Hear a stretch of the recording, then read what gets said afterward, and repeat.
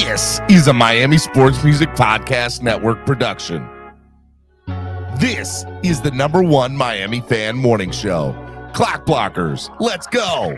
I know the whole city rising. A little early, it's a bit surprising. Business moves, now we enterprising. Switch it up, now we improvising. Go to get in the winter column. Whole squad been trained to go. What's up, baby? Singing this just to welcome bro. Who that? Steven time, sleeping time. Time, sunshine. Steven time, Steven time, sleeping time. Sorry, guys. What's up, baby? It is your boy, Stephen D. My intuition told me this. It is Wednesday. Wildin' Out Wednesday. February 22nd, right here on the Miami Sports Music Podcast Network. Man, woo. Good morning to my Finlaws, my family. What is going on? Super excited to be hanging out with y'all today. It is your boy, Stephen D, right here on the Miami Sports Music Podcast Network, home of the #1 Miami fan morning show. Clock blockers. You can follow me on all social media at Stephen D SKPL. Spread kindness, positivity, and love. Want to say good morning to everybody out there in Finland. Big salute to y'all. You can follow Miami Sports Music everywhere at Miami Sports Music, except on Twitter, where you follow them at MIA Sports Music. Make sure on your way in, you hit that like button. Hit it. Tap it. Whatever you got to do, make sure you do it. Let's go. Subscribe to the channel. Subscribe, man. If you are not already subscribed, what are you doing with your life? Okay, subscribe to the channel. Come on. It's free. Doesn't cost anything. All right. If you do want to sign up and become a member and support the channel, you can do that too. There's lots of different ways you can do it. You can use or to sign up to become a member today. It goes such a long way into helping the channel grow. I'm getting my stuff mixed up. It goes such a long way into helping the channel grow. I'm going to drop the link. I would love to get 2 new members to the channel today. It says to me, hey, look, we're growing. I want to help you on a monthly basis. There's 3 different tiers. Sign up, click the link that's in the chat now and become a member. There's already members in the chat this morning. I got Ryan AP, I got Bip Bop, I got Trucker Sean. Come on, sign up today. Let's go. I'm a little hyped this morning. I got some really awesome news about a family member having a baby. Can't tell y'all who it is yet. But when they make the announcement, it's gonna be big. It's gonna be big. It's not my wife. Okay, just so y'all know. No more kids for me. But it's a very close family member. Super excited. That was the phone call. That's why I was a little late. Because I was on the phone. Listening to the amazing, wonderful news. Life is good, man. God, life is great. I woke up this morning feeling like P. Diddy. Yeah, I did. It was pretty awesome today to be able to do all of this stuff and just wake up and just feel so amazing. I'm in a happy mood right now, guys. I don't know about y'all, but I'm just in a very, very, very, very, very, very, very, very good mood. It's Wildin' Out Wednesday. If you guys do want to help the channel grow by donating, there's lots of different ways you can do it. You can use the YouTube Live Super Chat, which is the $ below the bottom of the chat. You can also use Cash App or PayPal. Okay. It's called $MSM Podcast Network right here, as you see right there. All right. $MSM Podcast Network. Sorry, I'm doing 3 things at once here. Make sure you also do on MSM Podcast Network on PayPal there. Let's go. Robert says Stephen D is hyped till his train gets derailed. No train's getting derailed today. It's all love. It's all love here today on the podcast. It's all love. ZSM Sports, Hangry Owls, Vasasaur, a great place to sit, and Tail Greeter. Download the app today on your current Apple or Android device today. Make sure you do it. Make sure you download the app today. We got the Washington FedEx takeover. That's going to be good times. In the chat, who's coming to Washington? Who's coming to the FedEx takeover?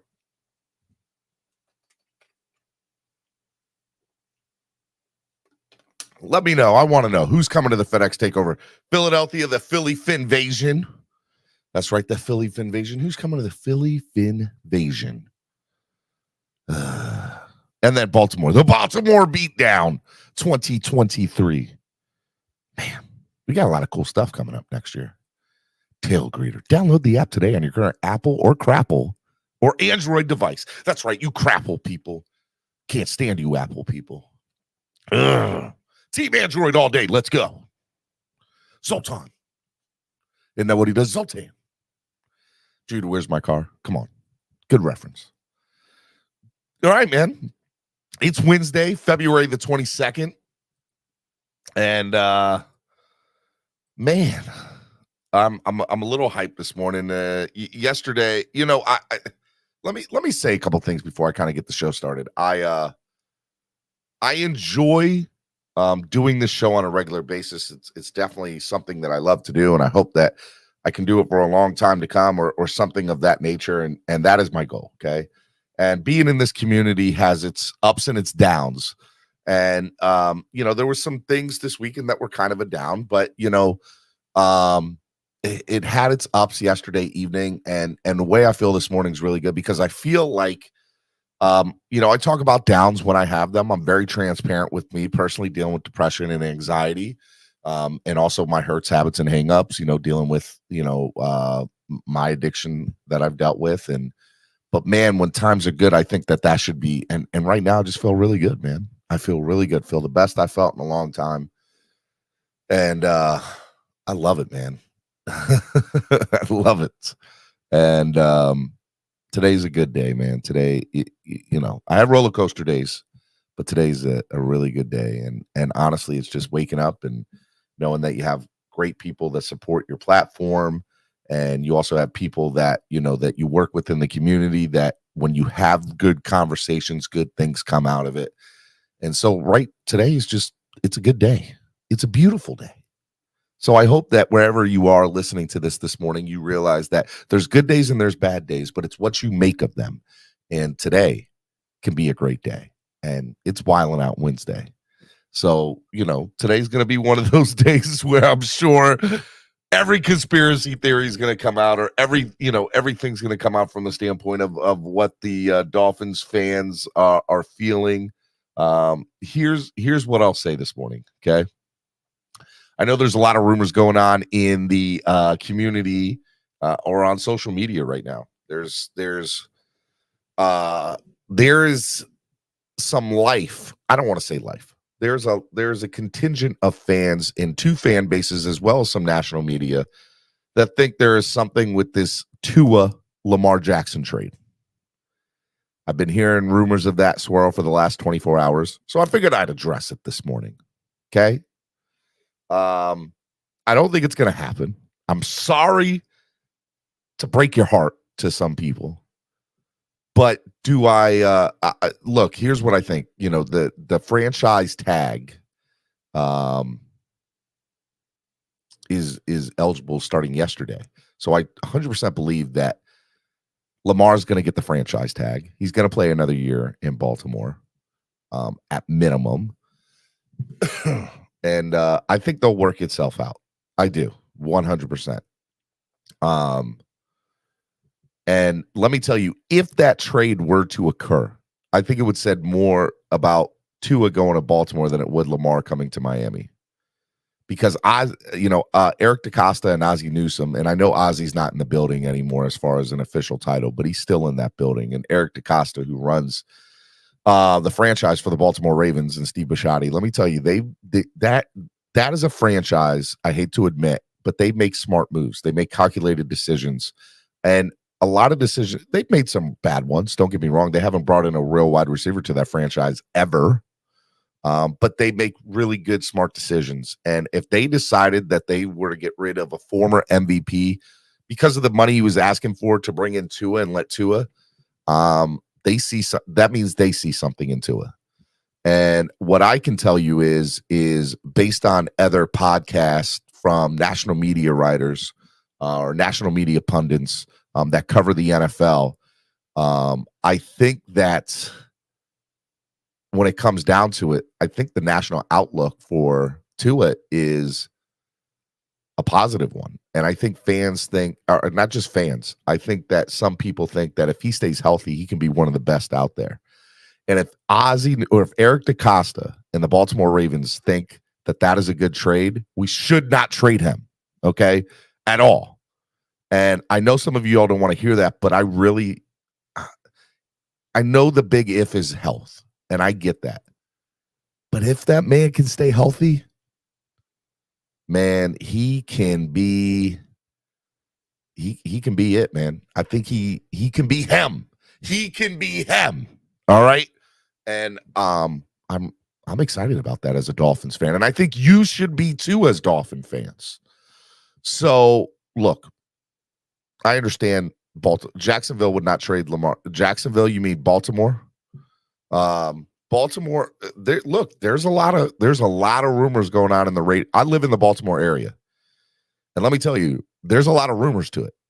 This isn't something that Dolphins fans are just talking about. Ravens fans are talking about it. And the Ravens local media is talking about it. And the other thing is national media is talking about it. So I think it has legs. I don't think it's going to happen.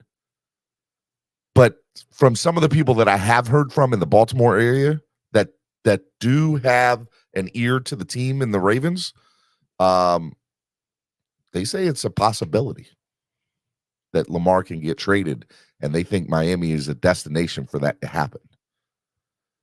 And they would take Tua in return, and that would be a centerpiece of the trade for them, wanting and getting Tua. And so I trust that if Eric DeCosta and the Baltimore Ravens want Tua, then we should not get rid of him, because I love Chris Greer, and I think Chris Greer is doing a job. As far as talent evaluation, that's still debatable in certain areas. But if Eric DeCosta and the Baltimore Ravens want our quarterback, that says a lot about our quarterback. I'm sorry, it does. So that's what I wanted to talk about today, because I feel like that's what a lot of people are talking about in social media world and the Dolphins, world right now, is this Lamar Jackson Tua trade. Does it have legs? G says Tua can have a sleepover with you, Stephen. Whatever, G. Whatever. He can be him if he stays on the field, and McGenius can unlock him once again in beating press coverage that he struggled with in December. Not very. Lamar's always broke too. That's what I'm saying. Well, look, that's the biggest reason I don't want Lamar, Trucker Sean. I think Lamar is injury prone too. Steven, I will give up Tua for Lamar Jackson. I don't think it's a straight up trade. Don't get that twisted. Baltimore's going to ask for more, but a centerpiece of that trade is they want Tua. If that is true, and that has and I think some of the rumors hold merit. It's not just the fan base that's talking about him. This trade, like, there is legit people in the Baltimore community that have an ear to the Ravens that are. I'm up here and I'm listening, and this is a legit conversation people are having. So now the fan base isn't all for it. I will say the fan base in Baltimore is kind of split down the middle about Lamar. Very similar to us. There's a side of the fan base that thinks, I don't want to pay all this money to a guy who's going to get hurt. But they all believe that Lamar's him when he's healthy, but they don't want to pay all that money to a guy that's going to get hurt. And so I think some fan bases and some not just some fan bases, but I'll say some fan bases as well as teams, they think the grass is greener on the other side. Here's what I know. If you have a quarterback who's won an MVP in the NFL, you don't get rid of him. You're going to have to overpay for quarterbacks.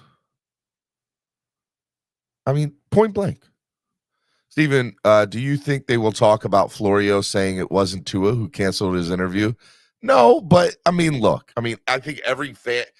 How about this? I'll give you this much, Jose. If that trade were to go down, do I think Tua will be the polarizing figure in Baltimore that he is in Miami? No. Why? Because Baltimore's won a Super Bowl in the last 15 years. They've had good quarterbacks. And even the quarterbacks that they didn't have that were suspect won a Super Bowl and had the best postseason ever. Joe Flacco. He did have the best postseason ever. 11 touchdowns, 0 interceptions. The year they went to the year they won it all. Go look at his numbers. They were fire in the playoffs. So they know what a good quarterback is. If nothing else, they know what a good quarterback is. Baltimore.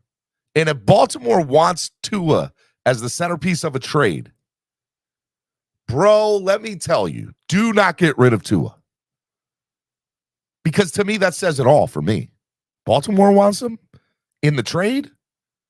Because my mindset was any trade that happens, Aaron Rodgers, Lamar, Derek Carr, if he was, now I know Derek Carr's, was a free agent at this moment, so that's irrelevant. But I was like, nobody's going to want Tua in the trade. We'll have to get rid of Tua to somebody else. We'll have to, it'll be a separate trade. But now the Tua Lamar and the fact that Baltimore wants Tua, that's interesting. That gives it some legs, and that gives it some very interesting. The rumor proposal would be Tua this year, second-round pick, and a 2024 first round for Lamar. Again, this is that's the hypothetical trade that's going around. Jackson, delusional, no way he's getting money. The idiotic Browns owner overpaid. The idiotic Browns owner, the Browns owner that brought them to Baltimore is dead, Art Modell.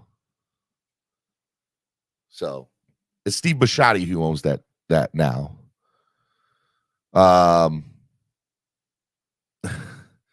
Even GMs are under the Tua Kai spell, Amicus said. Oh, my goodness. Lamar is a great anomaly unknown in the NFL. Scary to give a guy that kind of money when availability and passing ability is a question mark. And that's what Ravens fans in the Baltimore area think about. I mean, like I said, I live up here. So, but man, when I heard the Tua Lamar trade on the local sports radio up here, I was like, what? They're having this conversation on local sports radio. And then one of the guys that's talked, I know, is very close to the franchise. And he's like, yeah, this has legs to it. The Ravens are thinking about this.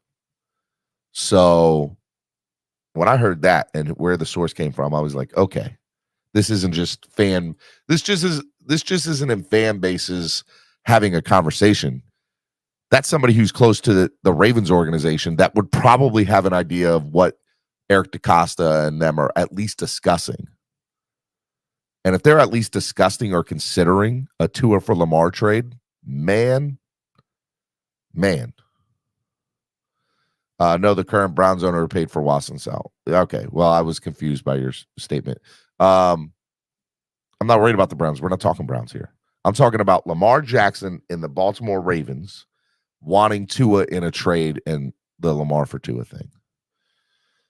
All right. It is Wildin' Out Wednesday. So that means I need to open up the lines. Okay.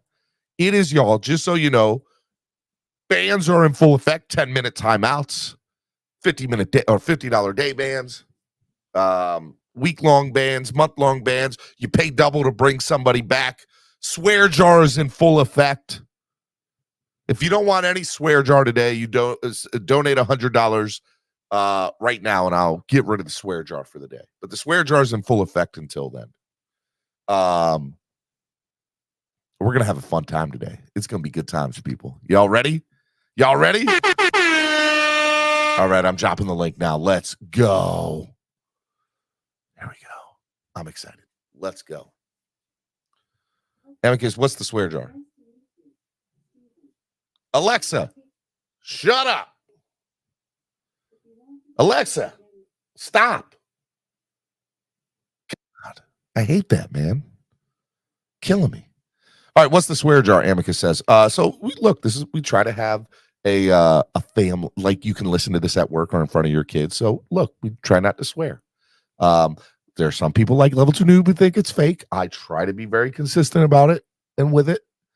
So it's $1 per swear word. The F word is $2. Okay. And the F word's not fake. Trucker Sean, Noob, you guys, something else. All right. I dropped the link in the chat. Let me pin it to the top of the page. There we go. Now it's pinned to the top of the chat. Let's go, man. Come on back. Come on back. What do you all think about this Tua for Lamar deal? Now that it's been swirling around in the fan base now for a couple of days, and now there are people in the national media that are actually discussing it. Interested to know, what you all think about this. Do you want Tua for Lamar? If this trade is legit, would you be okay with it? Knowing that what you have to give up as well as pay Lamar. By the way, just want to throw this side note out there. For those of you who don't know, I don't want Lamar. I want Tua to stay. Okay? But here's something. The reason I want Tua to stay is because if he doesn't work out, I want the Dolphins to give up everything to go after Caleb Williams, the USC quarterback. The USC quarterback did an interview, and I guess it was like People Magazine. It was some magazine outlet. Did an interview and said, and the question was asked, if you could go to any team, which one would you pick? And guess who he said? The Dolphins. Caleb Williams said the Dolphins. Just want to throw that out there. So, when I read that this morning on Twitter, and if it was on Twitter, it must be true. No, I read that. I read a magazine link through Twitter, and they, were interviewing him, and they said, that he wants that Miami he would love to play with Tyreek Hill and Jalen Waddle, and man, I'm all for it. Let's go, Caleb Williams. You know how I feel about Caleb. The link is in the chat. Get on up here in the back. I want to hear from you. Subscribe, like, share, donate, become a member. Your seat is waiting for you. Join the family. Do the Dolphins know he said that? I don't know if the Dolphins know he said that. Marinos go. But let me tell you, I was excited about it. Wow, we're still talking about if Tua don't work out, Scuba Steve Estefan said. Cruz, this is funny, though. So let's watch the wall of BS fly. Look, I want to hear from y'all. I want to hear, what do you all think? Would you do Lamar Jackson for Tua Tagovailoa, or would you give up Tua to go get Lamar, knowing that you'd have to do it? There's definitely some legs to this rumor now. Amicus says, Caleb is the truth. As the president of Bills Mafia, I am worried about you all getting Caleb. I'm telling you all right now, we won't be bad enough to get him, but we might have the pieces to go out and get him. We'd have to give up a lot. Caleb Williams will be like, as long as he has a good year this year, he will be the best draft prospect in like the last 20 years. 15, easily. So I'm excited about Caleb Williams. I will be watching all of his games next year on Saturdays. Timothy says we can't pay Lamar. Look, I don't want to pay Lamar. I don't. Kane's 1989 says, Steven, honestly, I would only do the trade because Tua hasn't been able to stay healthy. But neither has Lamar. Lamar hasn't been healthy either. Noob says Caleb Williams will be the Ryan Leaf level bust. No way, bro. No way. We ain't getting Caleb. Need the first pick. Caslin, you don't think the Dolphins would trade 3 first-rounders and a player or two to go get Caleb if Tua doesn't work out this year, if we stay with it? Come on, bro. Don't think like I could totally see that, Kaz. What does Lamar use as an agent these days? I think Lamar's his own agent. I could be wrong about that. Amicus just said that. There we go. Yeah, I think he's his own agent. Steven, don't just say Twitter. Just say you saw it in the Bible, since that's how you all think of Twitter. Jose Valdez.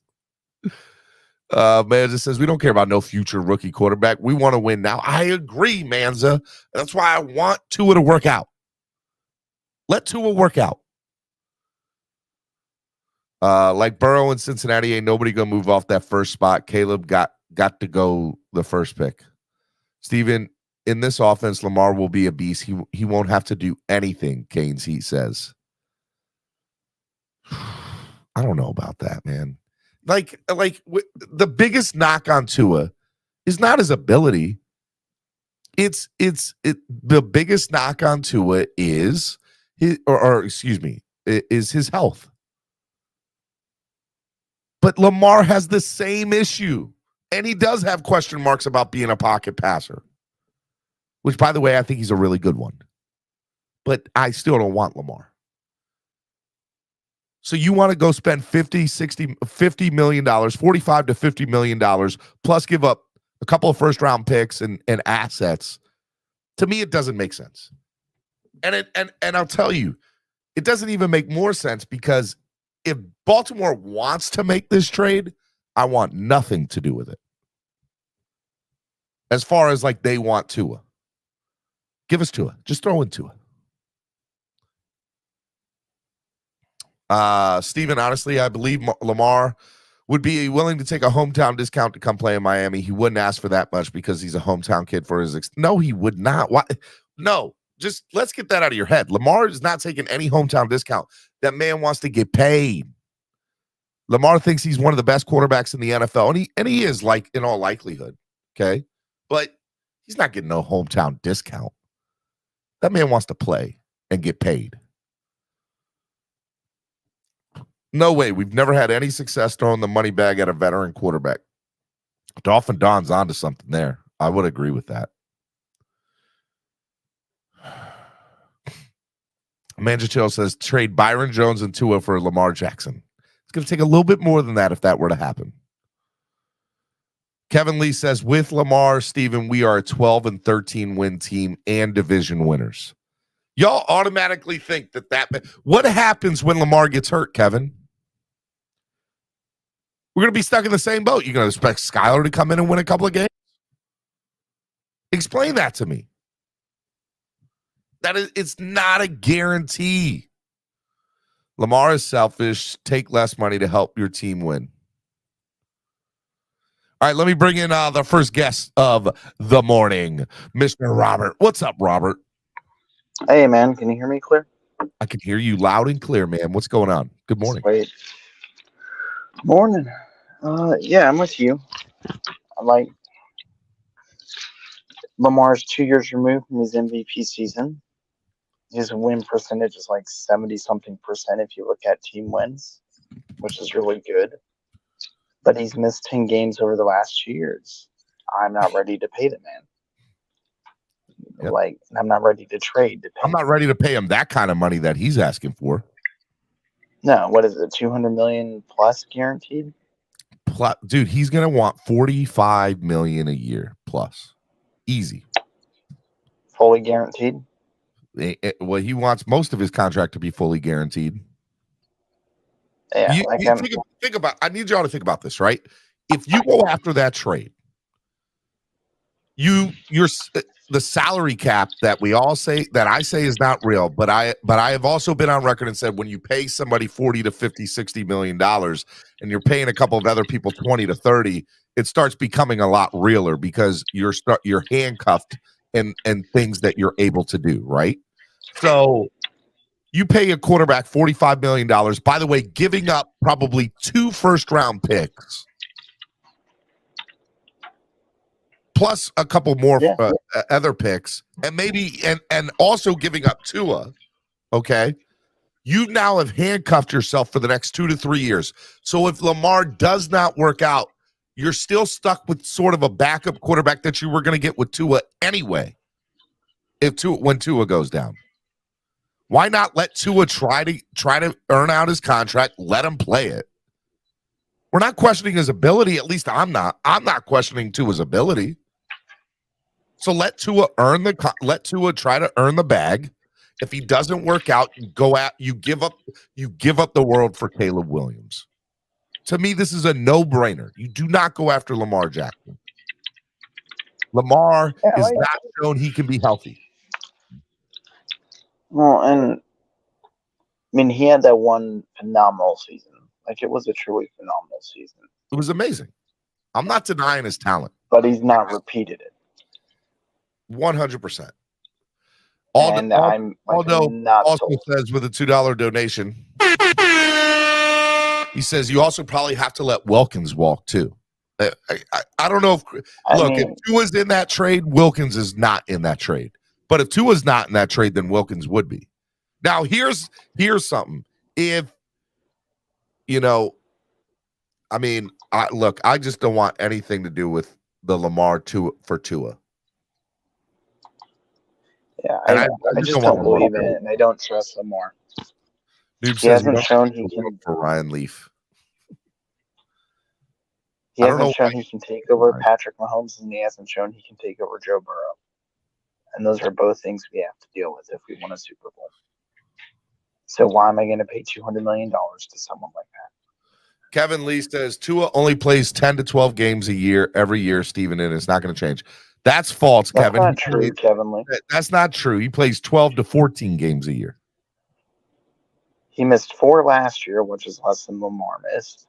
Yep. Lamar over the last 2 years. Over the last 2 years. Last year, and he missed 5 games the year before that.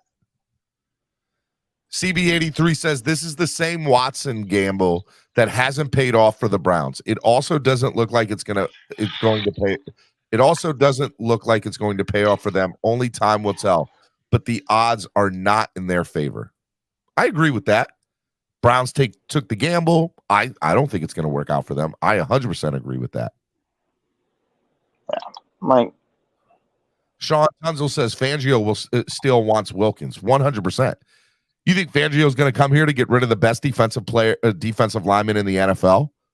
Yeah, I think Christian Wilkins is the best defensive lineman in the NFL. Just throwing that out there. So, no way Fangio's giving up Wilkins. Morning, Todd. Yeah, what's up, I agree. Morning. How are you? I'm all right. I'm not going to be on that long. I just wanted to bring up one other thing I really dislike about Lamar. We all complain about what Byron Jones did to us. Yeah. Look what Lamar did to the team in the playoff run at the end of the season when they said he could have played and he decided not to.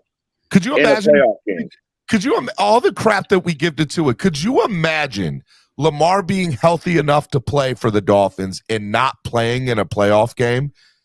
Fans would lose their mind. They would lose their mind.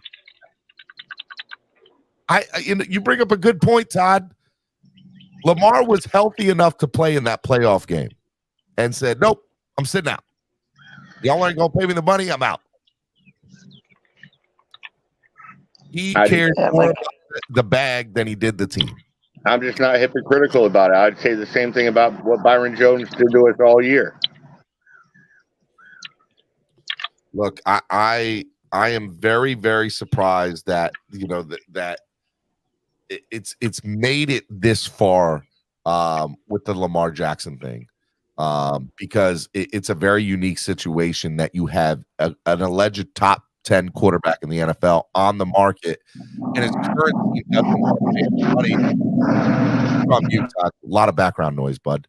And his current team doesn't want to pay him the bag because of his health.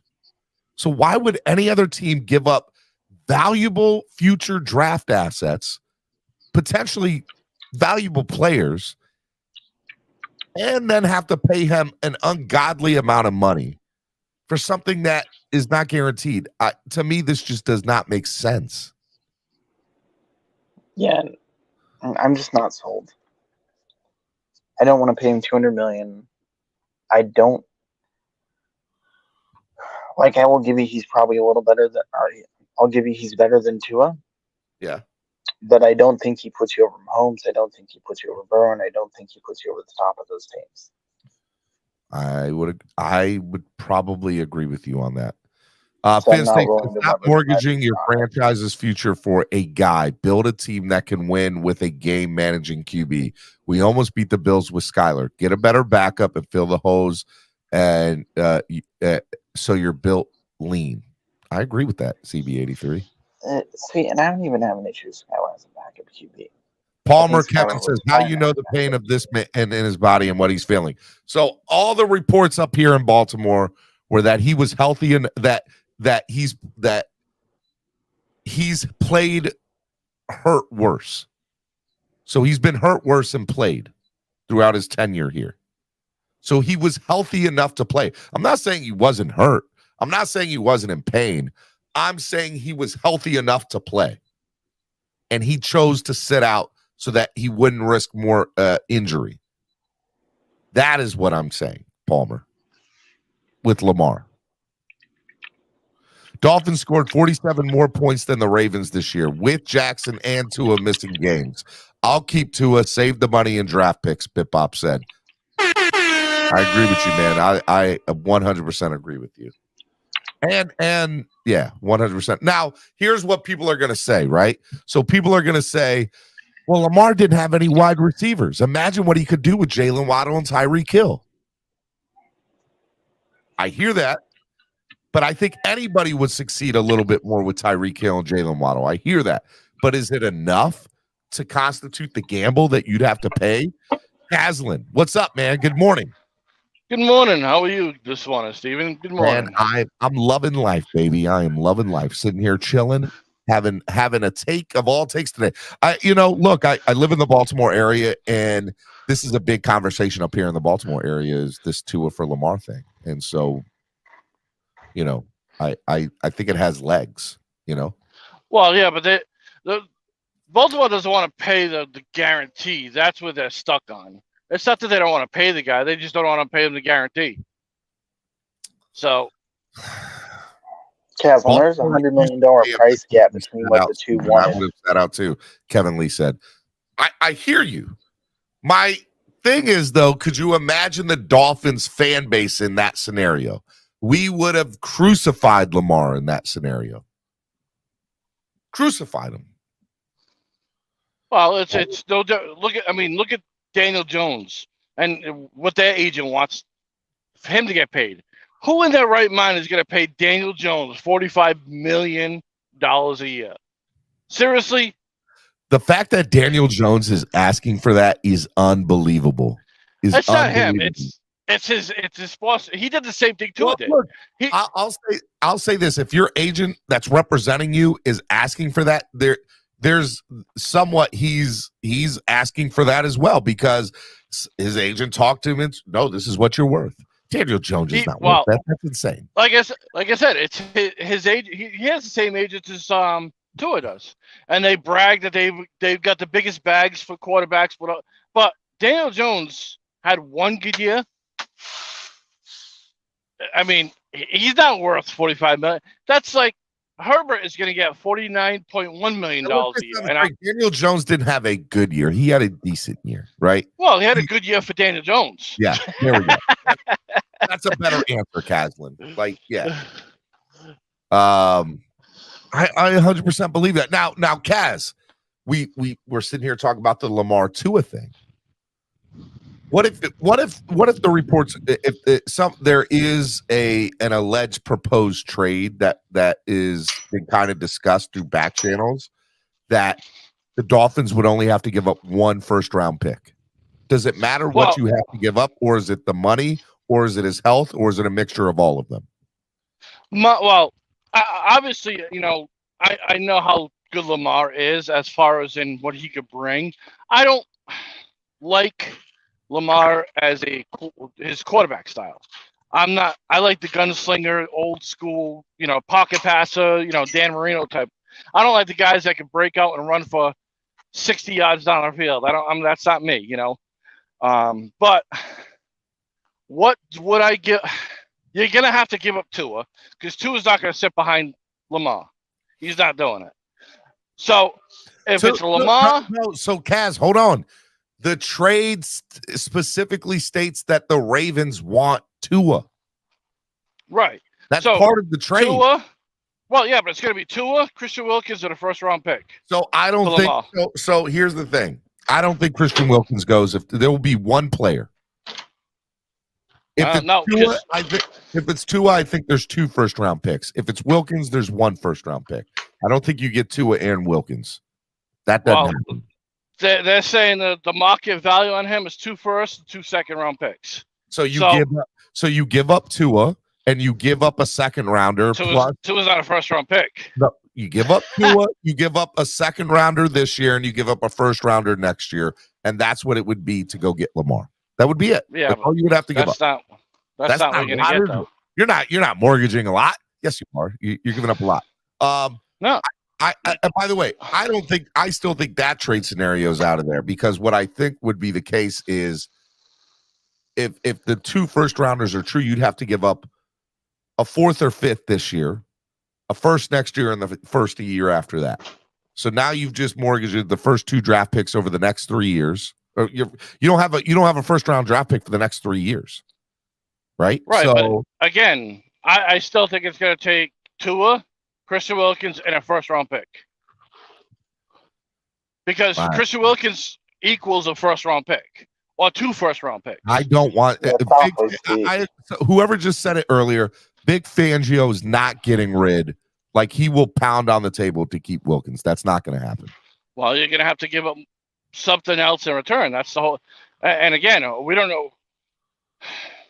I don't know. I wouldn't do it, because again, I'm not a big Lamar favorite either. Cap Life. Good morning, Cap. What's up, Cap? Good morning, everyone. Good morning. Good morning to all. And yes. I just want to preface this by saying, and I can't believe I'm saying this, man, but I really think this. If Tua ends up playing with the Ravens, bro, he'd win a Super Bowl. He'd win a Super Bowl. Yeah. I look. I know that's extreme to say, but Cap, so. You're not far off. Here's why. And I've said this a little bit ago, and I want to make this point again, because now we have more listeners listening. If Eric DeCosta, the GM of the Baltimore Ravens, and Ozzie Newsome, who's retired but still is in that building, the one thing, they have not been able to draft wide receivers or bring good wide receivers in for the most part. They have here and there throughout the years. But one thing they have done is they know quarterbacks, and they're really good at getting quarterbacks. And if they want Tua, that says so much to me, because that says to me, hold up, a franchise that has a very good history and track record of getting quarterbacks. Look what they did with Joe Flacco. Okay? Bro, Harbaugh's DNA. Tyler Huntley was a Pro Bowler this year. Okay? Bro. You don't have to sell me, bro. Like, I'm telling you, man, Harbaugh, that's just in his DNA, bro. Harbaugh knows quarterbacks. Harbaugh knows quarterbacks, and he knows cornerbacks also. Yep. If they want Tua, it would to me, Baltimore, it's a no-brainer for them. Look at it from the Ravens standpoint, it's a no-brainer. Oh, we get a chance to get a really great quarterback in Tua, plus we get first-round draft picks. So if Tua doesn't work out, we can go out into the draft and go get somebody. It's a no-brainer for Baltimore, and they don't have to pay the money for Lamar. Baltimore would be lining up for the Dolphins to make that trade.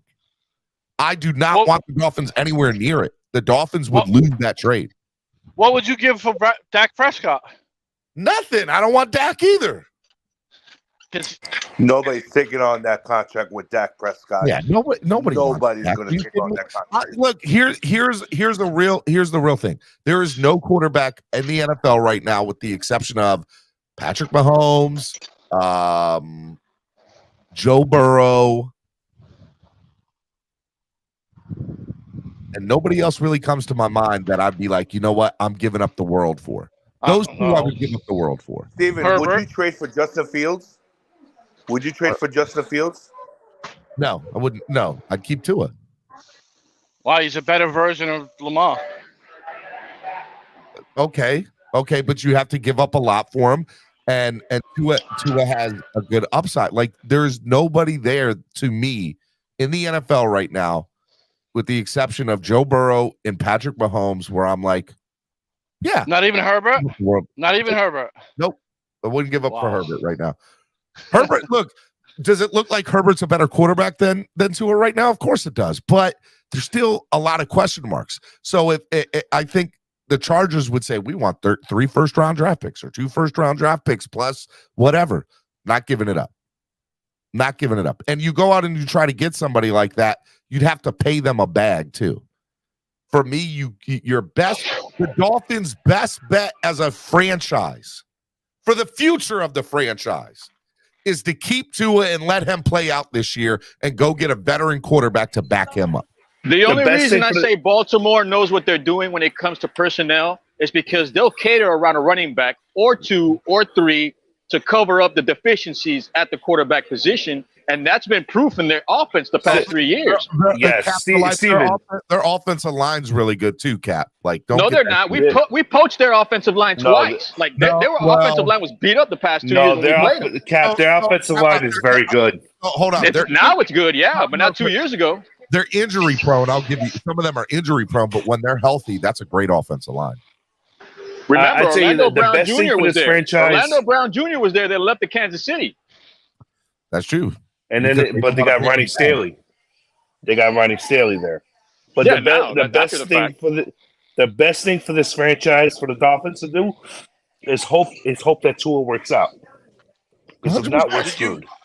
Steven, did you hear the pitch that the Jets gave Derek Carr? So yes. Let me tell you. So so I read this morning that Derek Carr flew back. That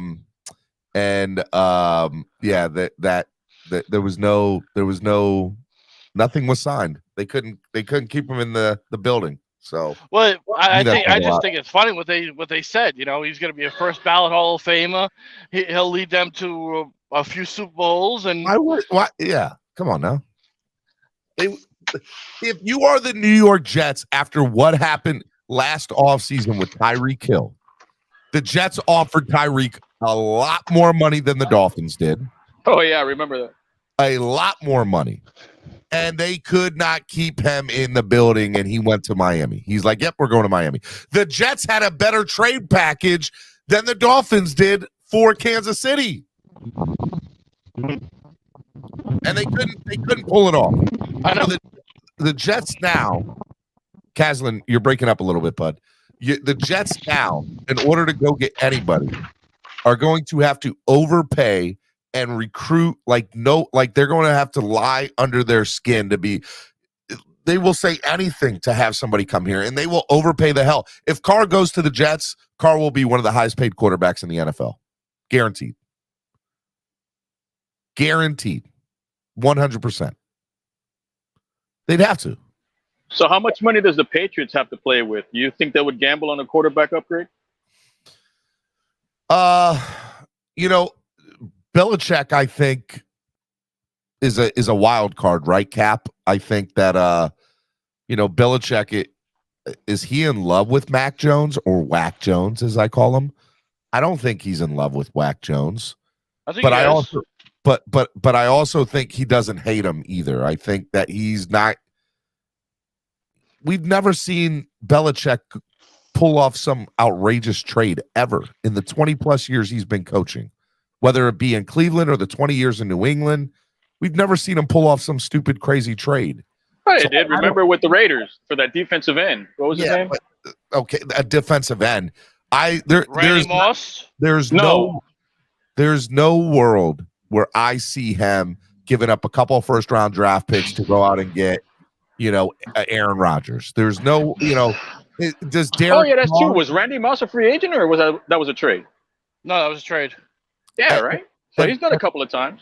Well, he's never. What is the most he's ever given up in a trade? Maybe a first-round pick. No, yeah, but he does it smart. Like Revis Island. I think it was 2 firsts and a second for Randy. And by the way, what was that Randy Moss trade? You got a lot of background noise, Caslin. Randy Moss. 90s. What was it? 2000. They did not give up. They didn't give up a first round pick. I'll tell you that. The Patriots did not give up a first round pick for Randy Moss. They did not give up a first round pick. I believe it was a 4th and a 5th. Was acquired for a 4th round draft choice. I say it again, Belichick in no way, shape, or form is going to pull off give up first round draft picks. And there's no way that he gives Derek Carr a bag. So yeah, he's sticking with it ain't happening. That's what's gonna happen in New England. 100%. Yeah, they're not giving up the bag for Derek I'll put it on.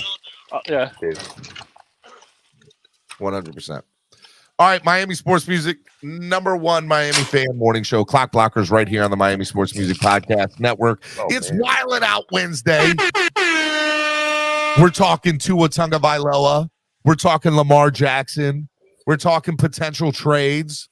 Look, it wasn't like a fourth. Yeah, it was like a 4th round pick. Exactly. And plus they have Billy Zappi down there too, Cap. Somebody just said Billy Zappi. And I think Belichick likes Zappi or whatever his name. So I don't know about that. Let's go back to the Tua thing. Is there any trade for anybody in the NFL that you would be like, yeah, I would 100% do that for, with the exception of Joe Burrow and Patrick Mahomes? Because you're not getting either one. I would take Justin Fields in a heartbeat. Fields. You would trade Tua for Justin Fields? Alex, you don't get quiet on me now, Alex. Yeah, right. Yeah. Don't get quiet on me now, Alex. I'll take. Repeat that again, Steven. I was breaking up. You were breaking up, Steven. Repeat that again because I was leaving off the Wi-Fi. All right, you would trade Tua for Justin Fields? Yes. Oh my God. I've heard it all. Alex would get rid of Tua. I mean, that alone. Justin Fields? You think Justin Fields is that much better than Tua? Oh, yes, he is.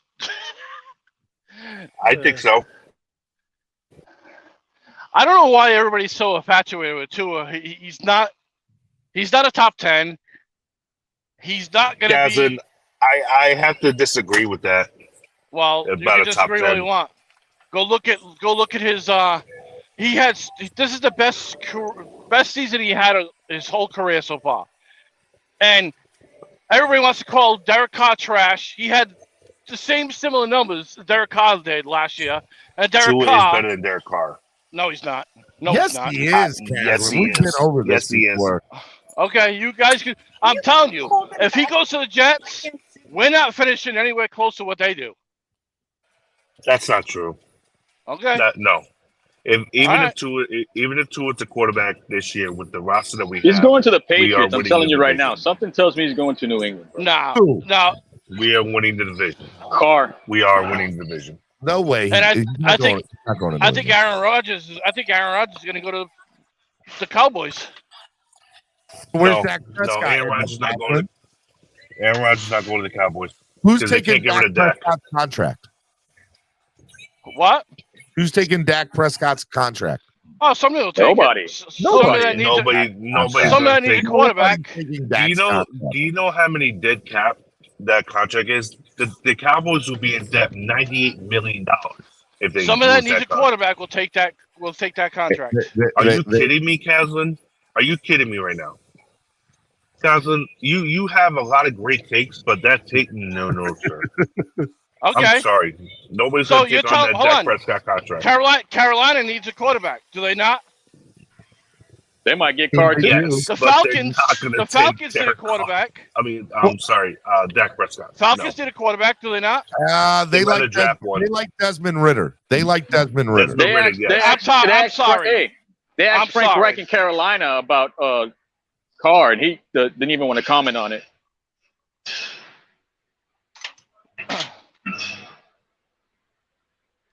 Mike check. Good morning, Pete. How are you, sir? I got to switch. I can't hear you guys. Good morning, Pete. Nobody is going to take on Dak Prescott's contract. No, not one person. I think they will. I think somebody will. That's going to eat up most of their salary cap. Noob says not true. The Colts explored a move for Dak if the Cowboys wanted to move off. They're all in on the Rook now, though. Who do they have? Man. Who do they have? Carolina's the wild card too. Who's the guy in Indy there? They don't have a quarterback. They don't got a quarterback. Matt Ryan. Dolphin Don says Carolina has already won the NFC South next year. Bucks are still paying Brady. Saints are still paying Breeze. And Atlanta is, Atlanta. That's a great point. And this is why I said the Bucs are not going to go after a quarterback because they're going to go with Kyle Trask and tank for the year, and they'll have the number 1 pick. And they're not moving off that number 1 pick for anybody. They're going to get Caleb. I heard the Colts want Caleb Williams. No, Colts are probably going to. Colts want Cesar just donated $5. He said, "Keep up the amazing work, bro. And I donate because I can and I want to." Fins up. Shout out to Cesar, man. Shout out to Cesar. But Caleb Williams already said he wants to play for the Dolphins. Yeah, I know. I already said that before. You missed that this morning. Yeah, he can say what he wants, but he doesn't mean he's going to play. Let me tell you, that is all. Ale, how many people said they want to play for us? How many quarterbacks have said they want to play for us, bro? How's that end though? Not who said that? Explain. Go show me where somebody has said that. Yeah, bro. Like it's documented, bro. What are you talking about? Cap, go show me. That's what I want you. Like, if who else has said? I need multiple quarterbacks, at least 2. Give me 2 quarterbacks in the last 5 years or 10 years. Bro, the past 2 years we were going through the Watson fiasco and Lamar right after that. That's 2 right there in this past 2 years. I don't even need to go back 5 years. Watson was in a holdout. We're talking about. No, you're asking me about people that wanted to come here. I just answered your question. No, who did you say? You said. I just told you. Deshaun. Who else? And Lamar. I mean, look, I'm not lying, am I? They've never been quoted as that. There have been people that have said that. Come on, man. How many times have they put a fake jersey on both guys? Get out of here. I mean, that's the fan base there, though, man. That's not them. Good morning. Good morning. Good morning, G. How everybody doing, man? Everybody all right? What's going on, man? Look, man. Good morning, G. Good morning. Oh, shit. All right. I want everybody to turn to the book of Skyler, chapter 19. Okay, one more time. That is the book of Skyler, chapter 19. Praise him. And let him be the name Skyler. Where's the donation plate? 16. Who's got the donation What we plate? got going on here is sometime in life you pick the wrong option. And it's clear that we didn't pick the wrong one. Now let's go in between the lines and look. First, there was the Watson thing. They told us to the face, we're not going to cheat no more. We went to her, but they was in Watson's DM. And then they took him back. All right, they're doing good, and then come the Tom Brady scandal. Next thing you know, the Jimmy G thing going on. All that we can really tell. Praise the Holy Spirit. Is when nobody looking, they trying to get rid of Tua. Now, when it's cold outside and they need somebody to snuggle with, they call Tua. Tua the booty call. Ain't that what the young folks say? Tua the booty call. Oh my God, Tua the but booty what you call. need is the wife. God. You need someone that you believe in, you want to build in, you get a right tackle for. All the linemen brought in, we ain't brought nobody in to protect this blind side. And we want to sit around and act as if I'm crying. What's going on ain't what's going on, and we see they ain't Keep gonna it pay going, that money. I'm getting goosebumps.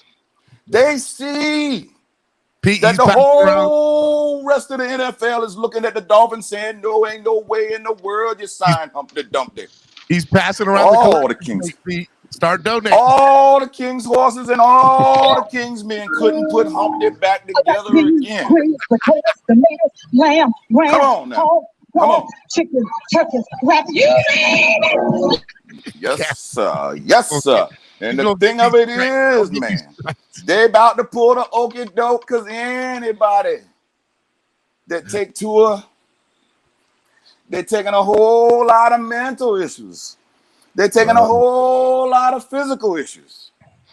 They're taking a whole lot of mess that don't need to be taken. A quarterback need to be the leader of the team. A quarterback need to have that C on his chest for a reason. He don't duck and dodge interviews. Brett Favre played how many years? 321 games, ain't missed none.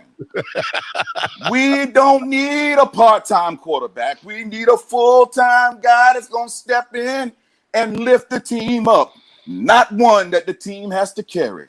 Now, God when it comes said to Pete Lamar, won't miss this stream. when it comes to Lamar, twinkle, twinkle, little star, come down to the 305 and shine that light. Shine your light. Give us what we've been wanting for the longest, some real excitement. Not every time when the quarterback leave the pocket, we're holding our breaths. We're saying, kids, cover your eyes. We don't know what's going to happen. No. When Lamar leave the pocket, everybody say, woo, it's showtime, it's showtime, it's showtime. And in the words of MC Hammer, you can't touch this. And that is what Lamar brings to the field. You can't touch this.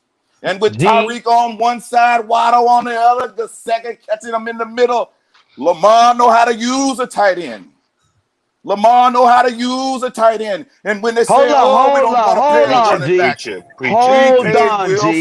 Hold on, G. Has this preacher flip-flopped already? I mean, I was still on book 1, chapter 19.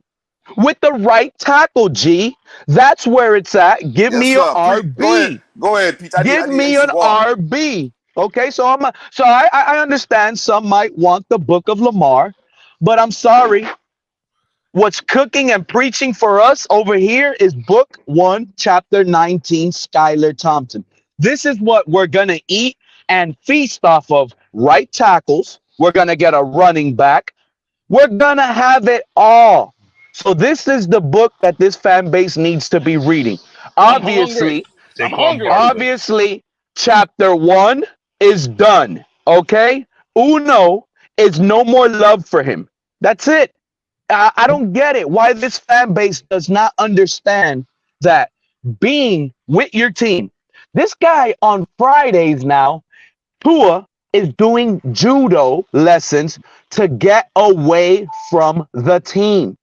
This is the stuff you guys don't see. And this is the stuff you guys are not paying attention to. Tua is not franchise quarterback material long term. At best, his title should be backup quarterback because he can give you 2 to 4 game spurts where it's serviceable. So what the service of G was just running on us. Can you please keep it going? Hilberto says, oh my God, you have wanted Fitzpatrick, Brisket, Teddy, and now Skyler. This dude, come on. You wanted all those guys, Pete. Which one is it? Why doesn't Hilberto get up here? Why doesn't Hilberto get up here? Weren't all those quarterbacks on our roster, on our team, Steven? Steven, serious question, man. All of those guys are better than Tua. So what is Hilberto talking about? Like this, I mean, do you feel like distancing yourself from us when we talk like this? Like when we get all like crazy with hypotheticals? Do you ever feel the need to be like, bro, I got to keep away from these guys? No, I'm having fun. This is great. Yeah, that's what I thought it was about, man. Yeah. I hear a lot of platforms saying that the Dolphins are listening and that certain people should distance themselves from certain platforms. And I'm like, I thought it was about the team. I thought it was about fun. No, this is Cap for life, Cap for life. If they're listening, may they hear this here.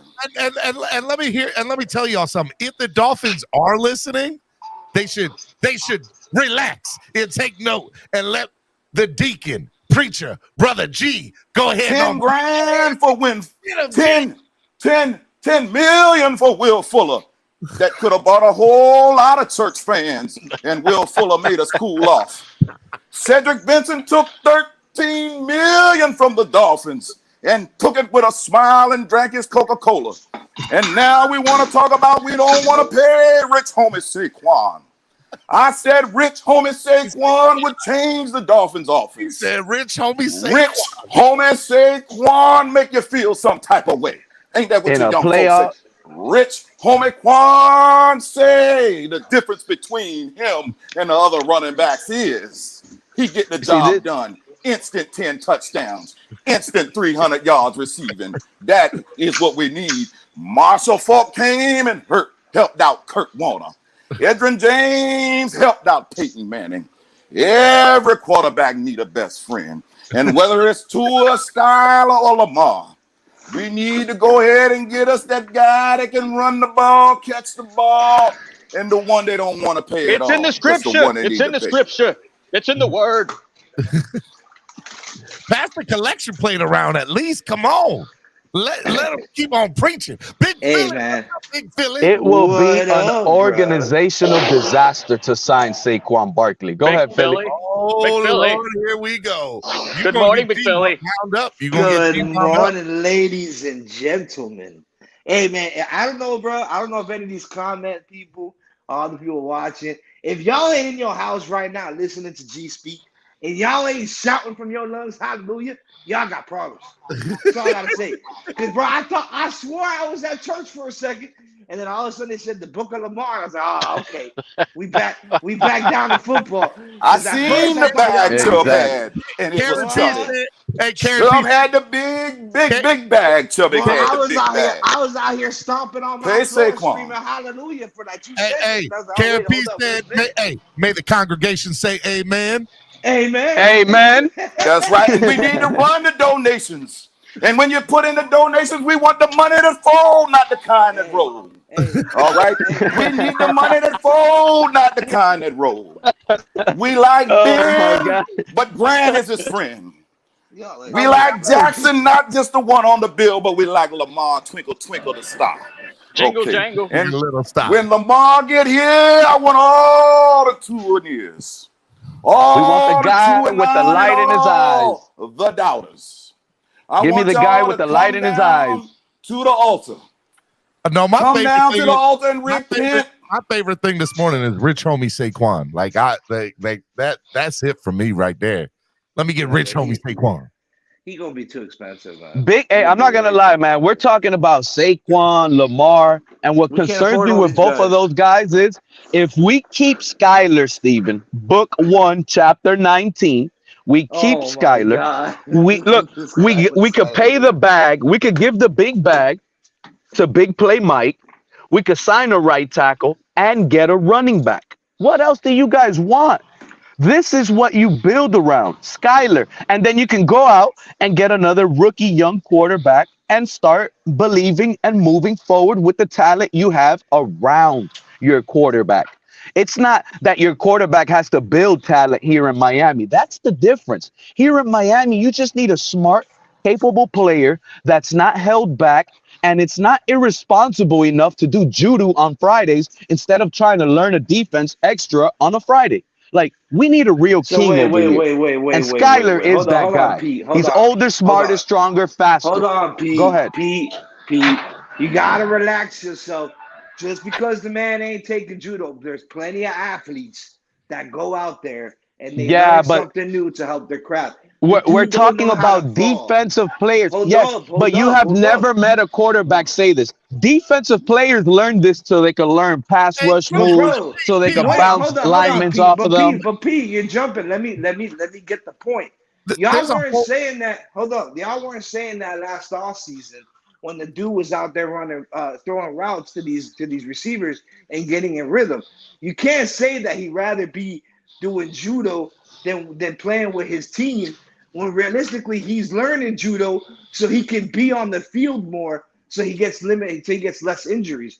That's the reason why he's taking it. And by the way, there's a whole quarterback MVP of the NFL, former NFL MVP, doing a 4-day darkness retreat.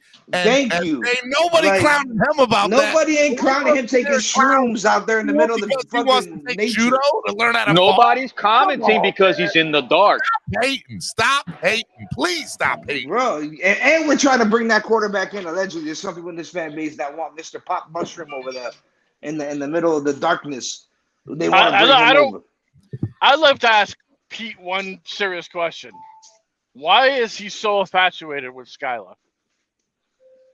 No, Skyler has potential. What do you mean? He has potential, but he's not there. He's not there. Kaslin, let me tell you something. Kaslin, you heard Big Philly say he has potential, but he's not there yet. That is a bold L. Like, I'm telling you, he's taking an L on the stream right now. This guy is more ready. Listen to me. Listen to me. This is, bro, it doesn't matter.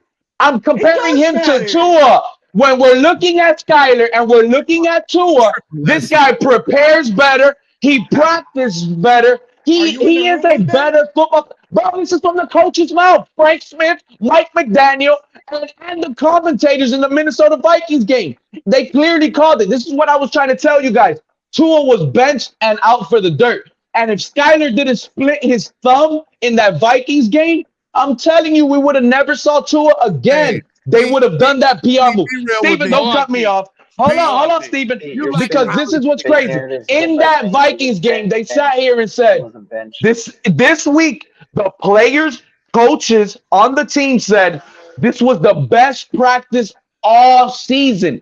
Meaning, even during the offseason, the best practice was under Skyler. The most impressive practice was under Skyler.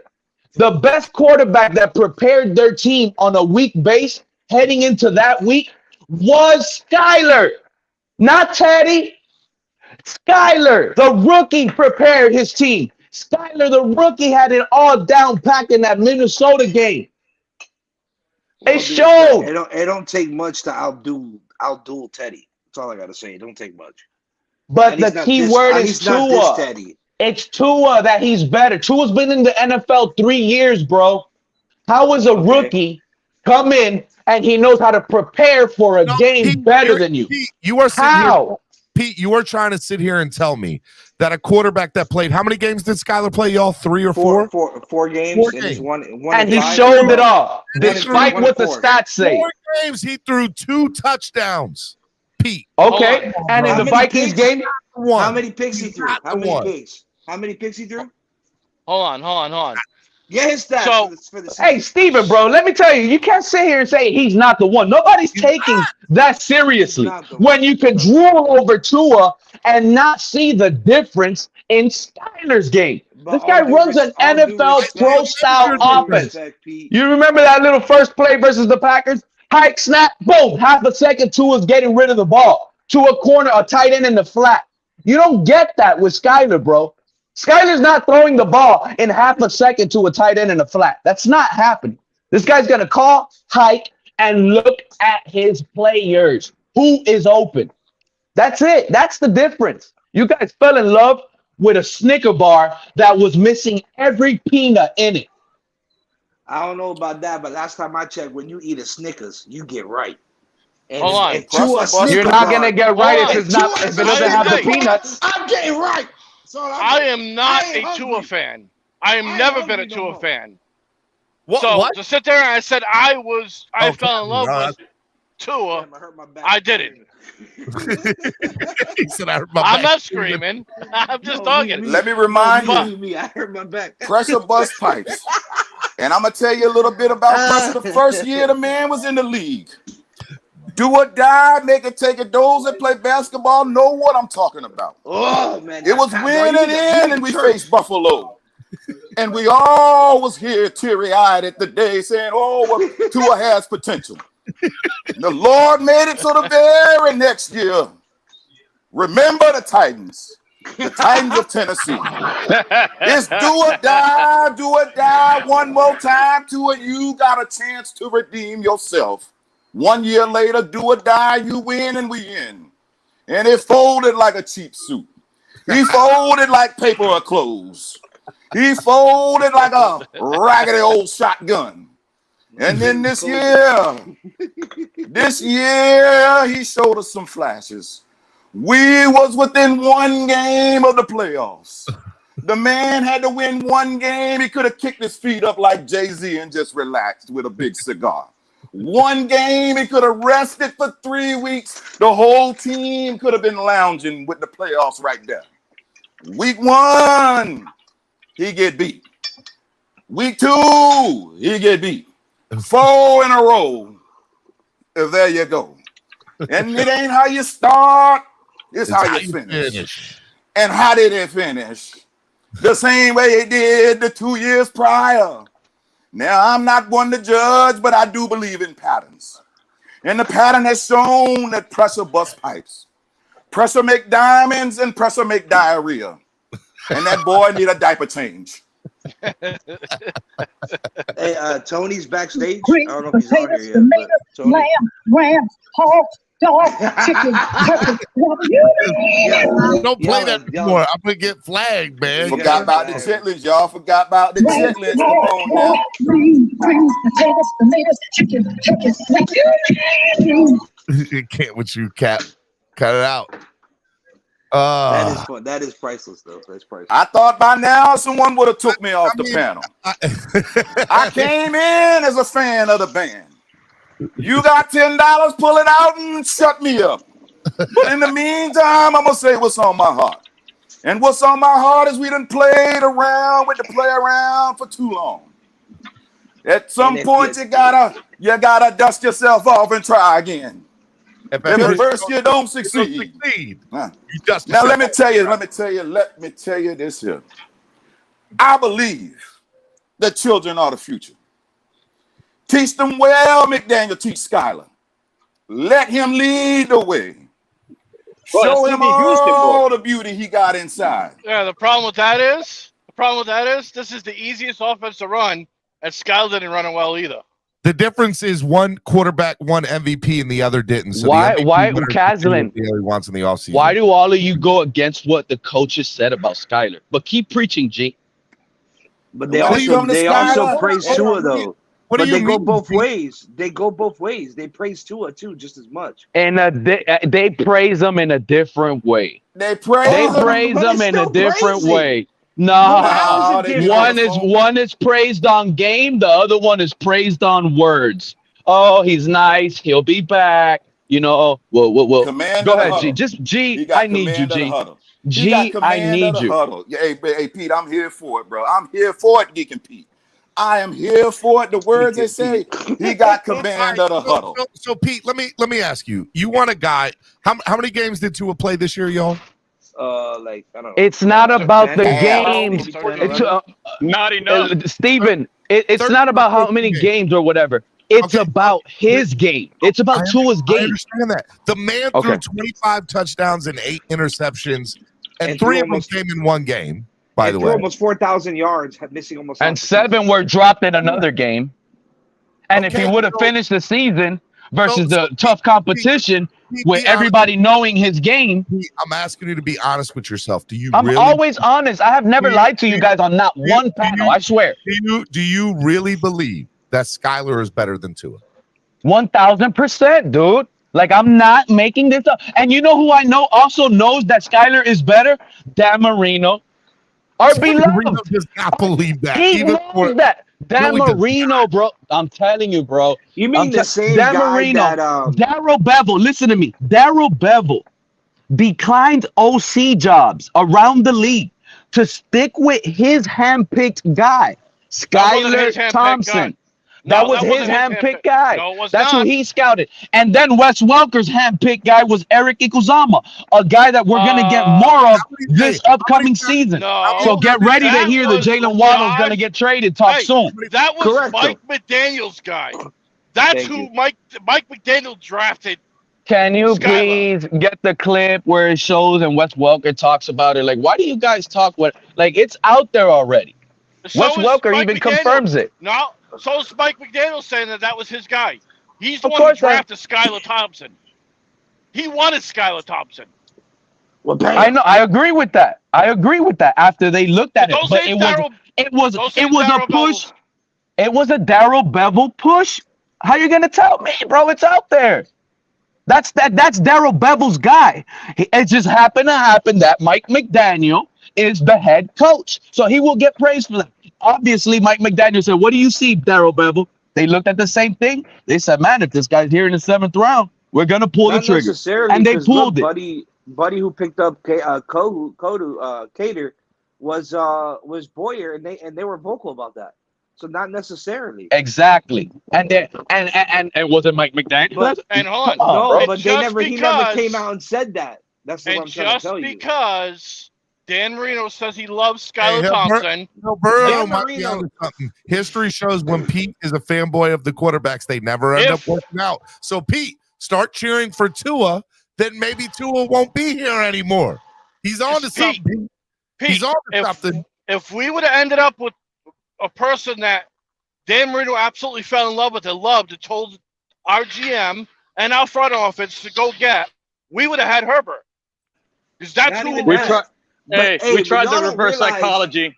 It didn't work. You don't realize Dan Marino's track record is really bad with quarterbacks, right? Because didn't he want Pat Devlin? Ask Stephen they D. drafted Would I him? trade my channel for the #1 draft pick in 2024 to take Caleb?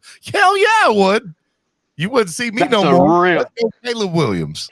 I'm all about it. 100%. I think Caleb is the truth. Love that. Didn't y'all say a little while ago that Caleb said he wants to come to Miami? He said it. The question was posed to him in a magazine: if you could go to anywhere, any team, what team would you want to go to? And he said, "I'd want to go to Miami." That's honestly a diss to Tua. Nobody takes this guy seriously. Not even a college I love quarterback. how he tried to find like Oh, you. wait, you so- linked That it. is, That was a and diss. any like first of all, these guys, they're not saying I want to be a Chief. I want to be a Kansas City Chief. Because they have no shot. They know it. And all of them know who Mahomes is. How come none of those rookies are going to smile and be happy if they get drafted as a quarterback by the Chiefs? Because they have zero opportunity. But they want Miami. Every quarterback wants Miami. And Because there's a sitting duck. There's a sitting duck at the quarterback position right now. Caleb is a once-in-a-generation talent. He can pick and choose anywhere he wants to go, and he can go there, except for Kansas City, Cincinnati, and San Diego. Or even actually Jacksonville. He ain't going to Jacksonville either. Those guys The are set judges quarterback hear that for he life. named 4 AFC teams. Right. They're Hey, all on our Steven. side. They're all on our side. What do you want me to? What up? Stephen D, man, check this out. How many games in the season? 17. 17 games. All right. Now, 4 or 17 divided by 4 is what? Well, you asking me to do math. That's about 75. What is it? 4, Like four, a quarter, right? 4 point something? 4.1, 4 point something. Okay, so please explain to me the last 4 games that Tua played. The last 4. That's they all. Were, they were bad. They were really bad. So out of And 3 how come quarters you of the guys season, live he off played of- 1 Hey, quarter. so- Pretty bad. Go ahead, Cap, because this is what I don't understand. What G's trying to say, out of 3 quarters, our quarterback played 1 quarter of horrible football in December.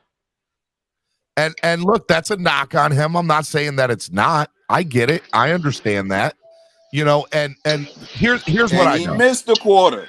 He missed the whole quarter with injury, right? So that's an F. That's an F. I hear that. I understand that, G. Oh, who's but hold on to Tua's defense. And I know it could be shocking to some, but to Tua's defense here, the organization didn't even try to get him out of the concussion during the season. So he might have not even missed that many games if they would have thrown him in protocol right after Christmas, who asked me the Christmas question night. about how many games? Was that G or Big They Philly? don't like that. Steven don't like that topic there. So they're over this guy because they didn't even throw this guy in protocol. Answer that question, Big Philly. Don't ask me no more questions about math. Okay, you make me look bad. No, that was G. That wasn't me. That was the Reverend. That was the Reverend himself. Listen, man, I didn't want to talk about December. I'm here to call out all the Pharisees and the Sadducees. You hear that, G? I'm here to call out all. G came in like Moses. P came in like Satan. But I'm here to call out all these Judases. In the first book of Judas, it's got everybody's name listed. All these people that were saying that Tua was it, and he's going to be the franchise quarterback, and who knows what else, laundry list. They believe in him. I'm here to call out the EM Dolphin fans of the world, the Stephen D's of the world, all you fellas, all y'all. What's up? What you want to talk about? Hey, draft night, EM was drunk as a sailor. Now all of a sudden, y'all want to continue into another season and sit here and talk about if Tua don't work out, this is what we'll do. No. I'm done with all that crap. So I'm here to preach the resurrection of the GOAT TB12 to Miami. Here's that guy on the phone. He is conflicted. He's going to be resurrected like Jesus was on Easter Sunday. Let me ask you a question. If we were able to get DNA from that spot where he retired on the beach, can we make our own TB12? He retired. End it, y'all. Like, just get over it. He retired. So, hey, Steven, let me ask you a question. I heard he threw a fart. Somebody kept it in a jar, and they're selling it on eBay for 90 grand, bro. 90 grand. My homeboy showed it to me. What's up, Kev? Will you list all of Tua's deficiencies and not just his ability to not stay on the field? Will you list all his other deficiencies, or you just overlook them like everybody else does? There's a lot. There really is a lot. Tua is only a quarterback that could throw from a certain spot out of the pocket. He needs space between linemen. This guy struggles. He's cat over 20 yards this year with the least amount of attempts. He didn't leave the league. Stop. This is why you guys make up stats and lie to yourselves. Say that what you just said again, Steven. Repeat what you just told me and search it up. Led the league in completion. Who are y'all talking about? Hold on. Listen to this. Led the league in over 20 yards in the NFL this year. No, he did not. Who did? Russell Wilson, in fact, had more and many more. What are we talking about? He did not lead the league in deep completions in any category. Not over 10 yards, not over 20 yards, not over 30 yards, not over 40 yards, and not over 50 yards. Steven, that's where it ends. Bro. Pull it up and share screen. At 50, Tuna has 7. Russell Wilson has 8 over 50 yards. And some of those, hold on. And some of those from Tua, from plus 50 that he's number 2, right? They weren't even 50-plus yard airs in the throw. Some of them got carried with yak. 4 of them, in fact. At least Russell's are floating in the air downfield, not being carried by yak. There's a difference. And let's not forget, this offense, Steven, is not predicated on deep balls anyways. It's to work off of the play action and intermediate places on the field. He got lucky. He got lucky with busted coverage in Baltimore. The most deep completions in the NFL. This guy had the least. He had the least amount of completions in the NFL. According to him, though, it came out of his mouth. He said he experienced nothing but bad luck this past season. Yeah, bad luck it is. Why y'all mad, bro? Let that man be great. No, I'm not letting that thing. I'm not. Well, that's what I'm saying. I wanted Steven to list his deficiencies. Well, 2 things. Number 1, I'm looking up this. I can't find the stat at the moment. I don't even know who. I can't even find the stat. Period. Not even about Tua. It'd be Pro Football Focus you go to, and you'll find it on there. It's so quick for me to find it. But again, Steven, there's so many deficiencies with this quarterback that everybody just overlooks. It's just not just that he can't. Okay, he doesn't stay on the field. Caslin, couple things. Number 1, I have never sat here and said that he's the greatest thing since sliced bread. Never said that. I said he has inefficiencies. There are things that he can do better. He's improved them every year, in my opinion. Okay, every year he's gotten better. He still can't see over the first 5 yards of the fucking line. Excuse my language. I mean, that's a big thing. Okay, look, I mean, even Patrick Mahomes has inefficiencies. I don't know what they are off the top of my head, but even he has some. Like no quarterback is sitting here and is the prototype of perfect. Nobody is. Right, but again, why is Tua's? There's quarterbacks that are perfect, and this is what people fail to realize. I'm sorry, I got to do this to you, Steve. Quarterbacks are perfect. There's perfect quarterbacks out here, but just as there's perfect quarterbacks out here, there's also perfect defenders. There's perfect cornerbacks. There's perfect linebackers and defenses that'll make a perfect quarterback throw a bad pass. It happens, but they don't have the same limitations. Come on. Brett Favre, who's in the Hall of Fame, okay, one of the best quarterbacks to ever play the game, top 20 quarterback of all time, leads the NFL in interceptions thrown. Of all time, he leads the NFL. That doesn't matter. Dan Marino led the league in interceptions when he retired. That doesn't matter. That's what I just told you. A quarterback is going to throw an interception. A cornerback is going to pick off a quarterback. A cornerback is going to get done in by a quarterback. You see that? There are perfect quarterbacks out there. They are, but that's part of the game. Interception is part of the game. I agree That's with you, clearly, but that doesn't mean he's perfect. but there has never been, Steven, a quarterback that has never thrown an interception. Throwing an interception does not make you not perfect. What up, Color? I got to sit here and deal with this foolishness, Color.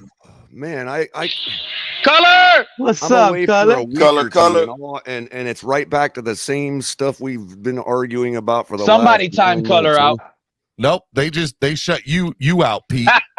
So I was thinking, Stephen D. I was thinking I might go back through last summer's shows and just pull out clips and like re-upload a bunch of content from last offseason because we're right back to square one, man. I don't That's think exactly what I was saying. I heard Steven say if Tua don't work out, that this is going to be the backup plan to go get another guy out of the draft. I was like, man, are you kidding me? Color, we're back to this again. We're back to the same thing again. Just go get What I mean better. by square one is like we're literally repeating ourselves. It's like Groundhog Day. I could literally go back, upload half my content from last offseason and save all my calories and be literally making the same debates. Like we could have the same shows we had last offseason because this is what brought me up, what G was talking about. Or not, I'm sorry, not G, Caslin was saying, look, we talk about the inability to stay on the field as if that's his only deficiency. Mm-hmm. And it's like right back to the argument from incredulity where everybody just imagines that that's his only deficiency after 3 years of being a vet in this league. I personally did not say that. Incredulity? No, it's I mean, it's in the air, Stephen E. I'm not saying I you're hear you. know what I mean? But time out. So, Color, earlier today we're sitting here talking about the Lamar Tua thing, right? Right. Which, by the way, I commend you for. I think is amazing and nice change of pace around these parts, man. I think there's legs to it. I live here in Baltimore. It's being talked about in the Baltimore area. Like there's legs to it. I hear it. Okay. Now, what I will tell you is I'm not sitting here saying that Tua isn't perfect or Lamar isn't perfect. Whatever the case is. I know that Tua has inefficiencies. I understand he's not a top 10 quarterback How yet. big are these legs, Steven? But he's not a top 10 quarterback yet. I understand that. But if you look at the options that the Dolphins have, in my opinion, I said this, Color. I said before Brady retired, I said Brady was our best option. Well, Brady retired, so he's gone. He's out the window. So I said now our best option, looking at all the options that we have, you got to think about signing. You got to think about how much money you're going to pay him, what you're going to have to give up to get certain people, who's out there and who's available. Tua is the best option for the Miami Dolphins this coming up season. He is. There's nobody that gives them a better option this year. Disagree, well, then that's like saying you and I will disagree on that forever. Well, you mean he's the cheapest option? No, it's really tough. Look, for a guy like me that just simply doesn't believe in Tua. No, you're saying he's the cheapest option. Look, Stephen D, though. But because you said Tom Brady was I'm going to speak for all the people value. out there that are like me that just don't believe in Tua. That's like saying we're closing the Super Bowl window and we're tanking this year. No, that's not what I'm saying. Tua gives us a chance. And I'm not saying that tanking isn't the best. No, he doesn't. Isn't a good option for this organization. I'm saying let's admit what it is. That we're taking a huge risk with a guy that not just is an unknown or an unproven, he is proven. He has proven what he is up to this point for the last 3 years. Whether that can be better or not, we don't know. Nobody could know. Okay, but he is proven. So 3 years is enough. We know what he is not, and we know that what he is, right? So you go out and you look at your options. Are you willing to give up 2 to 3 first-round draft picks and pay a bag for Lamar or Aaron Rodgers? That's my first question to you. If it's just 2 picks, yeah. I am willing to literally give a football team our entire roster for Lamar Jackson. I've said that 1,000 times. Steven, take a look at the private chat. And color, here's what I'll say. You and I just disagree on that because I think that you were kind of stuck in a very similar boat because Lamar, who, by the way, the last 2 years has missed 5 games each, if he gets hurt again, which track record recently shows that he will, you're going to be stuck in the same boat and you're going to have Skyler running your team, paying a quarterback $45 million. Look at it this way. Hold on, Stephen D. Are you factoring this season? Because if you're factoring this season for Lamar Jackson injury, that's unfair. And he had no receivers, bro. The past 2 years. I respect about this season when he was playing for a contract. Stephen D, for somebody that lives in Baltimore, do you think it's fair to say that there could be mitigating circumstances as to why we see all those injuries? Like, do you really believe that he's been happy in Baltimore since his MVP season? I'm going to agree with you, Color, but this is the same fan base that rips Byron Jones and say that Byron Jones could have played this year. Why aren't we giving that same energy to Lamar and that whole you got he didn't fail us. When you're talking about trading players, I respect Color saying that he trade the whole team, but you got to think about like the future of the team. If you go into this season and you know that Tua's not the guy, then you got to rebuild the whole team anyway. So why not make a trade for a guy who you believe will get you to the playoffs and make some noise? That makes a great point. I thought this whole rebuild was to build a team that was quarterback independent. And you're only giving up a couple of star players, but you're getting a guy who's still young, athletic, and can give you good air yards. And that's Lamar Jackson, who's got better at throwing the ball. Because let's not sit here and act like we didn't notice that his arm got a hell of a lot better whenever he torched us for 300 yards and ran for 100. Exactly. Now, if you just put him, we saw Lamar Jackson. We saw Lamar Jackson doing Somebody's got a lot of background against us.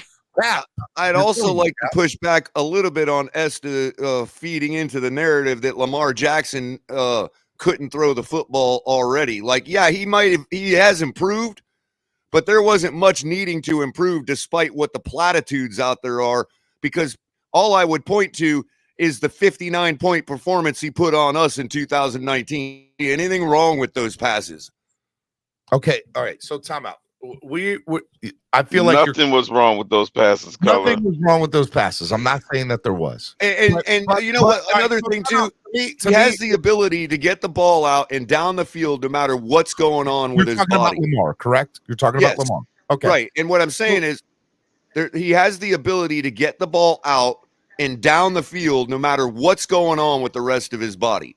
There's one other guy in the league that can throw the ball like that.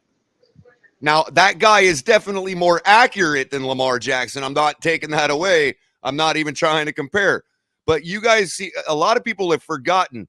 This is my opinion. Let me interrupt. Hold on, real quick. Out of the quarterbacks that we have come across recently in the last couple of years that have come our way to look at, this isn't counting all the quarterbacks that are sealed where they're at. Okay. But for the quarterbacks that we've been looking at, there is only one quarterback better than Lamar Jackson, and that's Deshaun Watson. Patrick Mahomes. I'm talking about the quarterbacks we've been looking at. Okay. That are not sealed with another team. All right, that's fine. Here's what I will tell you. There is a gamble going out to get Lamar. Okay. And so let's not talk about who's the better quarterback. Let's not talk about who gives us the best chance at a Super Bowl. Let's talk about what are you willing to gamble? What are you willing to risk for the Dolphins moving forward? And here it is. Here it is. Let's repackage it. Hold on. Go ahead. If the Dolphins go out and go get Lamar, they are risking the future from a financial standpoint and a future from a draft standpoint. If Lamar does not work out, you are in the same. That's not true, Steve. Who cares? You're going to be in the draft 2 years. The man is young. Anyway. It's not like you're giving up all the draft picks from now. Hold on, guys. You are in the same boat that you were in with Tua as of this moment. Minus, no, you wouldn't. You don't have the nonsense. There's an easier way to push back on Stephen D right now. It's a much more simpler way. It doesn't matter how you build your team, you're mortgaging your future. I understand. We've mortgaged our future on rebuilds for the last 30 years. 5 of them. Exactly. And all of them have failed because we don't have a quarterback. If we leverage our future for a quarterback and make that move, and we're in the same boat 4 years from now, Stephen D, I might be upset, but at least we can check the box and say, guess what? Everybody was right. We should have never tried that. But until we do, 30 years of not trying it. But Color, I think we are. That's where we kind of differ, because I think the Dolphins are trying right now. They are putting. I think that we are witnessing. You mean trying to cover their asses? We are beginning to look a lot like that's what they're trying to do. Something else, Stephen D. You guys, we are witnessing something special down in South Florida. Y'all need to realize that. 9-8 is special. Cut it out. Hey, let's change the wrapping on the Christmas present. That's why they keep cheating on Tua, because they know that needs to be capped off with a star. Look. For the first time in 20 years, the Dolphins are being calculated with their decisions. All right, calculate this. That's you really don't believe what you're saying, right? Instead of Tua for Lamar, if they were calculating for Lamar. Can I ask if they were Waddle for Lamar? If they were calculating, we would panel a question. Gonna Waddle for Lamar? Yeah, they have Waddle for Lamar. Hey, buy the penguin, get the skunk free. Earlier buy the penguin and get the skunk free. Show. Hey, this is not Madden, G. That's a buy the penguin, get the skunk free. Earlier We don't want to trade Tua, everybody so we'll was trade talking Waddle. about how ridiculous it was that Daniel Jones was asking for $45 million, right? Why people keep saying trade Waddle? And the immediate thought was, no, we don't have that's to trade crazy. Waddle. We don't have to trade Waddle. Lamar Jackson. Where's this narrative? We can give him whatever. Hold on, real quick, Joe. One at a time. First of all, that should tell you what people actually think about the salary cap in the league, that Daniel Jones can bold-facedly say he wants $45 million, and he'll probably get it. Secondly, oh God, he don't deserve that shit. By the way, okay, the point wasn't to bring it up to argue the point. I'm with you guys, okay? And the point I'm trying to make is how quickly everybody said, "Oh my God, that's ridiculous," right? Because nobody believes in Daniel Jones. Okay, the reason that team is stuck having to pay $45 million to Daniel Jones is because they drafted Saquon Barkley in the first round. Okay, so we talk about not making mistakes, leveraging our future, and instead of as soon as the talk about quarterback dies down and everybody is like, oh, well, we're rolling with Tua, we start talking about getting guys like Saquon Barkley. I wanted to.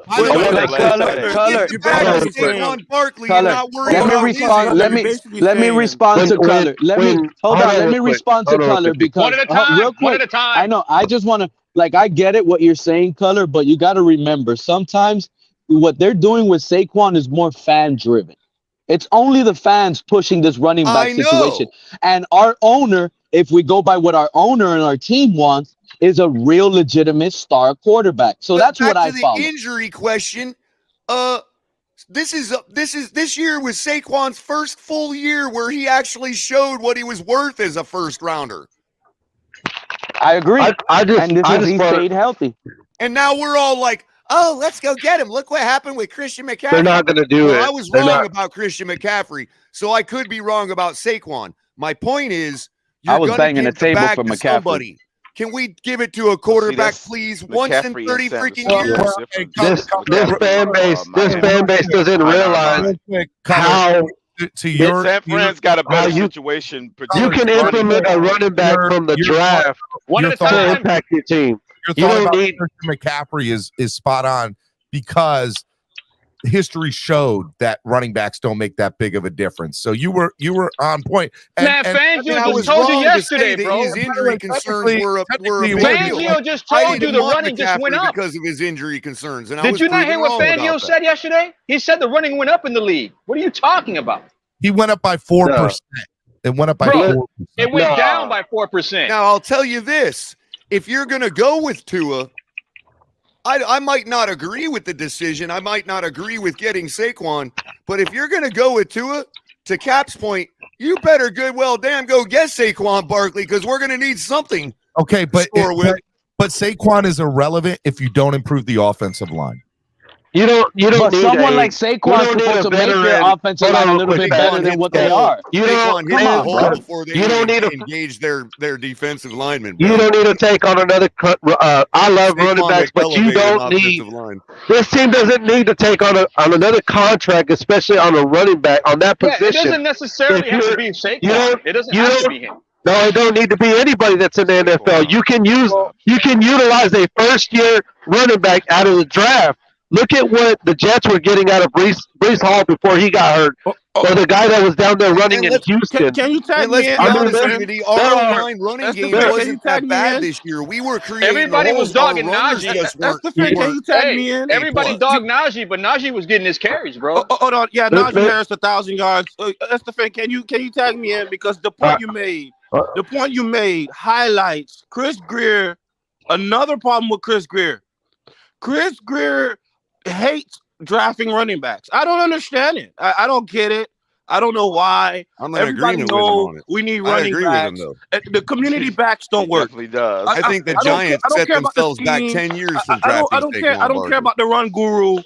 Brian, just like we did with Jake Long, we set ourselves back 20 years. Brian, if you go look at the last 10 Super Bowl winners, they were all community running backs. No excuse. You had all these draft picks, and you did not draft a running back. You even told Najee Harris that you were going to draft him. Stop the nonsense, Stephen. Leonard Fournette ran that ball by himself. You could have had Devontae Williams. You could have had Jonathan Taylor. You could have had J.K. Dobbins. You could have had all these fucking running backs, but you want to draft a tight end. You want to draft Liam Mickenberg. You want to draft all these fucking picks when you knew you needed a running back. $4. Stop the nonsense. Brian, swear Wait a minute. No, it's $2, Steven. You got an irresponsible GM who knew for how many years the O-line sucked. How many years Chris Greer knew the run game sucked, and he still didn't fix it. But you guys want to say because Josh Boyd got fired, everything is okay. It's not okay. Brian, it's not okay. Brian, listen to me.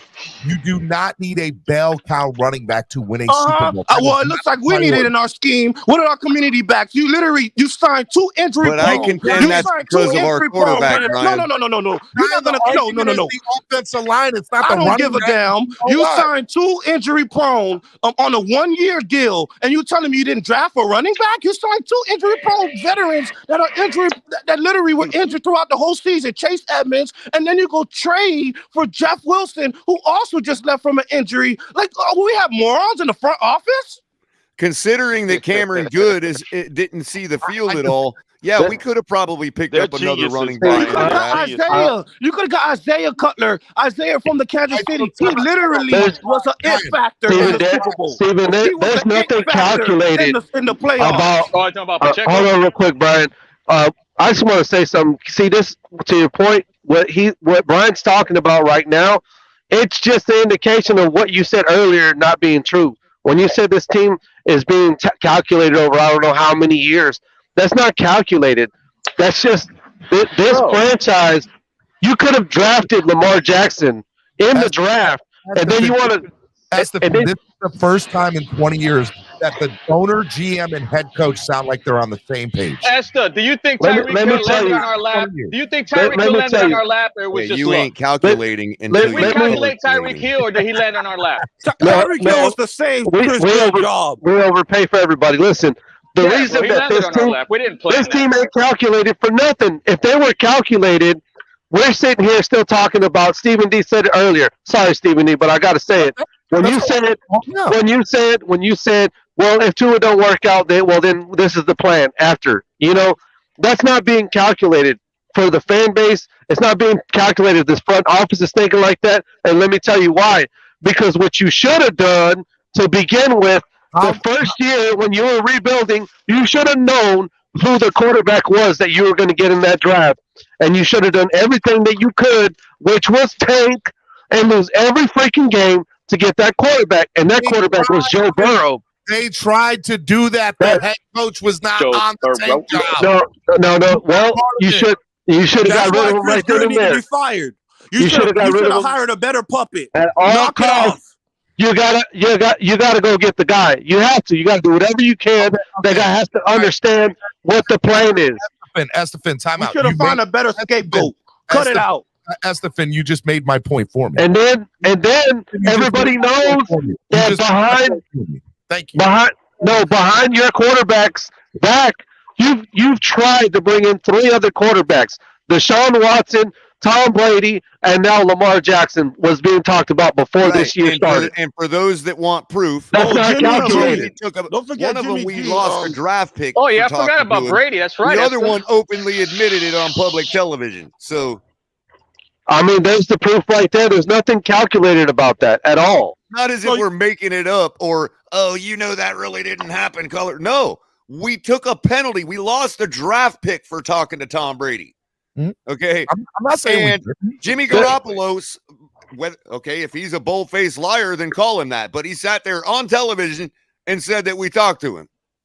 The only thing that's calculated about this team is how Green positions us to get more draft picks and bring in guys from time to time. I'll give them that, but the execution sucks because hold on. We're paying big on contracts. The execution sucks because we're paying big on contracts. We're overpaying on everybody, and then we suck at our scouting and bringing in guys in the draft.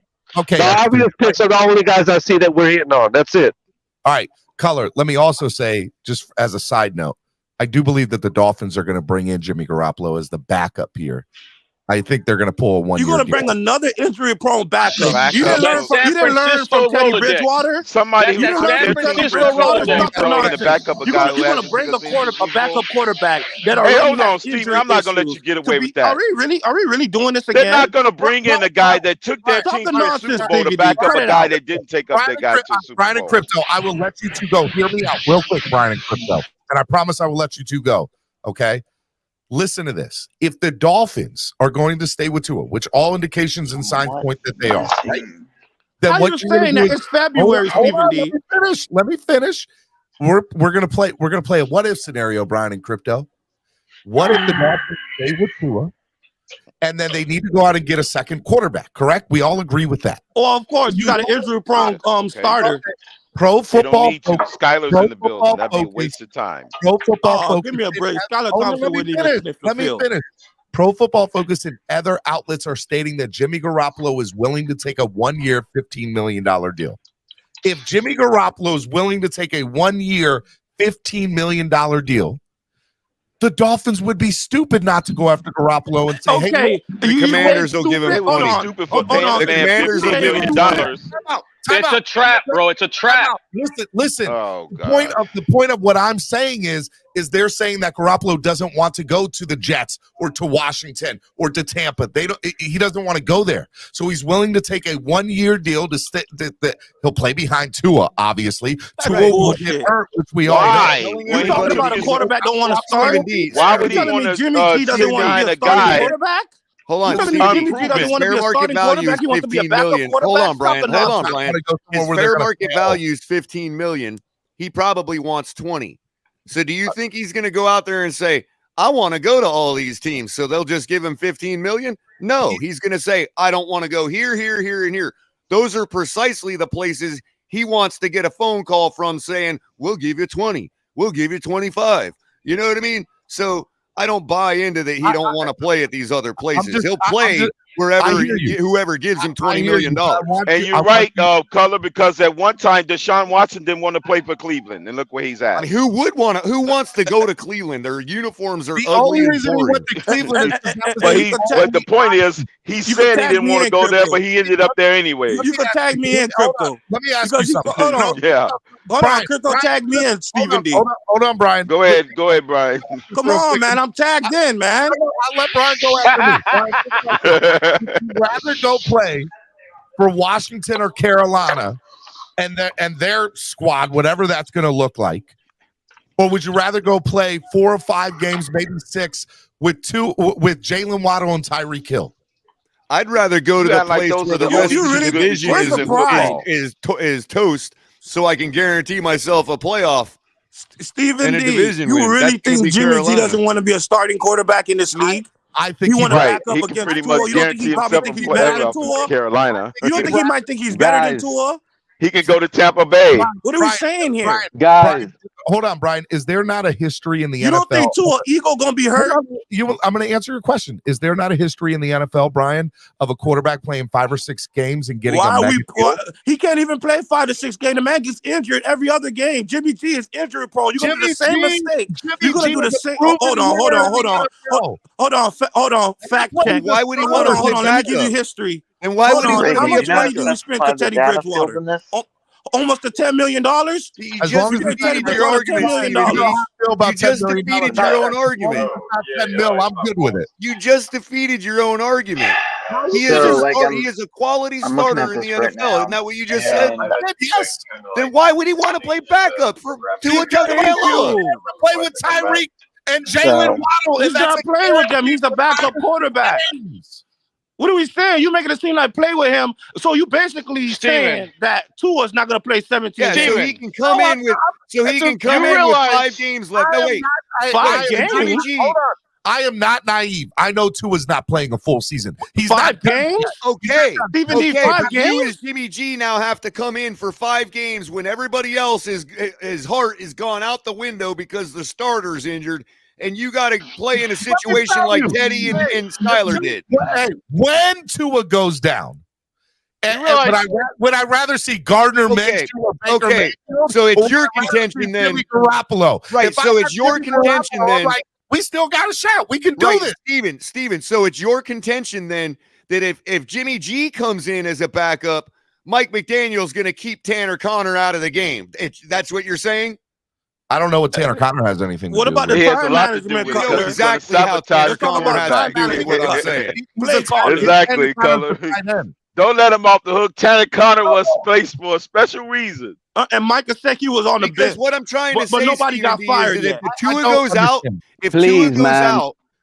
what makes you think that Jimmy G would look any better than Teddy or Skyler did?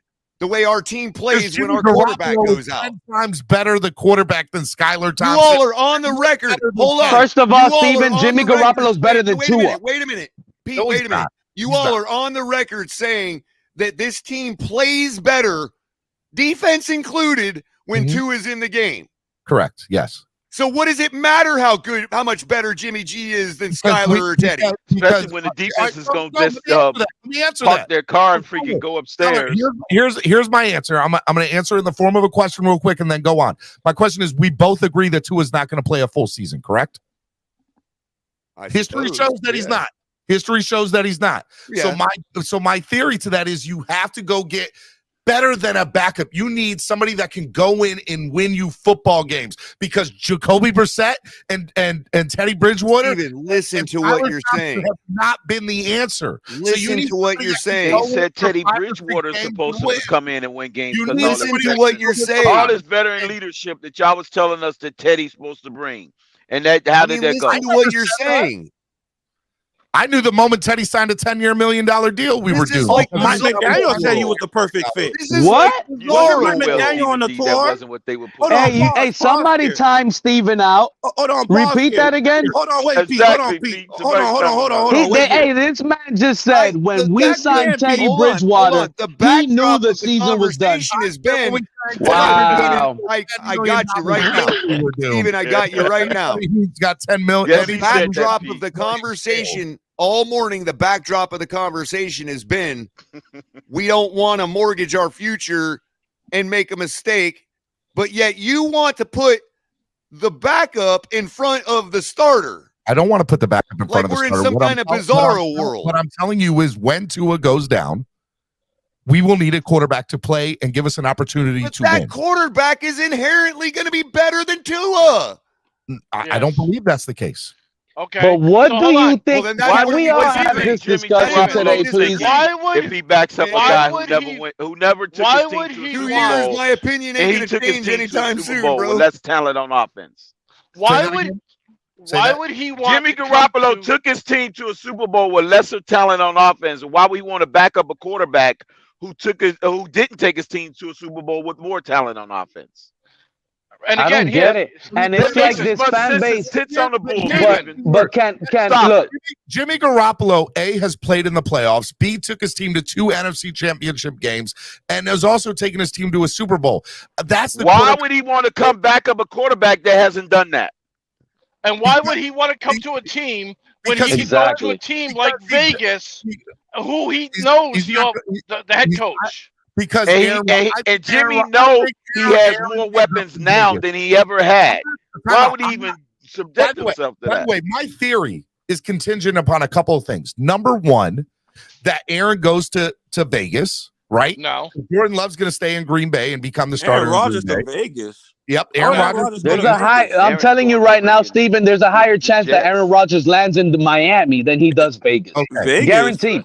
It's Guaranteed. most likely the Jets than Vegas. Either way, that so it's That's it, Cowboys. He's going to the Jets. He's not going to the goddamn Cowboys. Derek Prescott is kidnapping the Cowboys.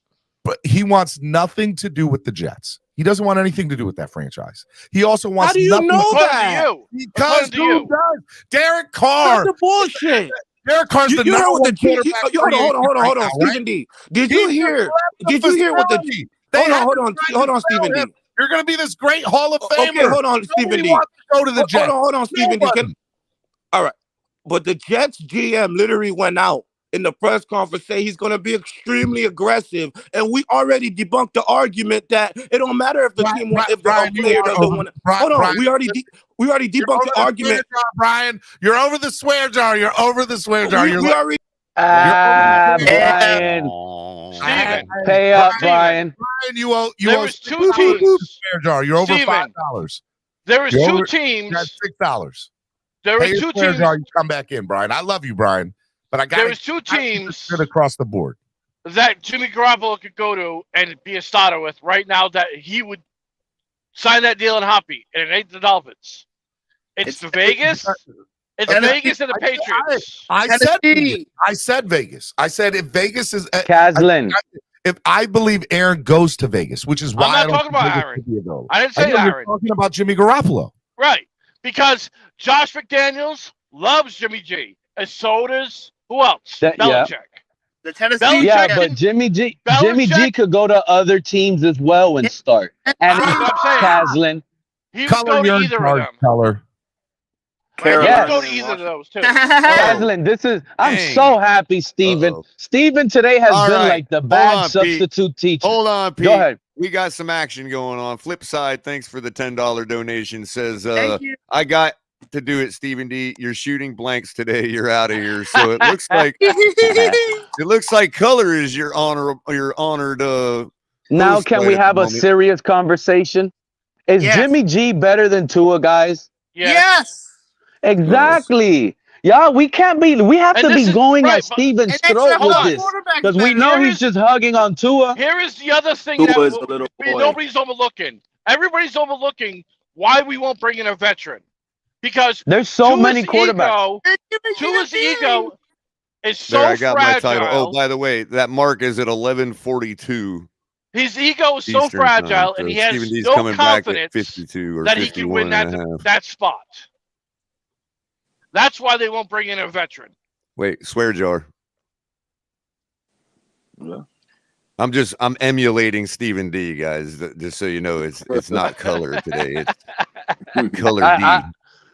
I truly think again, they don't have a leash, Caslin, if that's what you're referring to, on Tua. They're not going to just give it to him anymore. And from what I'm feeling and hearing around the NFL world and stuff, the possibility of Tua actually being QB1 week 1 are very, very slim. Right, but hold on. Oh, Pete, man, come on, man. The Dolphins have already said that Tua is the guy next year, bro. Right, first of all, man. I don't know. I'm not doing that, and I'm not believing what Chris Greer, the guy that was bypassed and was told by our owner, our head coach picks the quarterback. But I mean, so at that point, it was Mike McDaniel that gets the praise and love for Tua. Greer sits back is what they said. Did they not say Tua was the guy this year? They is too many people though, yes, Color. Chris Chris Greer But was the one out of nowhere that that's a said fluid situation, QB1. however. Because Well, at that and time, last Color, year they remember, said the same thing, and we yes, all that's what I was argued gonna that he say. wasn't, and he still ended up being QB1. So Well, last why year would weren't you we not under the think that they're Watson? why would you think But they're lying look, to us right now? where we're after Brady, because Stephen Ross is after a star quarterback. We're after Brady. We're after Watson. We're after Brady Rodgers. is retired. He's not coming out of retirement. I'm talking about year after year. Look, Brady, Watson, now Rodgers. Who wanted Watson? Yeah, but who wanted Watson? Stephen Ross and the No, Dolphins. he didn't. Everybody No. knows Lamar That's not can't throw the That's football. not what happened. And he's injury prone. And Brian I mean, Flores. being up here in wanted Baltimore, I Watson. can tell you that the fans really love him around here and want him to stay in You don't know Baltimore. football if you think the Lamar OC has told the public that he is excited to scheme out his offense for Lamar. So Lamar is not coming to Miami. Go get Ben DiNucci. Oh, by the way, I'm trying to make Stephen D proud of me. I'm emulating Stephen D for those that don't know. Hey, somebody time Color out. I ain't got time for this. Somebody time him out. we got him.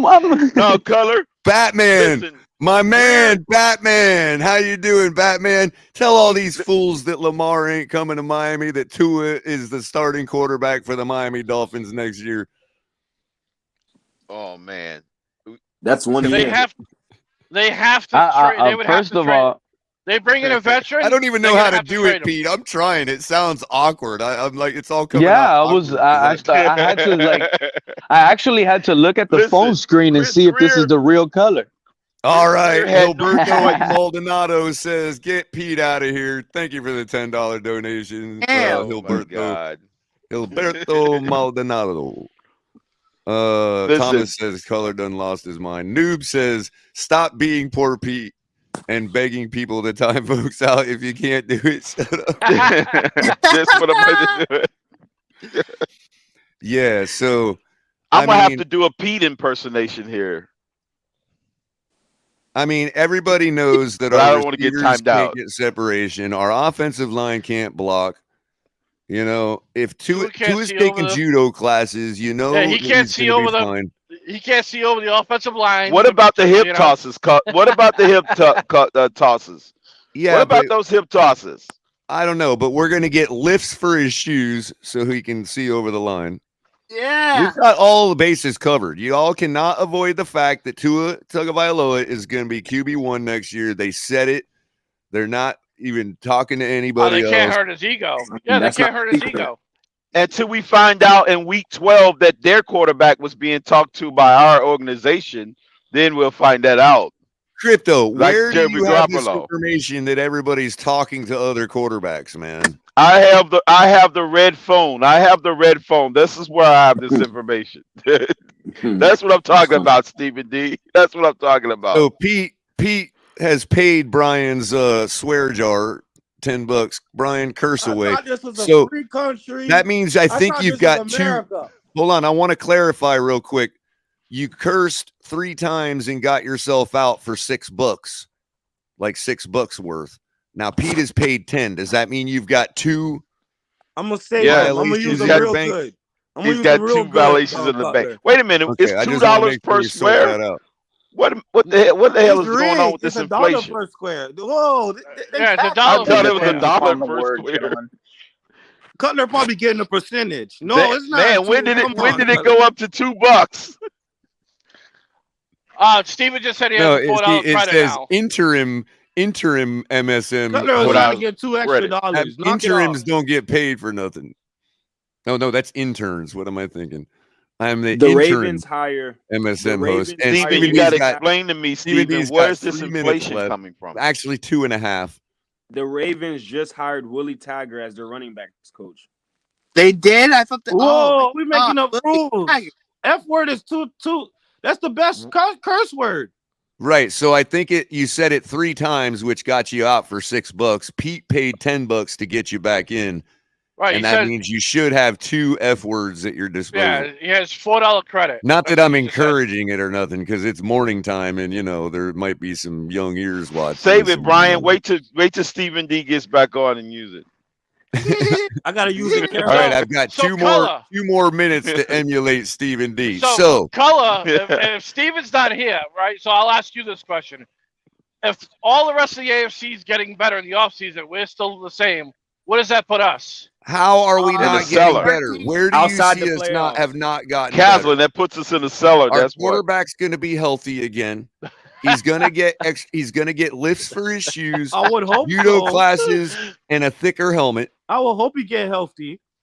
I Bro, we're heard going that they're 5 and actually you heard gonna. it first. I heard that they're actually gonna go inside his head and build a structure that stops his brain from sloshing back and forth to avoid concussions. It's a breakthrough medical procedure that they're going to be putting on him. So I don't know. I just don't. I mean, how are we not a Super Bowl contender with Tua under the helm? We're still going 6-11.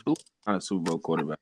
Yeah, I got 6-11. I got a minute and a half left of this, Who's man. going 6-11? I'm having a Who hard needs time. the Dolphins? Tyler. You got to help me out here, man. Our schedule's Hang in there, Color. Hang in there. All playoff teams.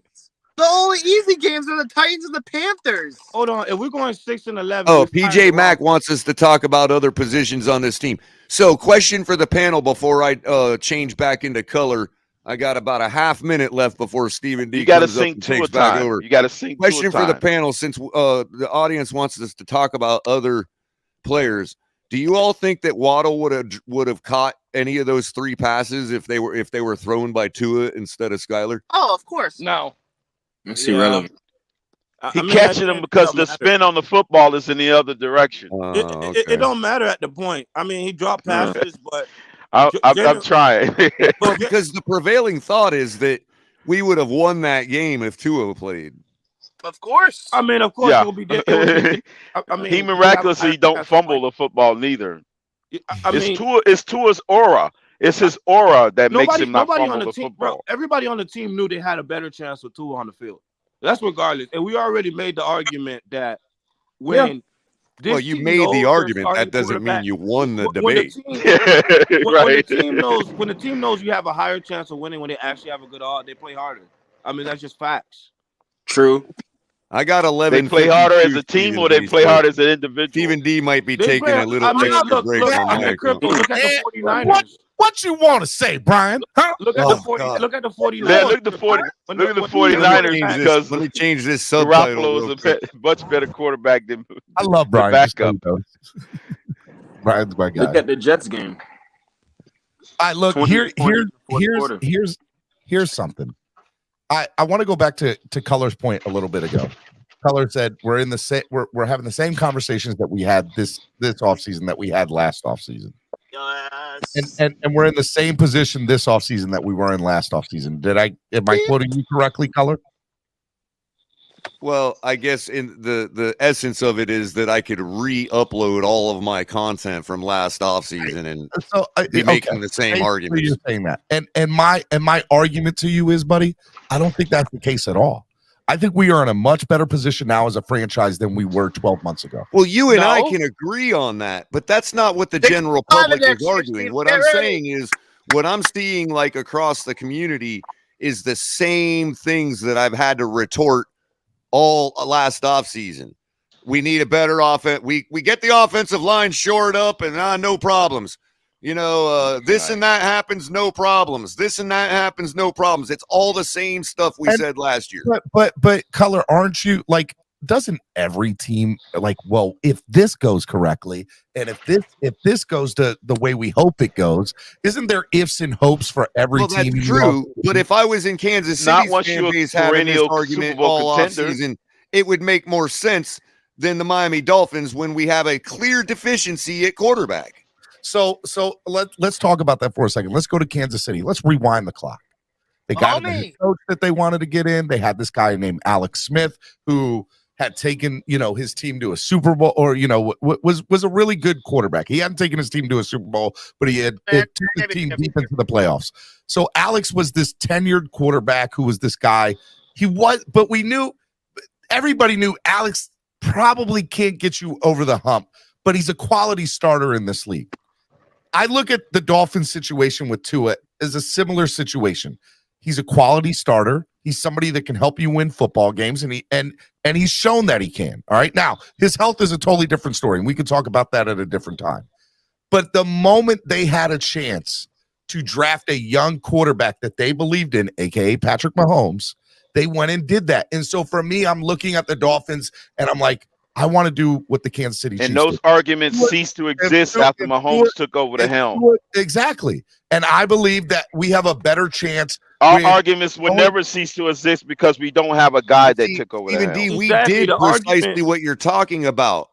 Tua was supposed to be our Mahomes. But I don't think that Tua's not like I have not given up on Tua So yet. basically, Tua's Alex Smith. I'm not Cut it giving out, Smith. I am not giving up on him yet. I'm just not. I'm not doing it. After this year, if we don't Another year, there by you all that means, right there, another right year? there. There you go, right You there. just did it. Right You just for did it. it. Just did it. After this year, you just did what I'm talking about. There's an example right there. You said you don't see it anywhere. You just saw it. After this year. Okay. That's literally Exactly. what you said That's last literally year. what you said a year ago. You're not That's wrong. exactly You're what not he's talking wrong. about. You are Stephen not D. wrong. But I think knowing what I know now and seeing where we are and knowing the injuries that happened this year, I don't see a better option out there. In my opinion, giving up you don't the want to world, spend money. giving up the world and spending a buttload on Lamar, who by the way, So you has been guys, hurt hold the on. Let me last get your few argument there. seasons, Hold not on, let me the- get it there. Lamar is Hold going on, to be hold on. Let me considered get cheap by by the the time argument there because you he's don't in want his to third year as a Dolphin. Pause here. You don't want to spend the bag on a quarterback. Hold on, let's rewind. Let me give you a news flash. Brian, Hold on, let me give you a news flash since you've been living under a rock. Make sure Since you're you've been correct. living under a rock, let me Lamar. give you a news flash. Okay. You know who's going to be spinning the bag? The Bengals going to be spinning the bag. The Chargers going to be spinning their bags. Why are we not spinning? Jalen Hurts is going to get the bag. So why Tua not getting the bag? We're supposed to be spinning the bag this year. So we're by the supposed to be spinning the bag this year. Hold up, Brian. You're frustrated Stop it with the mediocrity. You're not fooling me. Brian, you're frustrated. You're frustrated with mediocrity as well as I am. But you're also talking about. No, you're not It don't sound frustrated. like You you're love it. frustrated. Brian, you're also you just gave 4 examples or 3 examples of franchises that know for the next 5 years. I gave you three quarterbacks that was in the same draft as Tua. Not for the next 5 years. In the Super Bowls, Burrow and Hurts. Not for the next 5 Herbert's years. going to either. the Super Bowl That's next the year. next Another bowl 15 years. Burrow They and know Hurts all are these both in the Super Bowls. All I of these get why they are. Herbert next year. I don't understand why they're giving the bag. Jalen Hurts is coming off one of the best seasons in the history of the NFL. He had an MVP type season, and he didn't win the MVP. Mahomes still did. Okay, so at the end of the day, like I said specifically, Lamar. That was my point. I wanted you to elaborate on that. I'm not. But what's your willing hate on Lamar? I am not willing because Lamar is just as injury prone as Tua. He's not. Okay, the injury prone cancel. He's not. That's not At even the end fair, of the day, bro. the tiebreaker, even the tiebreaker fair, is man. Lamar brings more dynamic offense to the Dolphins. Exactly. The injuries cancel each other out. We're not talking about the injuries. We talk about their ability to elevate this team to another level.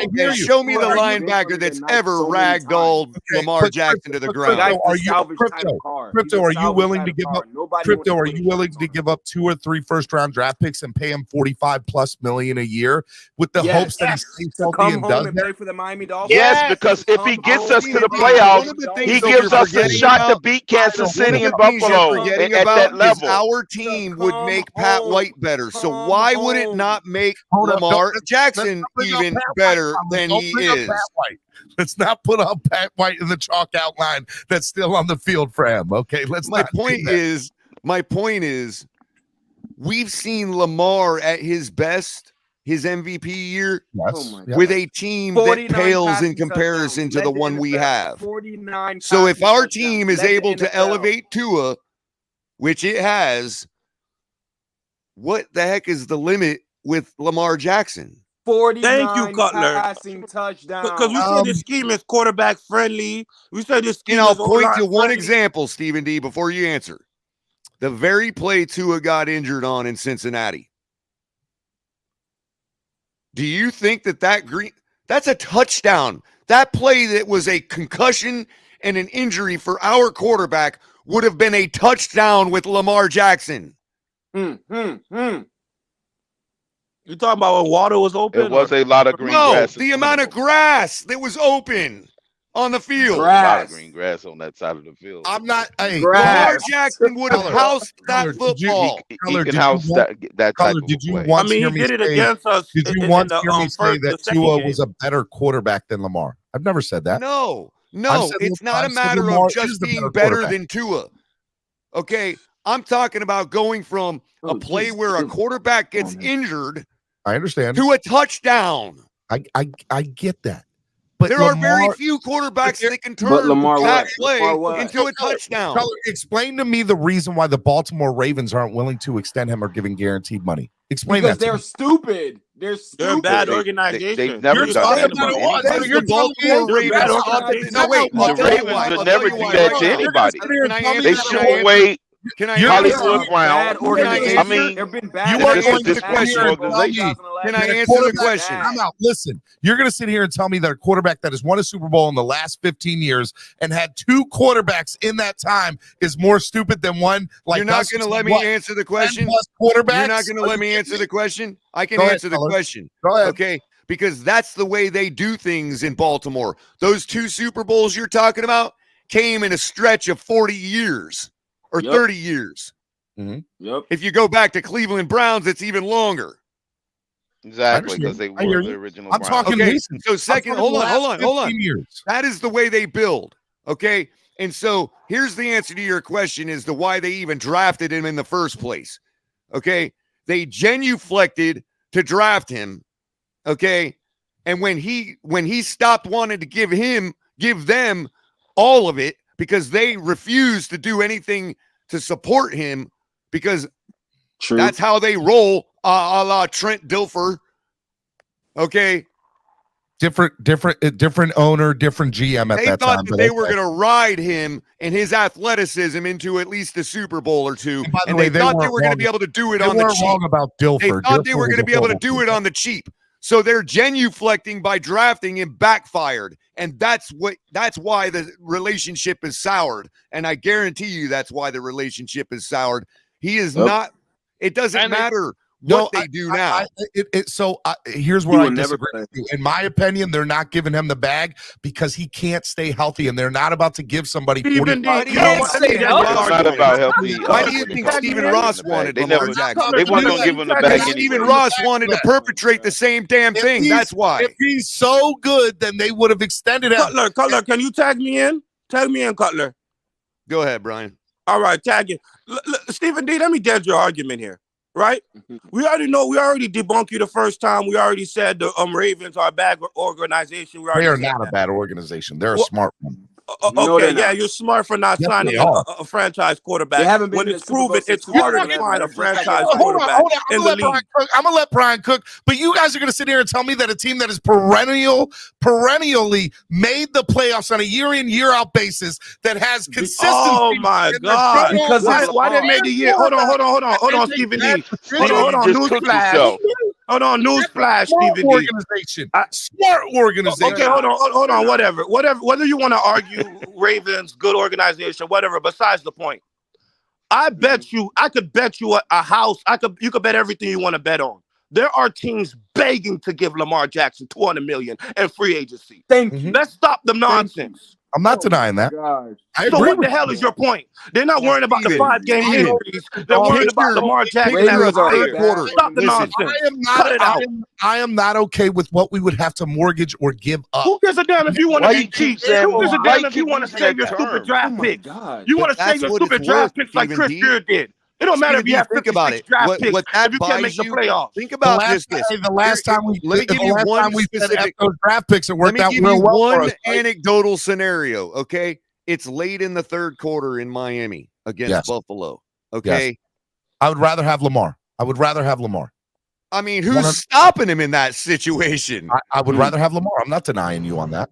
I will give you that. I will concede to that notion. What I am guaranteed win every time you're in that situation. That's what you're buying. You're buying. Can you admit Stephen D? Once we get to the playoffs with him, he gives us a better shot now because now he's there. I don't know that he hasn't played a lot in the playoffs. What the hell if he didn't? That's how he able to get a 1-3 record. He had to play sometimes. You want to be the injury? Hold on. You want to be the injury? What do you mean he hasn't played a lot? He played more than what we have in the last 20 years combined. Those are facts. Hold on, Steven. He played more playoff games than us as a franchise in the last 20 years combined. Say it again, Crypto. Say it again. Remind Stevie D that Lamar Jackson has participated in more playoff games than us as a franchise in the last 20 years. You're making the bar us, and the bar shouldn't be us. The bar should be. Let's look at what Philadelphia's done the last 6 years. Let's look at what Kansas City's done. I know what the Eagles did last season. Look, Stephen D. How about let's look at Jacksonville, what they did the last 6 years. Different climates. Jacksonville started their rebuild after us. We want 53 guys that are fast twitch because fast twitch in the heat of Miami destroys other players. It just does. Oh my God. Lamar Jackson has played in this weather his entire life. Again, I go back to the anecdotal situation. Third quarter, late in a game against Buffalo. He's owning the field. He's absolutely owning the field. Dando says, "What's Steven saying? How many franchise quarterbacks bring Lamar home? Oh, that's what these two-and-ears do. Oh God, that's how those two-and-ears shitting on. At least he has the ability to go 1-4 in the last 5 years. Brian, tag me in, bro. All you got to do is say this when they come at you with that stuff. 53 guys on our roster with playoff experience, and QB1 ain't one of them. I mean, Again, you guys are making the. I mean, if they want to go personal with it, we can go that level, Stephen D. You speechless. Yeah, if they want to put a statement up like that. They're making a statement. They're making that statement to say that Tua is the franchise quarterback. This is where we disagree. And I don't think there's nothing wrong with where we disagree. Color is saying that it's worth the gamble of giving up the draft picks and maybe the players and giving him the bag. He thinks that it's worth it with the window that we're in right now. I think that Lamar's not worth it because I don't think that, like, the health of the last 2 years to me makes it not worth it. I think he extends the window as but well. has he had surgery? Not just a matter of we got the window open. I think that's a crazy statement because John Elway was losing a lot of playoff games prior to him winning championships. So that's a dumb statement he made. Can I chime in real quick? John Elway had Shannon Sharp and Terrell Davis in the backfield. But I'm saying to that statement you just boldly put up there, he was losing. He once had a 1-3 record prior to him winning Super Bowl. You know, Stephen D., you really think Lamar Jackson were better wide receivers? He made Hollywood Brown look like AJ Brown. He let this guy, I don't even know the guy's name. He starts with a letter D. I don't even know the guy wide receiver name. Duvernay. Lamar Jackson, literally, you never seen Lamar Jackson. Right, and the one good wide receiver they do have. Ravens have no. Guess what? That's the guy that took it to the house on us. Both their running backs got injured in training camp. Both their running backs. The one good receiver they have. Hold on real quick. On that Thursday night. Lamar went 8 wins. Let Damian go. What's up, Damian? 3 of them. Hey, what's up, Stephen D? What's up, y'all? What's up, Color Crypto? All of y'all, man. What's up, Fins up? I've been listening the whole morning. I just want to say a couple of points. Number one, to what Nando said. I need me a couple of colors. Look at Peyton Manning's first 5 years with the Colts. I believe it took him like his 5th playoff game before he got a victory. One of them, he got blew out by like 30 by the Jets. Look at Peyton Manning. He had Marvin Harrison and Edgerrin James. So please miss me with that.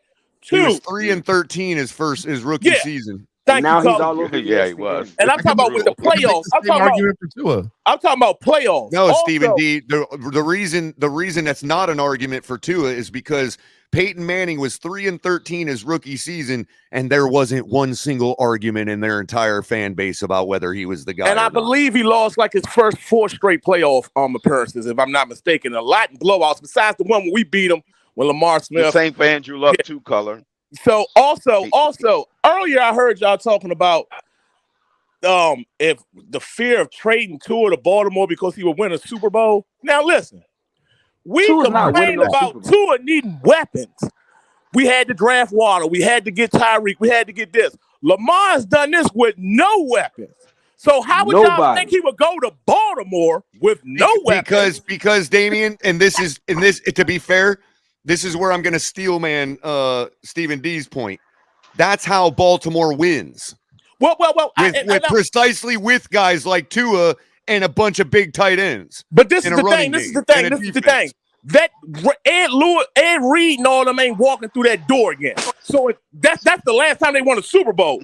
Yeah, And that's the right. NFL Yeah, they ain't going has through that I'm changed just telling you dramatically. how The they NFL like has to changed roll. dramatically since 2011, But 2012. listen though, Damian, listen. If we get Lamar, okay, the Ravens, that what you're talking about could be solved by number 8 for number 8. But this is the thing, though, Color. This is the thing, though, Color. Tua gonna have to go against Joey B. He's gonna have to go against Deshaun. And Pittsburgh has proven over the last 15, 18 years with Tomlin. Pilfer went against Roethlisberger, dude. Yeah, but that was again Ed Reed, T. Sizzle, and Ray Lewis, even in decline, ain't walking through that door. Right, and I'm saying the Ed Reed thing can be solved by a straight swap for number 8s. No, I mean, I love Harlan, but he ain't no Ed. Oh no, Trade Waddle. Trade. No, Ed Reed is much more than that. I like Devon Harlan. Can we But I see what Color's saying. As far as the type of can we player. put Jalen Phillips instead of Javon Harlan? Can I say one more thing? Can I say one more thing? I mean, us as Dolphin fans, again, I say this all the time. The point that we're even having these conversations, or the point that we saying that we have to get a great backup quarterback to back up our starting QB, Miami's not probably indicts us and say we really don't have our starting QB. And people can say it all you quick want. question on that, Damian. Yeah. And I want the question is for Steven, because it has to do with this whole idea that the organization is all in on Tua, like, pom-poms and all that, right? And including the players. Did you notice that tweet from Javon Holland a few days ago?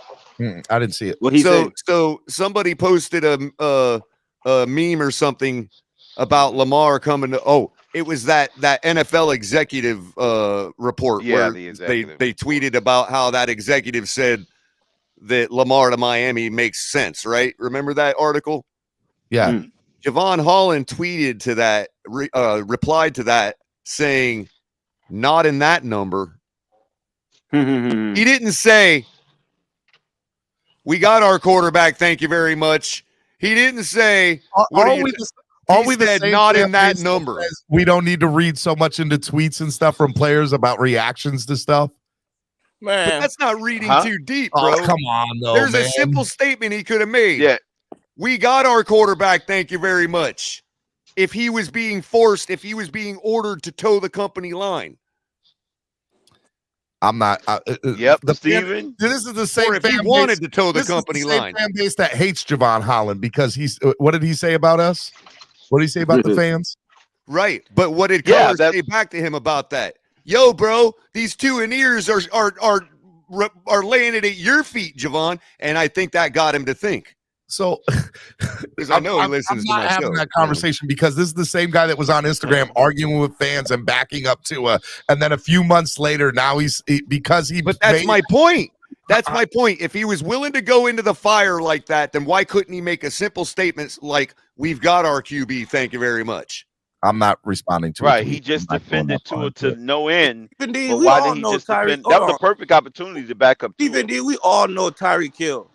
And that was also those arguments that he was making about Tua, the backing up Tua, was before, certain guys like me were screaming at the top of their lungs to remind him that the 2 ears were coming after him, not the fans. The 2 ears were saying our defense is trash. Right. That's his side of the ball. Right. Can I ask a fair question for everybody on this panel? Yeah. Yeah. Do we believe that Lamar Jackson, it's kind of like a 2-part question. Do we believe that Lamar Jackson would be an upgrade over Tua Thompson? Yes. No argument. You're not getting an argument. Okay, because this is my thing. If it's not an argument, Stephen D, what you been arguing about for a long time? We've seen Tua with these weapons, and I'm taking out the injuries or whatever. Only thing I'm putting in consideration is when he cracked the bed in these big primetime moments. Well, Christmas Day was a standalone game, so you can say it was primetime, and against the Chargers and the San Francisco game. Yep. So all right. So we've seen though, still with these elite weapons, that this is so far this is the best we've seen out of Tua. So we can't say, oh, where's ceiling and everything. I don't think we can say this is the best we've seen out of Tua. But we have seen Lamar with none of these weapons. Somebody turn off your background.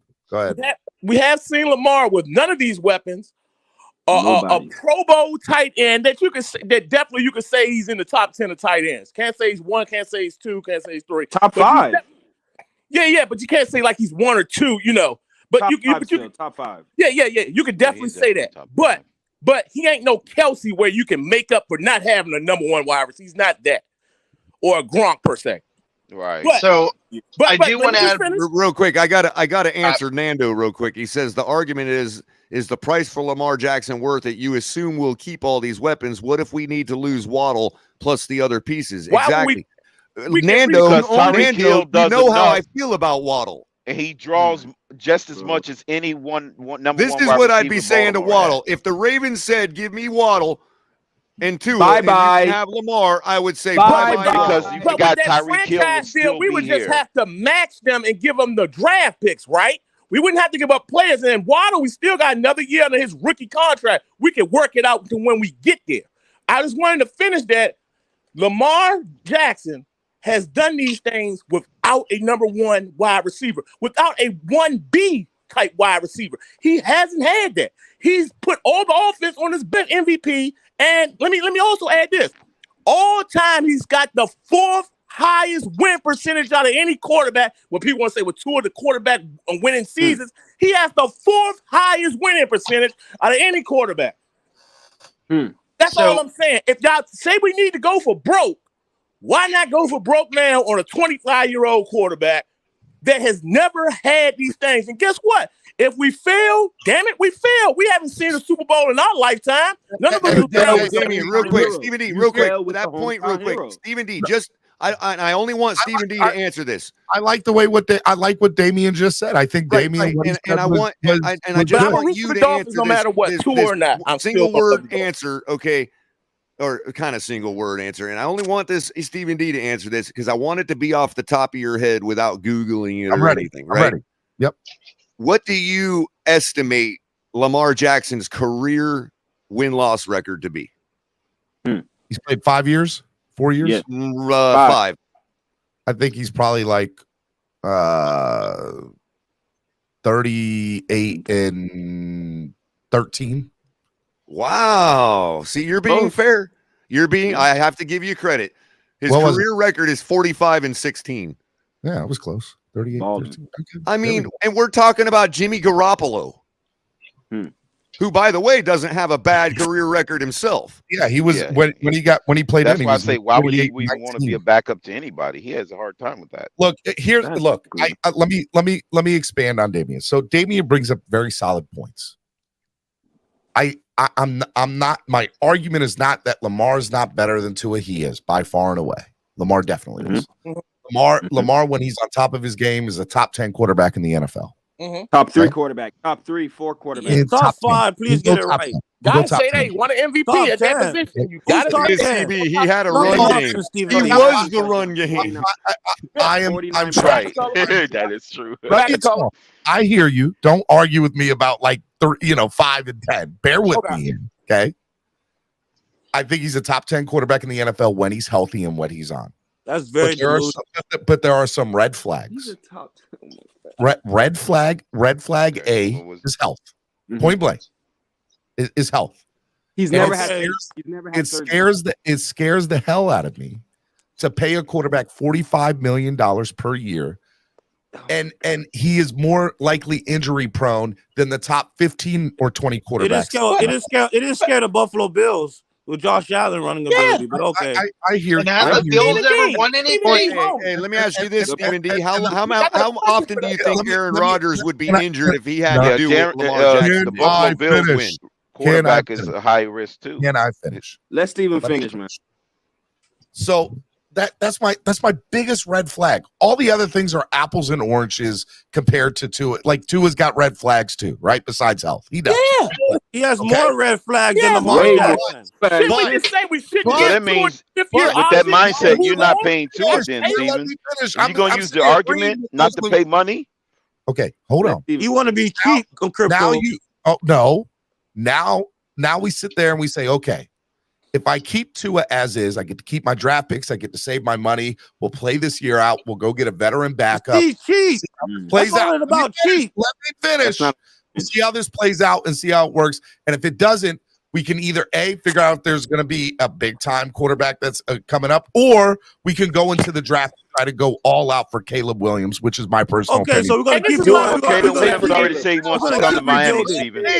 You would have to trade for Caleb. He said he wanted to come to Miami, Steven. The opposite side of that is I give a bag. I give over $200 million guaranteed money, lock up my salary cap for the next 4 years. And I'm not going to, there's going to be some good players that I'm going to have to let go and hope and pray that the Chargers and the Bengals got to do the same too. He's drawing an extreme case. Hope and pray in this 2-year window that we are when you have a franchise quarterback, it comes with that. Brian, hope and pray that in a 2-year window that the quarterback stays healthy, and B, we win a Super Bowl. Didn't Kansas City lose Tyreek Hill because of Pat? All he needs to do is get to the playoffs and participate in the playoff game, and our chances go up. You could have 100. You could have 1,000 draft picks. You can have 1,000 draft picks and don't make the playoffs. Nobody gives a damn.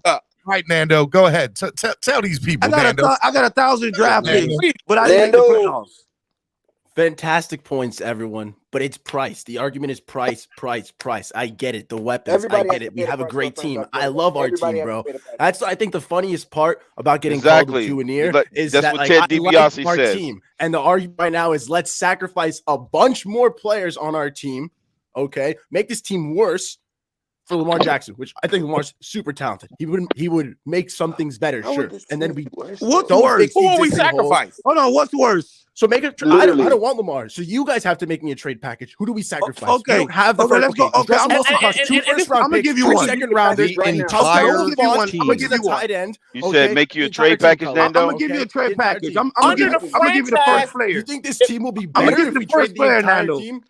Put it like this: they will be better than what he had in Baltimore. We'll make it better than what he had in Baltimore. It's taken us to build it to this point 6 times in the last 30 years. We have existing holes right now. We have to fix linebacker. We have to get secondary. Look, if you're expecting me to wait another 5 years, if you're expecting me to wait another 5 years for a 10-7 record, then I want to wait with Lamar Jackson.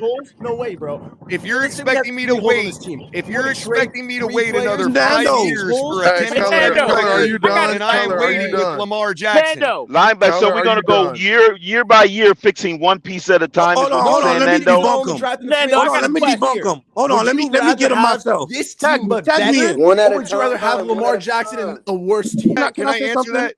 If you're expecting me to wait another 5 years for a measly 10-7 record, then I would rather do it with Lamar Jackson. Can I ask Nando something? 10-7 gets you in the playoffs with an opportunity to go play for a Super Bowl. That's right, and if we're gonna do that for the next 5 years, I would rather have Lamar Jackson. Get you in the fucking playoffs and ready to go. Yeah, if we're gonna do that, we'd rather have a quarterback that gives us a higher chance of winning. Can you answer me this? You're not telling me. Color, can you answer me? You're not telling me. Lamar Jackson guarantee you a Super Bowl? He gives us a better chance. Stop using the word guarantee and trying to steal, man. Trying to pin somebody down. Exactly. Stop that tactic. That's a dumb tactic to try to say somebody's saying something guaranteed. Hold on, that's real slick, Steven. The amount of time that it takes for us to get he gave us a better percentage, a higher percentage. Let me ask Nando a question. I don't know if you'll be able to because before you ask that question, Brian, let me answer the question that Stephen D posed to me. All right, and the answer that I have is it depends. The length of time it takes for Lamar Jackson to come through with a Super Bowl victory would depend on what Nando's saying. How much do we have to recover after having spent to get him? Okay. And I don't estimate that to be more than a season and a half, 2 seasons. at the most. But the window is now. You're saying the window right, but he extends the window. He turns that window into the biggest bay window you've got, overlooking Biscayne Bay. Right, and that's what they're missing. You're not trying he to extends the window. Can I answer Nando's question? And you're asking, and you're telling me that I'm supposed to be sore over losing a guy that dropped 3 footballs in a playoff game. Color, listen to me. You're telling me he's extending a window when he's getting paid $50 million per year at that point. Plus, you have to pay. Plus, you have to pay Jalen. Doesn't even make sense. Let me tell you this. Plus, when your wide receiver drops everything thrown to you, sometimes you got to run the football. Those 6 guys I just named will be $20 million or more in contract. Get Lamar Jackson and have no draft picks, and we can't sign anyone. What do you mean no draft picks? What do you mean no draft picks? You guys are acting like we're trading away every draft pick from now until Kingdom Come. Tackle and a quarterback. Listen, here's my nonsense. Everybody quiet. Durham Smythe or Jalen my Waddle, argument. whether that's Zach Sealer or Christian I hear what Color's saying. Multiple draft picks. We're creating more holes, more problems. Hold on. I hear what Color's saying. Color just told me that if we go out and get Lamar, that it's a 1.5 to 2 year wait to gain back what we would need. That's worst case scenario is what Color said. You fail to realize it. That's not saying. Look, wait, real quick, Stevie D. I'm begging you to just hold on before you finish. If Greer pulls off some move where we can acquire him without losing, in other words, like I said, if we lose Waddle, I don't see that as a regression. Exactly. We can agree to disagree. Now, because they come a dime a dozen. That play style and the wide receiver. I'm so loaded in the next 3 drafts. It's unthinkable. How many more footballs can Waddle drop to regress any further? Color, people are saying, "Oh, look at all the weapons." Okay, that's fine. Your argument makes sense. No, Nando, I'm saying Waddle is not one of those weapons. That's crazy talk. My bad, You can't say Jalen Waddle's not. Let's talk. Hold on. One rough game in Buffalo. How is it crazy talk? Listen to me. He cost us 2 football games this year. Ignore Nando. I'm here. He definitely did. Color, I'm right here. Listen to me. So now I'm taking your theory. Okay. I now have now with that theory, I had to extend and I had to give this ridiculous contract to Lamar, right? And now we're 2 years. Let's put ourselves 2 years ahead. I'm having to pay Tyreek. I'm having to pay Christian Wilkins. I'm having to pay Javon Holland. I'm having to pay Jalen Phillips. You don't have to pay them a damn thing. In that 2 years, it's called do your due diligence and go get their replacement. Can I respond to that, Stephen D? Can I respond to that? We haven't done that yet. So what makes you think we're going to do it now? You are ignoring the actual physical things that happen in 2 years, like other players rising up, finding other gems, or whatever else. Exactly. The cap constantly going up. I love Trill Williams and Cater Kahoo, but are they really the guys that are going to be the guys Cater that are Kahoo is the best tackler on our football team. Stephen D, along with Graham Daniels, will fall on that pom-pom score, and it will be painful. Nando, drop the pom-poms. Miami Kid, who are you kicking out, me or Nando?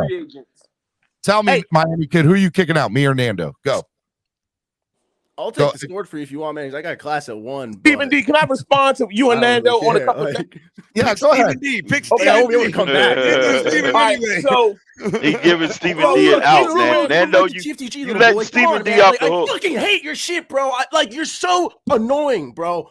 Honestly, you're a grown man coming at a 24-year-old. Oh, you and your little talking about? Fucking joke, bro. Nando. Okay, man. I am so tired of yourself, bro. Wait a minute, who you talking about? I've seen your little channel. I've seen your guys' little digs. I've seen your little shit, bro. It's not fucking Nando's funny. mad. Okay, Nando's I'll send you $5 right now, Steven. Okay, Nando, keep me who on you the show if you guys talking to? want, bro. I've had problems with DT. I've had problems with color. I've had problems with all your little cronies. Your little jokes are not funny, bro. You're allowed to do it to everybody else, but you're allowed to poo-poo everybody else. Oh no, bro. Oh no. I say, hey, let's all come together. Let's think of a solution. How do we go forward, bro? I don't want to come together with you.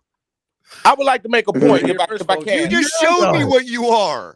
No, you've been showing me what you are, bro. When I met you in person, I shook what your I am hand for very 6 friendly. months, bro. Then I've 1 week you what I later, am for you're 6 there months, talking man. smack right there back on joke. the show, man. I made a joke. I told the guy to pick Stephen D because you're leaving bro. I had to anyway. physically tell you to stop. I was coming at telling me, him to maximize his pick, Nando. and you flipped out over it. Nando, Calm down. Bent up stuff. Now, Color, you've gotten this has happened to you before. We're not going to let these things get under us. Play victim all you want, man. You're going to come out here like you don't have this condescending attitude all the time. I'm glad he finally was honest with me. Instead of hiding it like a little bitch. I told you I don't like you. I literally told you, do not come at me on my post. Do not come at me on my social media. Do not come and at I me on don't. my page. And who does? Have I Please. ever come at you on your Twitter? Have I ever come on your channel one time? Have I ever gone? When's the last time I was on your channel? What's your fucking problem? I'm saying I don't come at you. Okay. Right. Now, Hey, Steven. I don't like your coaches. You're not my buddy. Okay. Nando, relax. Yes. I love you both. I thought he was trying to answer the question. I want to make one hell of a I'm point. trying to figure out who's he going Fair, on. Nando, I thought he was answering the question. Can I make this one hell of a point? Response. Go. Okay, I don't know so what this to do. so I don't know what to do with what this Nando point. and Stephen D said. This Is my response. Okay, about like we will have to give up all this for Lamar. Now, am I mistaken? Because I know it's two type of franchise tags. It's the exclusive and non-exclusive. Never I seen believe Nando spaz out ever. Sorry, I believe for the one that we first round picks. So it'd be 2 first-round picks, and we can set an offer, and Baltimore would have to match it. Correct? Of course. It doesn't have nothing to do with players. And Damien, hold on, Okay. Damien. Let's go back to history. Stephen Ross had googly eyes for Lamar Jackson. Let's not forget about this. I'm with you, homie. Me and you on the same page. Googly eyes for Lamar Jackson. Me and you are on the same page. All right, so we wouldn't have to give up players. Now, also about paying him all this money as a franchise quarterback. The goal is nothing's guaranteed to win a Super Bowl, but it increases your odds when you have that guy in the building. But it's a math game. Can I finish? Please, absolutely. No. But Damien, just answer me this. Color's point was that if you make the trade, you're subtracting something from where we are at currently. Okay, I'm about to get to everything. Now, Make sure you address that. it's been. All right, so we know that you can recover guys have got the bag. Drew Brees has got the bag, and the Saints has been always in championship contention under Drew Brees. The Saints didn't bounce their way in the playoffs. As we see, Matthew Stafford has got the bag with the Rams this year. He got injured, so that's where things changed. We could go back to the coach with Peyton Manning. Peyton Manning got the bag. The only person who didn't take the bag was Tom Brady. The rest of these guys has took in the bag, and they've been in contention. Buffalo has been in contention as well. Big Ben got the bag. Pittsburgh has always been in contention. Now, the thing is, when you give a quarterback this money, you're asking him, is he going to be a force multiplier? That means he's able to cover deficiencies that we might not be able to fill on the team. We have seen Lamar Jackson without a number 1, number 2 wide receiver, lack of running game. We've seen all them things. He's force multiplied. He's the 4th winningest quarterback in winning percentage in the NFL with an MVP and a 1-3 playoff record. So he's proven that he can overcome them things. We haven't seen it for Tua. I don't think we're going to be able to hoist that Lombardi trophy with Tua, at least lightning strikes. I don't know if lightning can strike, but if I'm still going to root for the Dolphins no matter what. But I want to see a chip just like everybody else. That's my whole thing. That's all I want. Steven. Yes. How are you guys today? I don't know. I don't know how. Let me just say it for the record. Herbert to Miami. Tyler's been absolutely amazing today. And I love Nando.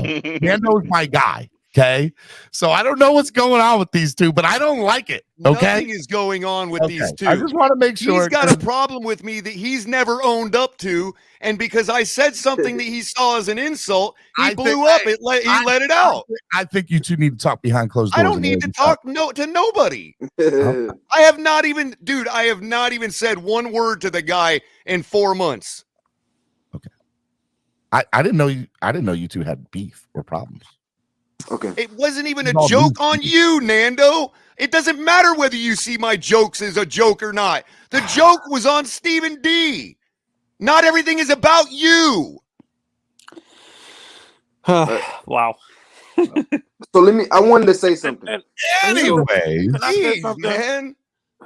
Can I say Look, something? if you want to know what was actually said, okay. I really look, don't. Steven. Look, you asked the gentleman whether he was kicking you off or Nando off. Yeah. And Nando came in and said, well, I've got to go here in a second anyway, Stephen D. Yeah. And I said, hey, maximize your pick. Pick Stephen D since Nando's leaving anyway. and Nando proceeded to flip out on me over that. And I hear you. Nando flipped out, and I got you. I got you. I'm not apologizing for anything. You don't have to. I didn't say you did. And I don't need to have a big old discussion privately with him about it. He obviously has a problem with me that he's never admitted to. Okay. Can I say something? He likes to dance around and make these veiled comments to me for the last 6 months that are insulting and wants to act like you don't do it. What happened? So I've left him alone because I don't want to be insulted by the asshole. And he can't handle that. If the Dolphins give him the fifth, he doesn't like what I say about Tua. Football, so this is what I deserve. To be called shit and horrible and a clown and all this other stuff. Because I don't like Tua. Sue me. Hey Steven, I wanna talk to you about you said you would give up the farm for Caleb. But do this, Nando. Right, flip side, I got you. Where you at? Up. See what Tua is doing to this franchise. He's tearing us apart. You're right, flip side. Tank for Tua. Tank for Tua. We can all. This is all Tua. This is all Tua's fault. Oh yeah, it is Tua's fault. Let me ask you this, Nando. Do you go around Stephen D's tailgate on Sunday and tell everybody, hey, watch what you say, everybody. Watch what you say. Well, guess what? Our show is a tailgate. If you don't like it, go away. And Stephen D, I don't think we could tank for Caleb. Like, I'm all for getting Caleb. I'm a native Washingtonian, live here, born and raised here. I want goes Caleb. into a bar and tries to tell the bar owner how to run it. Lose that many games. Oh, Tyreek and this locker room will be torn apart. Hold on, back up. This team is hold on, Damien, let's back up here. You see, this is the problem what's going on. We really talking about tanking again? Exactly. That shows we don't have trying to tank with Brian Flores. No. Who said this is sad. Who said the word tanking? Those words never came out of my mouth. Steven, I want to stay away from Caleb Williams. Besides Jalen Hurts, the other two guys in the league have failed coming out of that system. $20. $20. Okay, but Steven, I want to stay away from Caleb because besides Jalen Hurts, Baker Mayfield's a bust already to me, and Caleb and Kyler Murray's gonna be a bust soon. There's nothing to do with Caleb Wait.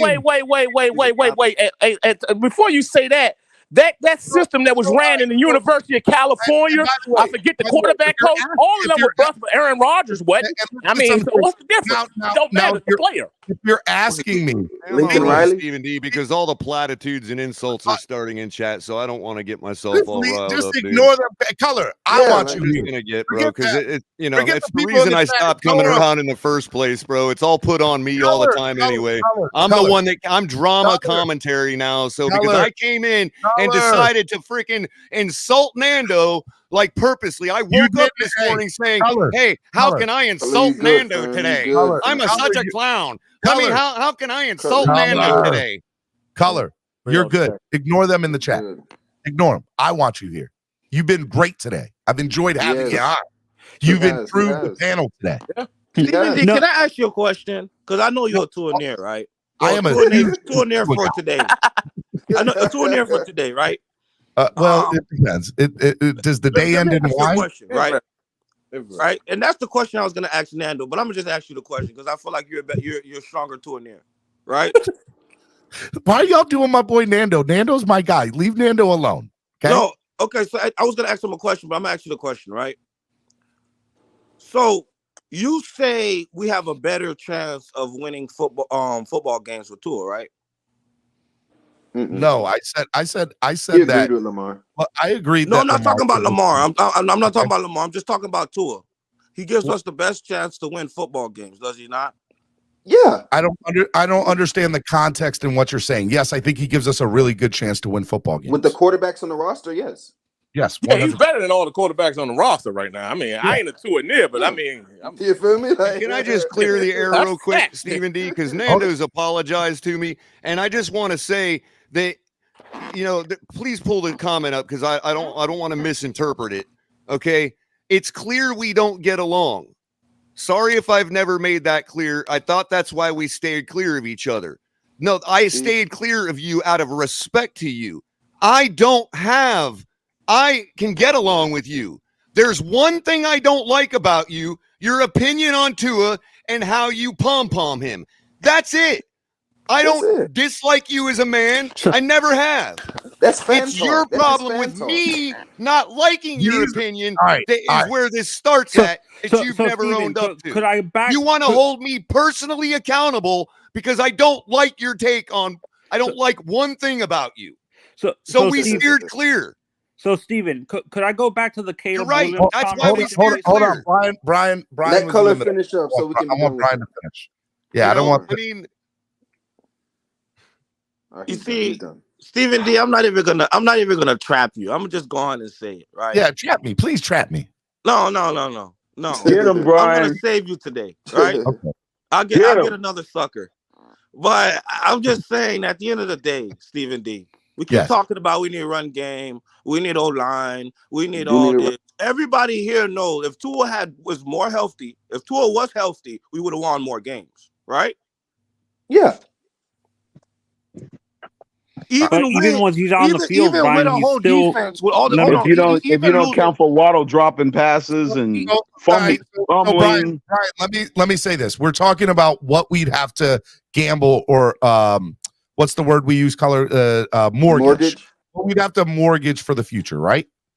If you're asking me, Steven. No, I'm saying people are exaggerating that we have so much deficiency on this team, but at the end of the day, it's just Tua that didn't step up. That's all the point is. So it doesn't matter if you get the running back, the O-line. It don't matter if you have the O-line, the running back, the great wide receiver, because he didn't show up in the playoff game. Brian, Josh Boyer. Everybody showed up in the playoff game, but your quarterback. Hold on, no, wait, hold on, wait here. Hold on, the platitudes continue, bro. And the platitudes continue. Now I have a negative attitude towards the team. Color, leave the chat alone.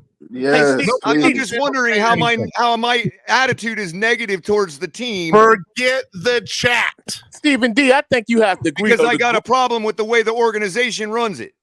The great quarterbacks overcome those things. They overcome sometimes the bad calls by the D coordinator. They overcome, we might don't have Aaron Rodgers receipts.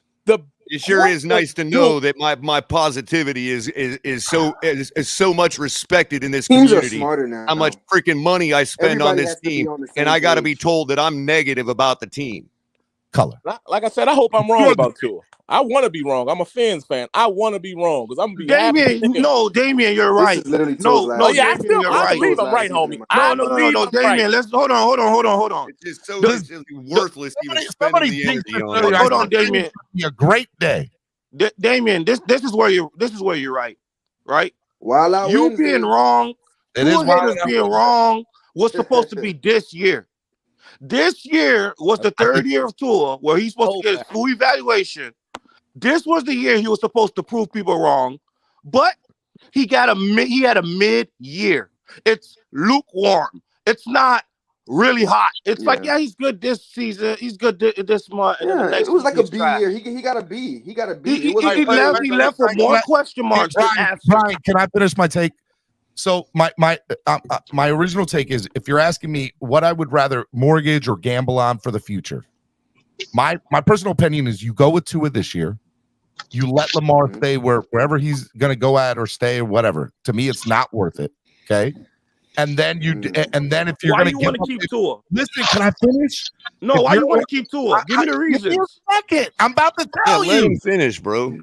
Because if you're going to give up 3 first-round draft picks and pay all this money and maybe a player, I would rather give up 3 first-round draft picks and maybe even another one for Caleb Williams. To me, Caleb Williams gives me more. Oh my God, really? There's no way possible, Steven. All right, so Steven, let me ask you a question. You give up that for Caleb Williams, really? You're gonna mortgage your. I'm gonna use your language. You're gonna mortgage the future for that on the hopes of a draft pick panning out.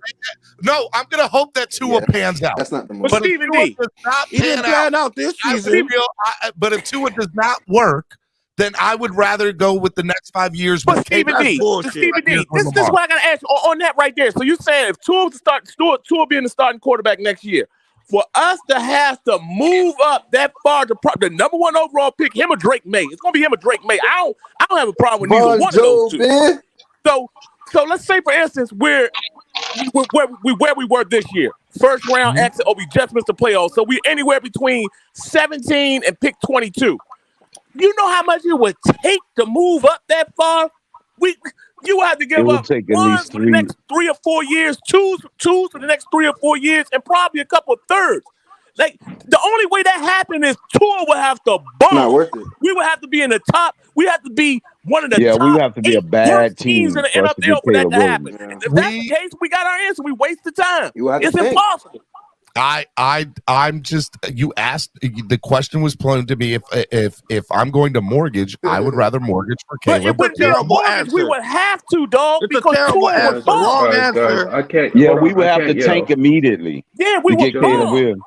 That's the wrong answer, Stephen D. You can give up 4 Gentlemen, first can I round say draft something? picks and go get him. Tyreek would want to be out of here. Waddle wouldn't want to sign They're back. going to treat you like Cincinnati did to us when they said go kick rock. Gentlemen, But time out. The argument here, you want to give up 3 first round draft picks, plus giving Lamar guys, I have a chip $45 million too. a year. I have a chip. We too, don't have so to give up 3, Stephen. D is 2. I just want to ask Stephen. I just want to ask Stephen a question. You have to give up a player too. Stephen, can I ask you a I don't believe question? it says that I don't really think it's going to take them much draft capital, to be honest with you. Gentlemen, can I ask Stephen a question? And I didn't say tank for Caleb. Can I ask you a question, Stephen? I just want to get clarification. Yes. You won't, and please let me, guys, don't jump in. Again, I got a chip too, so I'm in pain and I really can't yell. So please don't let me, again, I just want to get clarification. Stephen, I just want to understand that you are willing to mortgage the future on, let me finish. On Caleb Williams, a rookie, a guy that's in college that has not seen one NFL snap yet. We don't know what he's going to look like at the NFL level. We've seen many quarterbacks that have been that dude in college and come into the NFL and completely bomb and not did nothing. Please, guys, again. And over a guy that has shown, improved, and has won MVP and have won playoff games in the NFL. He's won one playoff. I am in love with Caleb Williams. I'm infatuated. Oh, okay, so you're a fanboy. I am a fanboy of Caleb Williams. So you're mortgaging our Dolphins. I think he is the next. I think he is the best quarterback prospect behind Andrew Luck in the last 20 years. Okay. I just want to get the understanding that you are mortgaging the Dolphins' future because on your fanboyness. Caleb Williams is the best quarterback draft prospect in the last 20 years. And that means that they're gonna tell us like Cincinnati told us to go kick rocks. If I don't care what you're giving up for them. They're gonna sit on that pick. We will have to earn that pick, and that means I'm just glad that I got the understanding. So moving forward, I just want to let you know, moving forward, your opinion and on Caleb Williams and versus Lamar Jackson is null and void. Null and void. Okay, good talk. He's right. No, that's a great point. You guys go ahead and continue. It's going to be. By the way, here's one situation I did say, and I said this on Batman Show. If we were to keep Tua, right, and we are all in on Tua, the move to make is to make a trade to go get a certain tackle that currently plays for the Texans that used to be a Dolphin. Laramie Tunsil, baby. Go ahead and talk about that for a while. Love you guys. Peace out. I love you too, Von Joe. But Von Joe, we're gonna have to mortgage the future for that tackle because they want to fleece us back to get him. Also, they're drafting a quarterback. They're gonna ask for 5 first-round picks to make up for us fleecing them. Now you guys like to put it out there that we got to give up all these picks to get Lamar. They're going to force us to give up 8 first-round picks to get them back. Thank you, Crypto. Great point. Thompson's a free agent, though. Thompson's a free agent. They want to fleece us to get him. I want to ask you all a question. Is Christian Williams worth a first-round pick? Yes or no? Yes. Is Jalen Waddle worth a first-round pick? Yes, he is. Yes. Okay. Yes, at this point he is. Time out. Do you agree that giving him up, you would still have to give up 2 first-round picks in one of those two guys to go get Lamar, correct? No, I thought it was just why not? No, that would be an exchange at that point. But I thought in that franchise, you would no. What I am telling you is we give 2 first-round picks plus Christian Wilkins or Jalen Waddle in exchange for Lamar. But why are you saying that? Those first-round picks are in the future. I believe it's the non-exclusive or the exclusive, either one of the two. If they sign them to that, we have to match the offer and give them 2 first-round picks. But we're not going to be the only team to be matching it. Whatever the equivalent is, it's going to be close to 3 first-round picks. If that means it's 2 first-round picks and Christian Wilkins, even if it's that, I'm going for it. Even if it includes first-round picks is cheap compared to I'm not doing that. But you got to realize that's cheap. You guys are acting like that the first round is the only round in the NFL draft. You act like we're trading away the next 80 years of first-round picks. Stop it. But we're not trading away what picks for eternity. But that's how they that time's going to come and go. They're trying to over-exaggerate the point. Yes. No, I'm not trying to over-exaggerate the point. That's exactly you guys act like we're gonna. When you say mortgage your future, you act like that's for all eternity. It's 7 rounds in every year's draft. Hold on, we lost Christian. Listen, is Lamar and Tua both not injury prone? Yes. Okay, and nobody's arguing with me on that. One of them. I think Lamar chose. What can somebody tell me what the salary thing is for Tua this year? How much are we paying Tua? You see, you always caring about being cheap. That's Who cares? It ain't all money, man. I want to The money. with it, man. Stop being cheap. Ain't like Talking about 15 million. Hold on. We're talking about Steven Ross and Chris Greer. They don't care about money. How much you spend on the backup quarterback? You spending 15 to 10 million on the backup quarterback? Yes, So you really spend Miami's almost not $20, spending $30 million. Garoppolo, I am 100%. Stop the nonsense. Oh, you have to spend more than 15 million. There's other teams that want backup quarterbacks. That's bidding for Gardner Minshew. That's bidding for the Andy Dalton. Stop the nonsense. They're not, fam. They're not. If Miami's going all in on Tua, they're not spending big on a backup quarterback. They're only going to. How are you not going to spend big on a backup quarterback when everybody's talking about getting a backup quarterback? What are you talking about That's here? just people talking. That's people talking. I know you're not talking about Skyler Thompson. Stop the nonsense. That's just Miami Dolphins talking about. No, he's saying the Dolphins are not. But the Dolphins have been foolish with their money. Big on a backup quarterback, I promise you. I mean, they spent almost the 10 million on Teddy Bridgewater. What makes you think they're going to stop there? I'm telling you, fam. Miami has Mike McDaniel literally went on a tour off season talking about going all in on Tua. If Tua gets hurt, the season is over. If Tua gets hurt, the season is over. They'll probably let me talk, fam. They'll probably spend $2 to $3 million on a veteran backup, someone who wants to come in for $2 to $3 million. Who wants to come in? That's not gonna happen. What are you talking about getting? What are you talking about bringing Ian Book? Jared said it. What are you talking about Jared here? said it. You talk about bringing in Ian Book and filling the gap. Then They're not coming that's in the for only no person $7 million. We all know that shit. $3 million. You're not finding a good backup quarterback for $2 to $3 million. Get over it. We're not looking for a good backup. I'm gonna be.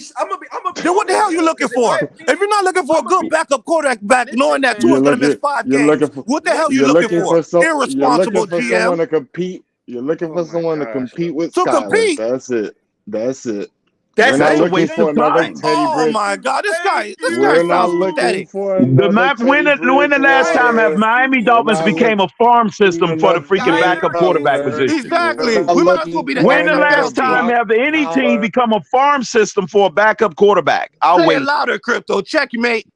When the last time any team has become a farm system for the backup QB position? We got a rehab program. We have all these fucking programs, charity at the Dolphins. We're going to be a serious Dolphins. We're going to be a serious football team. We bad quarterbacks to come We're out going of to be a serious football team. We're not serious about winning. But we may have begged them to come out of retirement, but how did that work? Jay Cutler still owe us money. It did exactly. It just hit it right on. Well, that's the definition of insanity. Brock Osweiler. What do you say, Color? I'm telling you, Brian hit it right on the head. We are not serious as an organization about We building are. a real. Explain that to me. Why are we not serious? We just hired Vic Fangio. Because we're having this conversation. Wait That's here. why we're not serious. Hold on, Steven. Let me end you right here. Let me debunk you right here. No. Let me debunk you right here. Let me cut you out right here. You said we fired Josh Boyer because we want to upgrade the team. Why is that? Hold on, wait here. Why is Danny Crossman still hired? I don't have an answer for you. Hold on, wait here. But I thought you said you want to upgrade the team. We are not serious about winning. Hold on. We did upgrade. We did upgrade. Oh my goodness. Hold on. We didn't upgrade. Gonna be the next year's scapegoat. Let's get back to logic. Let's get back to logic. You can put me on record right now. Next year's special teams will be the bona fide scapegoat.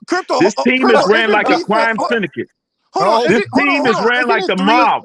No, everybody's got one. It's more like the way the Union Army was run before Grant got the. If Tua failed, I don't see why Chris Greer isn't fired. Exactly. Chris Greer isn't fired after this.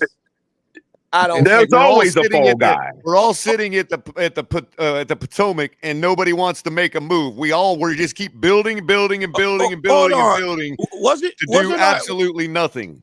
So basically, who is our Grant? Who is our Ulysses S. Grant? That's the quarterback. The general. But Cutler, this is the thing, right? People keep talking about Danny Crossman, whatever. So special team does not matter. I thought defense, offense, and special Brian. teams. Wait. Why is Danny Crossman still hired? Brian, did we upgrade the team this whole season? Already have we upgraded? So you said politics? Staff? Hold on, because I know the 2.0. Did we upgrade our coaches this season? All season so far. In the last 10 days, have we upgraded? upgraded? You fella realize that's the plan. You see, to do it one piece at a time. I'm not talking. I'm talking. We I'm don't talking to know, Brian, Stephen who's D, saying because we hired a bunch of coaches last offseason. No, Yeah, they are. They just doing it in incremental steps, 1 inch at a time. I agree. So I'm trying to get from Brian Terry, who said we're not upgrading at all. Hold on, Color. Let me cook here for a second. Color's point is, what did you just say, Color? What's the very last thing you just said? We can't know if we've upgraded coaching because we upgraded coaching last year and one of them's already been fired. Pause. All right. What we did last offseason is keep the defense and special teams intact the way it was and brought in a whole new offensive coaching staff. There were and one of those guys has already been fired. Now, with that being said, what happened this offseason was Mike McDaniel went to Greer and said, I can't do it with Boyer. Boyer's not the guy. He's not going to help us get to where we need to be. I'm too worried about defense when I need to be worrying about the offense. Oh, so what is he worrying about? Are you kidding me? That man walked down the sidelines multiple occasions this year talking about y'all need to clean this shit up. That to Vic Vance? Talking about Applebaum, not Boyer, bro. Who's screaming at him? I'm getting there, Color. I'm getting there. Nobody. So what happened at that point is they said, okay, well, we'll get rid of Fangio. Who's at the top of the list? Well, we've already discussed this last offseason. Fangio's the guy we want. Well, let's go aggressive and let's go get Fangio. They accomplished that. Fangio's going to take care of the defensive side, right? Now, the offensive side, we're talking about that. Wave the magic wand, Steven. Look, I don't know why Applebaum wasn't the guy. I don't think this new guy's necessarily the guy. But what I do know is that McDaniel decided to make a decision and work with somebody he has experience with before. Okay, but see, you went off the rails. The point I was making was that you said that we upgraded our coaching We did. But we don't know that. Yes, we do. We know Fangio? Did you not see it last year? Vic Fangio is a top tier defensive minded coach. But I'll quote Vic Fangio. Can we at least get the training camp first? I mean, I get you. I hear you. But he is an upgrade significantly. But that's why he's an upgrade. Upgrade on paper. See, that's the thing that they get us with. He would agree they with always make upgrades on paper and have us believing that we're going to do something the following year. Color, I agree. I get what you're saying in the sense, but we've upgraded coaching. Oh, I know. I'm just on paper so far. Yes, it was crazy. But you have to play on the field. It don't all work out. Just remember. And by the way, To be fair, Brian, I agree with you. I have no reason why Danny Crossman is still our special. Hold on, but you're missing my point. You're missing my point, and which is what Color was saying. I said we're not serious about winning. We're not serious. And Danny Crossman is a big example of us being we're half-assing shit. We half-assed the rebuild, and we half-assed in the retooling. Brian, you're my guy. Nonsense. That's such a cop-out statement, bro. Come on, bro. You mean we're not serious about winning? Are you We're kidding not me? serious about winning. We're a fucking joke. Are you kidding me? Yes, we got Chris Greer out there. Like I said, Chris Greer, we need to start putting security cameras. Hey, Stephen D, ask me this question. Hey, Stephen D, I got a quick question. There was once upon a time, one franchise was in the midst. One franchise was in the midst of a 22-game losing streak. They started their rebuild well after us. Is that franchise having this conversation this morning? Oh, you talking about the Jags? Nando, look. Exactly. Oh, maybe because Trevor Lawrence, but nobody want to say it. They was in the middle of a 20-plus game losing streak, and it ended with us. And they started their rebuild well after us. Are they having this conversation this morning? But Chris Greer is the GM of the year. Oh, please. By the way, Brian, you're at $3. Whether or not we can move forward with the guys we need to win. Crypto. I would say he already burned the two in the bank. He burned it, bro. Okay, trust. It happened so fast. It did 100%, bro. Look, I have a huge problem with the statement saying the Dolphins are not trying to. What is the exact wording? I want to make sure I heard. What did you say? The Dolphins are not serious about winning. We're a fucking joke. Come on, bro. See, there's your $2. Now you got to go to the back. You have $5. Steven, I owe you some money, by the way. I gotta say something real quick. We gotta get Brian back out of jail, man. He was cooking, Steven. He was like Benny Hanna this morning. Y'all MFers need some damn. Y'all need Jesus. That's Just don't talk about boxing. Just don't talk about boxing, Lucas. Brian, real quick. There's still a lot of time. Sorry, Nando. There's still a lot of time left. And special teams coordinator. I mean, come on.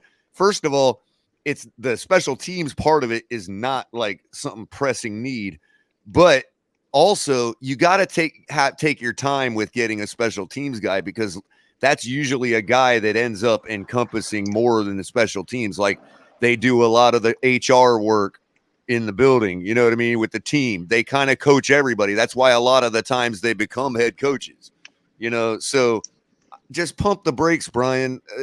I doubt if they believe what you believe about Crossman, then come the beginning of the year, we probably will have a different special teams coordinator. Just Color. The problem is, Color. They won't believe that to it's convenient to get rid of them to string us along the following season. I want to believe that, Color, but they haven't made the move yet. So maybe McDaniel is holding it in his pocket in case he needs to give a friend the job. You know what I mean? They'll get rid of them before the season starts. I was saying they're not going to do that because they need them to hold them in the back pocket so they can use them as next year's scapegoat. That's a possibility. Exactly. Who is they? Nobody's using the special Stephen Ross and Greer. Nobody's using the special. That's their bad. They gonna find themselves. Yes, they are. No, Stephen. And I'll tell you, yes, they are, Stephen. Yes, they are, Stephen. And I'm going to tell you why. Right?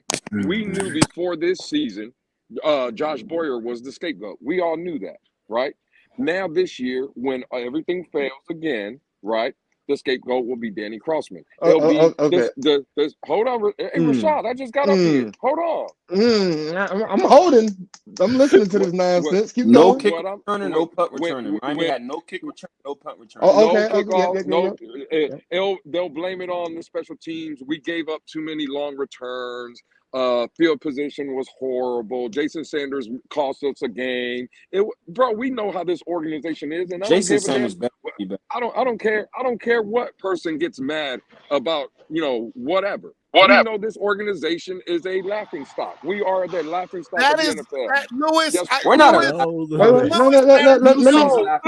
Let me get him, Steven. Steven, let me get him. Steven, please. You know how we're not a laughing stock, Lewis? Because the number one draft prospect in the last 20 years said in a magazine, if you go to any team in the NFL, who do you want to go to? I want to go play with the Dolphins. I really like that organization. What does that mean? We are not a joke. We are Those legit. players wanna be People here. fear us. They want to are- come here because of the weather They and low fear taxes. us. I'm gonna use They y'all. I'm fear gonna use y'all us. language on that one.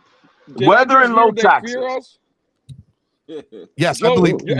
hey, Steven, Joe Burrow, they were calling Arrowhead, right? Burrowhead. He doesn't fear Kansas City with Patrick Mahomes. You think Joe Burrow fears the Miami Dolphins? Hey, and let me tell you who got Not at all. who took the L in that game. Not at Burrow. all. He don't fear nobody. Burrow Again, took the L in that He don't game. fear nobody. But Yeah, again, partly. He was up 2-0 before that, though, Steven. Anyways, I think both y'all. I think both y'all make a good argument. I think both sides have a chance. I think privately, Nando and Color need to set that up. I talked to EM. He said he'll get with y'all. Y'all want to go ahead and do that privately. You know, Nando. You know, I appreciate Nando for. I appreciate Nando for standing up for himself. And I think Color. I think you could take him. I think Nando. I think you got a shot too, bro. So let's. You know, we'll just get with the Dolphin fan on that. What I was going to say was I actually have to go. Just don't let Esther judge say it. sorry. Hold on. Let Nando talk. Let Nando cook. Let Nando cook. Yeah, I actually started class 6 minutes ago, and my teacher's kind of an asshole, so that's another $1 or whatever. But like, so if I don't have my camera on, he's gonna mark me absent, so I have to go. But Color, I am sorry for blowing up at you. I'm not sorry. I know we have. No, you're not. No, you're not. Let those guys. I did misinterpret the joke. I'm saying like I misinterpreted the joke. So in that instance, you know what I'm saying? I'm sorry. Like I thought it was more of a jab at me, so I shouldn't have blown up at you in that case. We do obviously have some differences of opinion, and we can agree to disagree. That's not me being fake. That is me being upfront that I guess we have a problem or whatever. Blah blah blah. But it's just football. We shouldn't let it affect each other. I've never seen it's a just problem. football. That's what I'm saying. Like it's not like I don't spam a problem your more of social like a media. I don't engage with you on social media. I leave it alone. If I get annoyed by stuff coming through my feed, I'll mute it. I don't block you. I don't have. That's what I'm saying. The last time was like Christmas time, and that's what I'm saying. And you're right. I that's what I'm saying. I'm apologizing because I let pent up frustration, I guess, which is totally on me. I let that affect this situation now, and so I'm sorry if I messed up the show for a bit, guys. I'm sorry if I. It's all your fault, Nando. It's all your fault. You're right. I wasn't watching the whole show. Like if Color's being fine this whole morning, then this is Color was amazing. Are you kidding me? Color being fine. That's my whole point, Nando. That's what's so insulting to me is what's being fine. What define being fine? What do you mean? Color. Everybody says I was great this morning. I'm the same person I am every morning. Yeah, Color is Color. Calling us a joke, calling our organization a joke, saying that we're not serious. To me, the team that I love, I think we're always serious. I think we're never a joke. I think we're always a team that's the organization, bro. I guess, you know what I'm saying? I think that. Like, do you think the organization really gives one damn about Cater Kahoo? Yes. The team. Yeah. Like, they don't go on high levels, but they work in the Beyond what organization in you the can sense do for them. is that they love the team. You know what I'm saying? Beyond my what they can ticket do rep for isn't them, just Nando. someone. I think my ticket rep. He's someone I Color, that's everything. But Color, he was apologizing. Let that man apologize. To me, like I don't know how people in the organization, but they love the team. They he was work saying the team. he I have was to assume wrong. it goes up. You know what I'm saying? I'm apologizing for letting my belief that my opinion is that you can be overly negative, but I shouldn't let me lash out at you. You're right. You know what I'm saying? I'm sorry. He made I made a mistake, and if I had an issue, I could have said after the show, "Hey, man, like, listen, I've noticed that you to me come off as this blah blah blah negative, and it comes off, and you as well to me. That's my point. That's what I'm saying. I should have. I see you as far more negative than I see myself. Because you have no problem bashing every other player on the team besides the quarterback. I don't. That's the whole point I was arguing. I'm saying you want to sell this entire team. What happened to the apology and shaking hands? Wrap it up. I love everyone else on the team, and I don't want to give them up because I love them. I'm even defending Austin Jackson, Liam Eichenberg, bro. I'm making edits for Brandon Shell. You know what I'm saying? The only player I made crap on is I've heard you. Skyler Thompson and Jesse Davis. You know what I'm saying? Are we good? Can we move on? Is that the whole team? We're good. Your fault, Steven. I know it's all my fault. Wilding out. I was trying to apologize here, man, and that's what I'm saying. You always come out with this condescending attitude, man. I'm literally trying to own up, be a man, and apologize. Come on, Color, be a man, man. Be a man. Be a man. Like, I'm 24 years old trying to suck it up and apologize to you. I don't even know how old you are, but you are a grown adult, correct?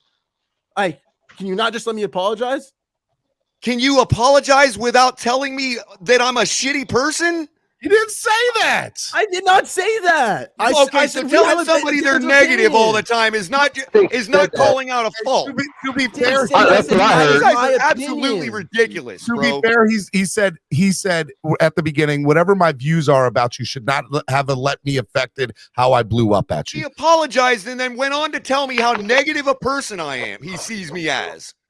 Dude, and all I did was say the same thing to him. And then okay, and I'm saying that's your opinion. That's fine. He just said, why does that make me not an adult? I'm here to cook up Skyler haters. I'm here to cook up Skyler haters. Any Skyler nears? I'm here to cook up Skyler haters. Get away with this. I also want to prove that I have ever bashed 53 players on our team. You were just man. I have bashed when I pointed out, I've bashed more than 53 players. You pointed I've bashed more. I've bashed hundreds of Dolphin players. So you don't count. Yeah, but I mean, we're not a fan if we bash the Jesse Davises, the Tuas. Did I ever say you're not a fan? I just said you are more negative than I am. You could be more 1,000% still a fan. And we've been being negative the last 20 years. The fans been right. That is how you choose to fan, but you are still a Miami Dolphins and all fan. I did never was, would I take all that away I did from was you. reciprocate your comment and say, I believe you're more negative than me. And you went off on a tear about how you can't even let me apologize. You literally can't let me How apologize. about fuck your apology? Okay, that's you're totally allowed to say. Man, I heard multiple people, and you know what? I'm not gonna let this slide because I don't have much time. Hey, Nando, go to school. Do your thing. I'm already absent, bro. I don't care anymore. No, go to school. Like it doesn't matter. Like it's done. So y'all see what y'all did to Nando? Y'all see what y'all did to Nando? Like this guy missed class for this. And this is all I want to say. And you guys can keep going at each other. Pipe down and shut up. This is all I'm gonna say. At the end of the day, I heard clowns like Brian up here, and a lot of them. Skyler Thompson is not this. Skyler Thompson is not that. And I'm a bash Skyler Thompson because he sucks, according to Nando. And this guy, you know what? I could just see it in Nando's face right now. This is not the time. Y'all go ahead.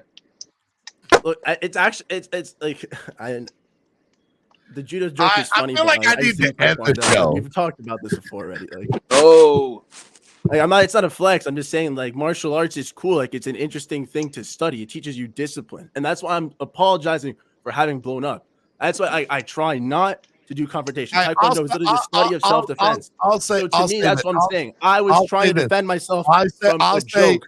And I'm sorry for misinterpreting your joke from the get-go, Cutler.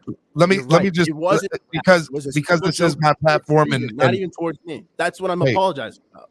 Nando 100% was in the wrong.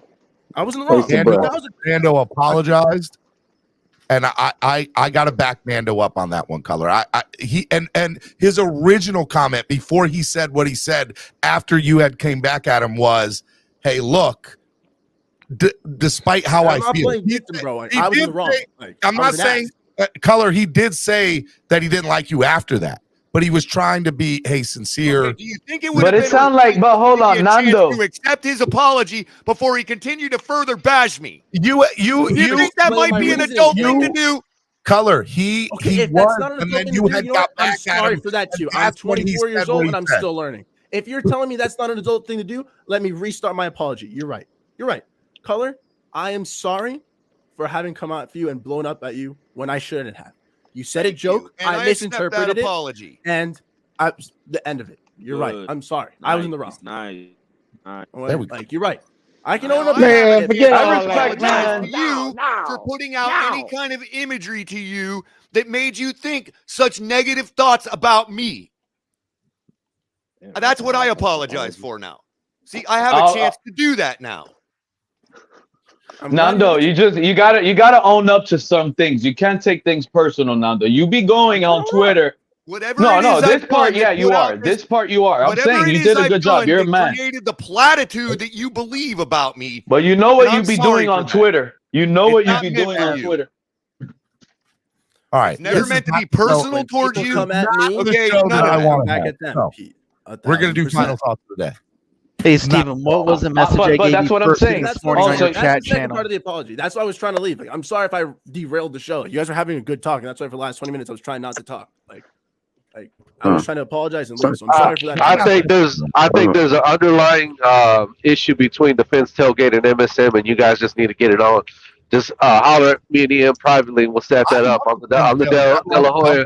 I'm the De La Hoya over here for promotion. The EM arbitrator service. And Ian would be the Dolphin Don King. So y'all need to, you know what I mean, settle this, holler at us privately. And Nando, and to clarify what I mean by the platitudes out there, I bet most people in the chat, in the audience, maybe you, but I don't want to speak for you, okay, would assume that this judo thing, like, I bet you already know, like, you in your mind have an idea of what I said about that, and probably it was along the line of, oh yeah, Color's right along with everybody else saying it's, yeah, first of all, I think it's ridiculous. However, that's not what people attribute to me, because that's not what I even said about it. What I said about it was there is no way, based on the organization and the liability involved, that the Miami Dolphins would allow their quarterback to be thrown around on a wrestling mat with the potential to hit his head again, have a concussion during the judo training. And so I thought it was likely a lie, a PR lie. Okay, or whatever. I don't mean to say lie, but you know what I mean? Like, it was complete PR. That's what I said about it.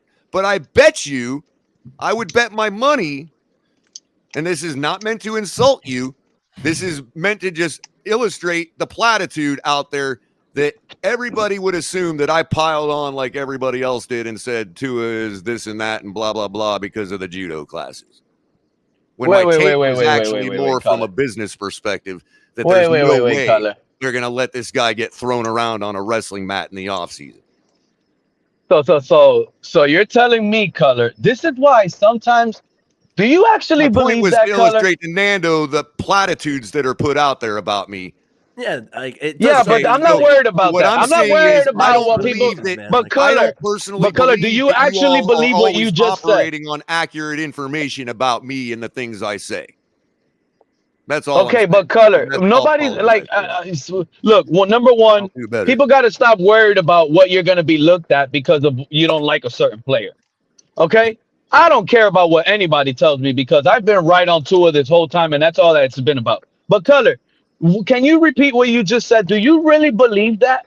Because I know you can sit here and say something but not believe what you say. So do you believe that this Tua judo stuff is just a PR stunt? Do you really firmly believe that? I absolutely do. I don't. That is the most laughable thing I have heard from this fan base in a very long time.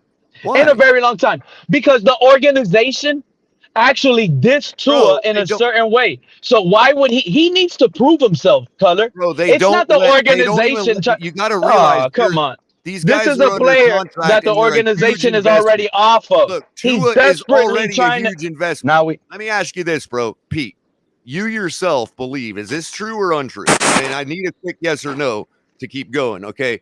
But you yourself believe that they pulled the plug on Tua this year. And Christmas night, 100%. You also believe that part of the way they handled things was because of the optics of another possible concussion, right? Or injury or whatever, right? Well, if you want to put more words into it, I'll just say it like this. They benched him to save his statistics, to use I got that numbers. part, but I'm talking about how they handled the concussion protocol throughout the whole season. Like, you would say that's the case. Okay, if you're going to compare it like that, I would say the last concussion. But, you know, right. If you're going to compare it. In other words, why did they want to convince everybody that Buffalo hit was not a concussion? Because they didn't want the optics out there that he had 3 of them, right? Correct. Right. Now, why would they want to take the risk of having the optics of, guess what, ladies and gentlemen? Tua suffered another concussion today because while he was in his judo training, he got thrown to the mat and his head hit the mat. No color, because this is what it is, in my opinion, right? At least for me, because this is I believe what I believe. Well, let me what ask my you this: head when you thinks, learn this how is to what I ride a believe. bike and they first take the training wheels off, how many times do you fall before you get it right? First of all, hold on. First of all, color, falling and catching your fall is a human instinct. Okay, that nobody he's can teach going you to that. That's judo an training instinct. to learn how to do something better like that. Then that means when he first gets in, he's going to be inexperienced, just like taking the training wheels off the first time. So my point is, there is a huge risk in his head hitting the wrestling mat in judo training. Oh yeah, 1,000%, 1,000%. There is no way the Miami Dolphins LLC will allow that to happen. Period. Well, so the Miami Dolphins. No, but I the think Miami I'm coming Dolphins. from a place of education here. I mean, I just think you're Then wrong. why did they but press you're not. conference? Was I it just a think joke? you're wrong, color, when you're putting to it be- into this situation. But you could be right as well. That's just what I believe. But And when as it far as comes with saying it publicly, well, nobody can confirm it. They can say, well, we had a session yesterday and it was private. So who can confirm? It's not falsifiable. this is what You I know feel, I mean? color. I feel like they cut the plug on Tua, as you're aware, on Christmas night, and Tua is trying to fight desperately back for an ex-girlfriend that does not like him anymore. So he's gonna go out and get that new tattoo. He's gonna get a cool tattoo. He's gonna learn how to fight, and now he's gonna put up clips in a few weeks of him getting body slammed by a jiu-jitsu guy, and they're gonna be like, "Look, Tua's good. He just landed on his head. Right, and Nothing that would is be the wrong with same as him." Tom Brady Things putting are, out and this is skydiving Tua, videos. and this That is would not be the the Dolphins, same as because the Tom Dolphins Brady are putting wrong. out skydiving videos. Bro, what the fuck are y'all talking about? Where, Shut Joe up. Rashad? Damn. It's been 20 minutes of this nonsense. Good Lord. There is a track record of teams not allowing their franchise quarterback to do certain Got things one in more. their private One life. more. You're meeting Brian in the back room. A bad episode of a soap opera or something. Y'all just making up scenarios in your head. Talk about something that makes sense. He's gonna put out a video of him getting body slammed. I That's don't how understand how like, y'all can ignore the they business cooking. aspect of it. I mean, I guess you don't like barbecue. I'm not besides ignoring they're the cooking. business aspect, color. I'm ignoring the made up believe stories y'all are coming up. You're making it worse. Like, what am I making up? It's not really you. It's mostly Pete. But golly, you're feeding it to it, and it's not helping. Hey, Good Lord. here's the thing though. If they're really out on Tua, then you're right. They wouldn't care. Then Let him they're go out take on care of Tua. himself. You know what I mean? Exactly. All right. We're going to do final thoughts of the day. I got stuff to do. I can't deal with y'all's foolishness today. Okay? Golly.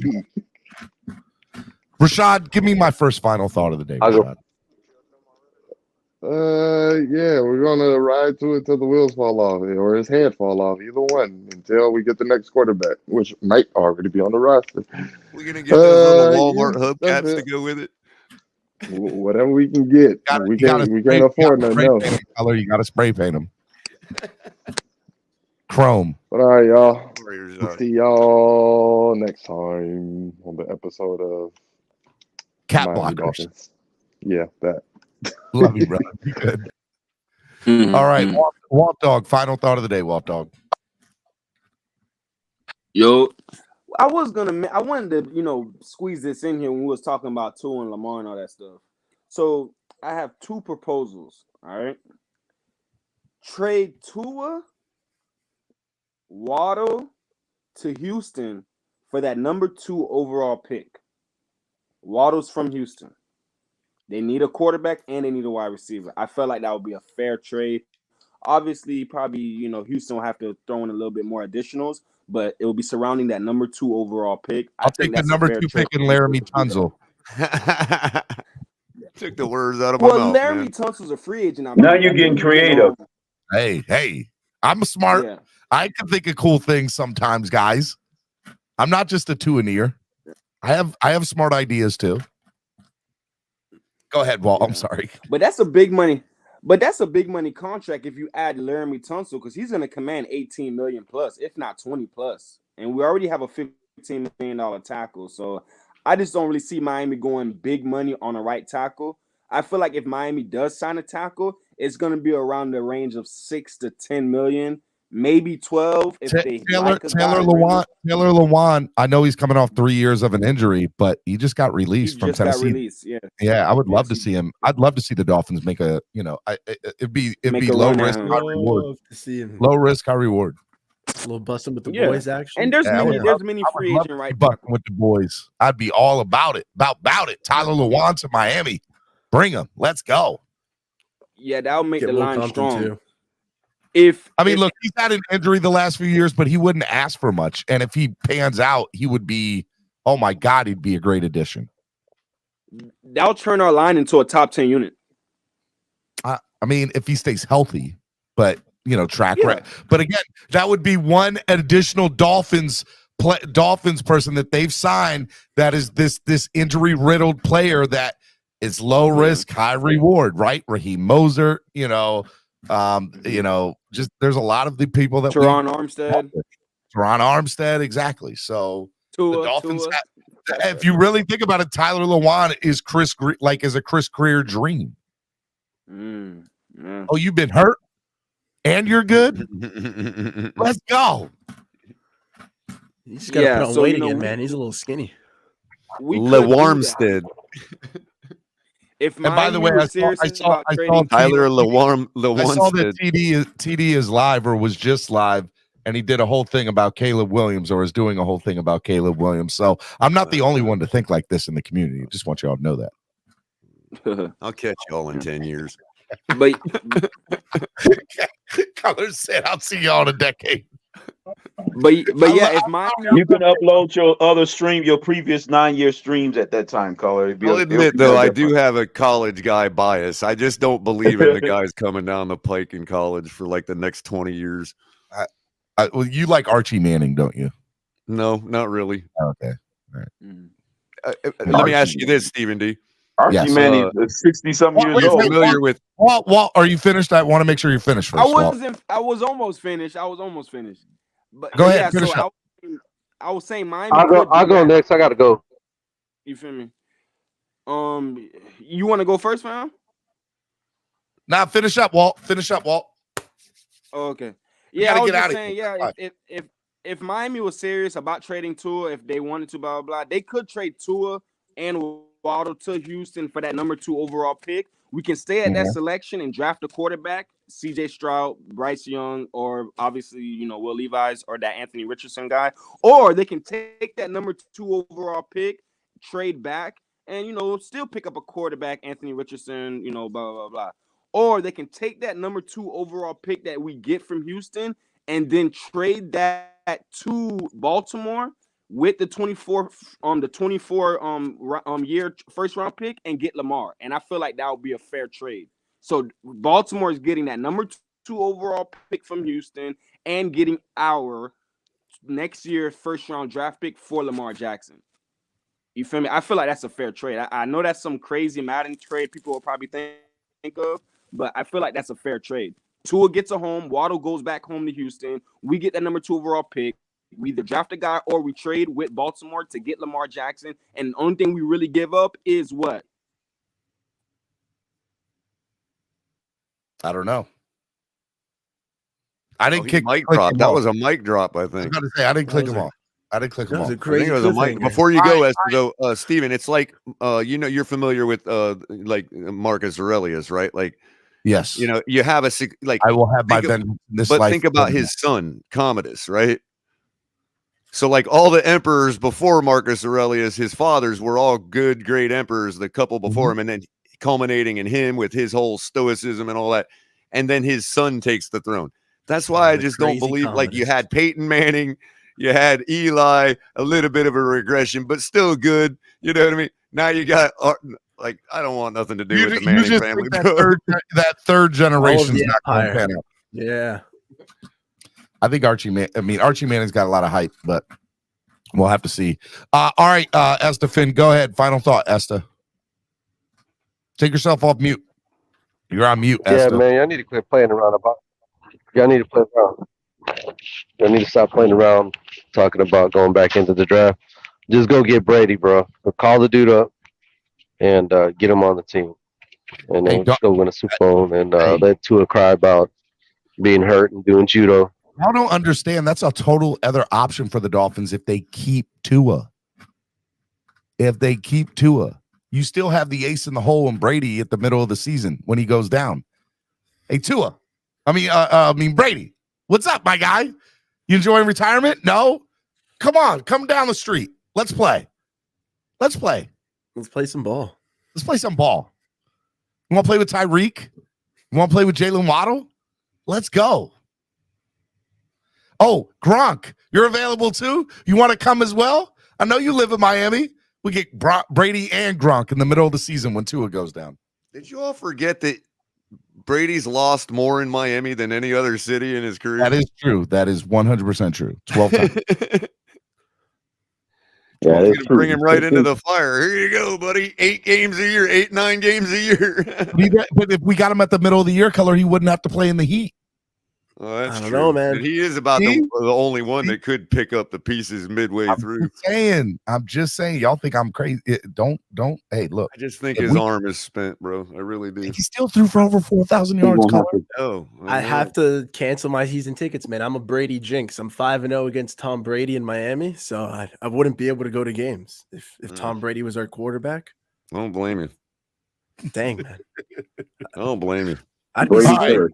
All right, We did a Super Bowl, but I'd lose. Crypto. Final thought of the day, Crypto. Well, G was he had a pretty good, interesting point there, being creative of what. I am not clicking these people off. I swear to God. Nando, are you touching anything? No.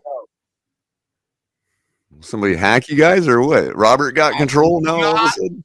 Not today. Go ahead, Robert. You finish your final thought. If Crypto comes back, I'll bring him back. My hands are up. Yeah, so I didn't really learn much today, to be honest. I'm sorry. Our brain cells were killed today listening to this show. It was not a productive day. But I did call it before you started, did I not? It was fun, though. Huh? I did call before you started, did I not? You did. You did. So, and me personally, I'm not sold on Lamar Jackson. Like, I get he's been to 4 playoff games. I get he's had an MVP season. He's also missed 5 games each of the last 2 years. I'm not set on trading for him or paying him that kind of money. Is he more dynamic than Tua? Yes. Does he have the same anticipation and accuracy as Tua? No. And I'm not sold on Tua long term either.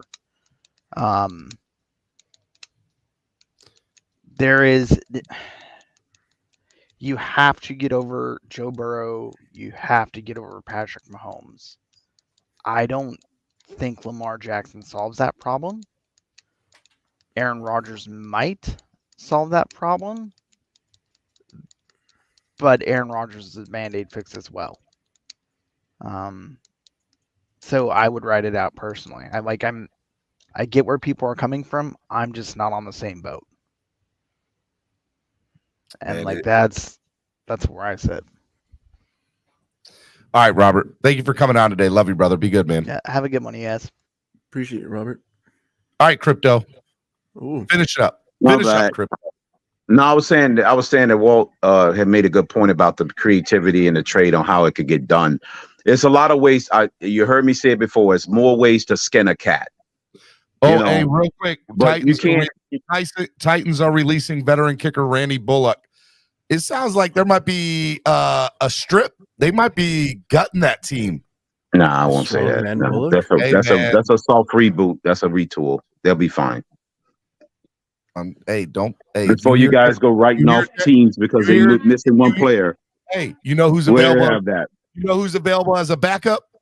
Ryan Tannehill. Let's go. I'm all about the 1-year retirement deal, bro. The retirement tour. Bring Tannehill back. Let him back up to come on. He's not I can backing flip up. the Tannehill jersey back. That's out of him. I'm getting on board. That's my new guy. I forget Jimmy Garoppolo. I want Tannehill to back up Tua this year. That's a great question, Nando. What number would he wear? Not going to happen. Yeah. Oh yeah, he won't wear 17. That's not going to Dang. happen. He'd probably wear something. No, 9's already taken. 9 is Noah's number, but Maybe like 7. Noah 11, Igbenogany's not no, going to not be here 11. color.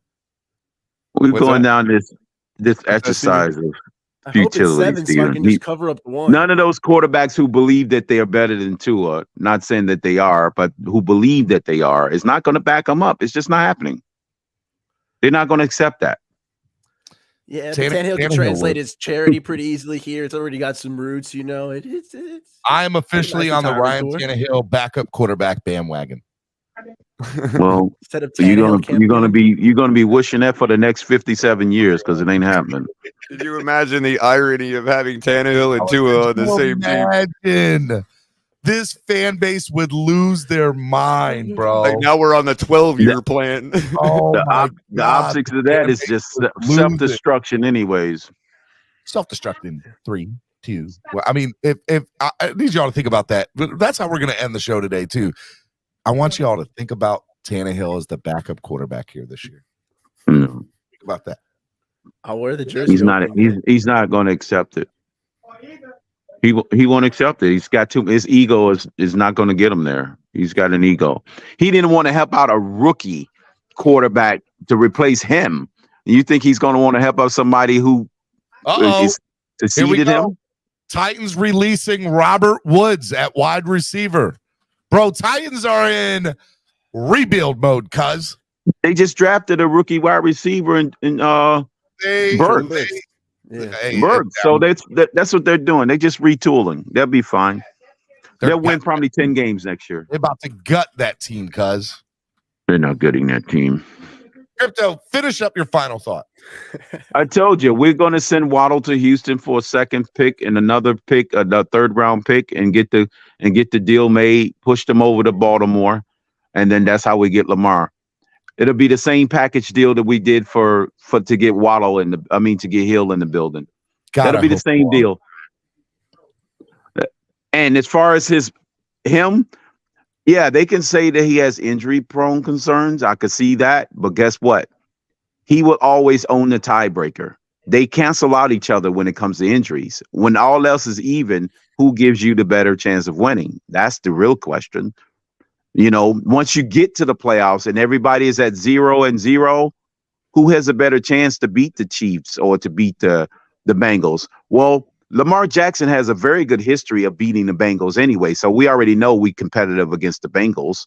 So it's just a matter of will he beat the Bills or Chiefs? He's already beat the Chiefs already when he was trailing by 10 points in Kansas City, and he came back and won that game. So he's already proved that he can beat those teams at a high level in prime time. So that to me is a tiebreaker. This is final thoughts, not final monologue. Okay, Crypto. I'm just saying. I'm just answering all the concerns of people who think about the injury. They cancel each other out. So now you got to look for tiebreakers. Crypto, go eat the tiebreaker is he's more dynamic. I'll give him the bag. You're up to what? 285 hot dogs now. Man, 285 on this the one hot dog that I owe you that you're never getting back. Never. You know, I usually just end my show with Crypto up on the panel. I don't even bother. Get out of here, Crypto. It's all good. You guys have fun. I'll see you around. It's all good. Bye. Later, Crypto. All right. Too close. Derrick Henry. I'm putting you two right next to each other, and get on screen, color. Get on screen. Get on screen. We'll see your Steven's gonna make us hold hands, man. Yes. That's exactly what I'm about to do. All right, now you put your hand up where your seat is, and you put your hand. Come on, I'm just gonna give you a high five, color. Yeah, I want a high five. There we go. Bam. On 3. 1, 2, 3. Bam! Let's go. That's what we do here. All right. Color final thought of the day.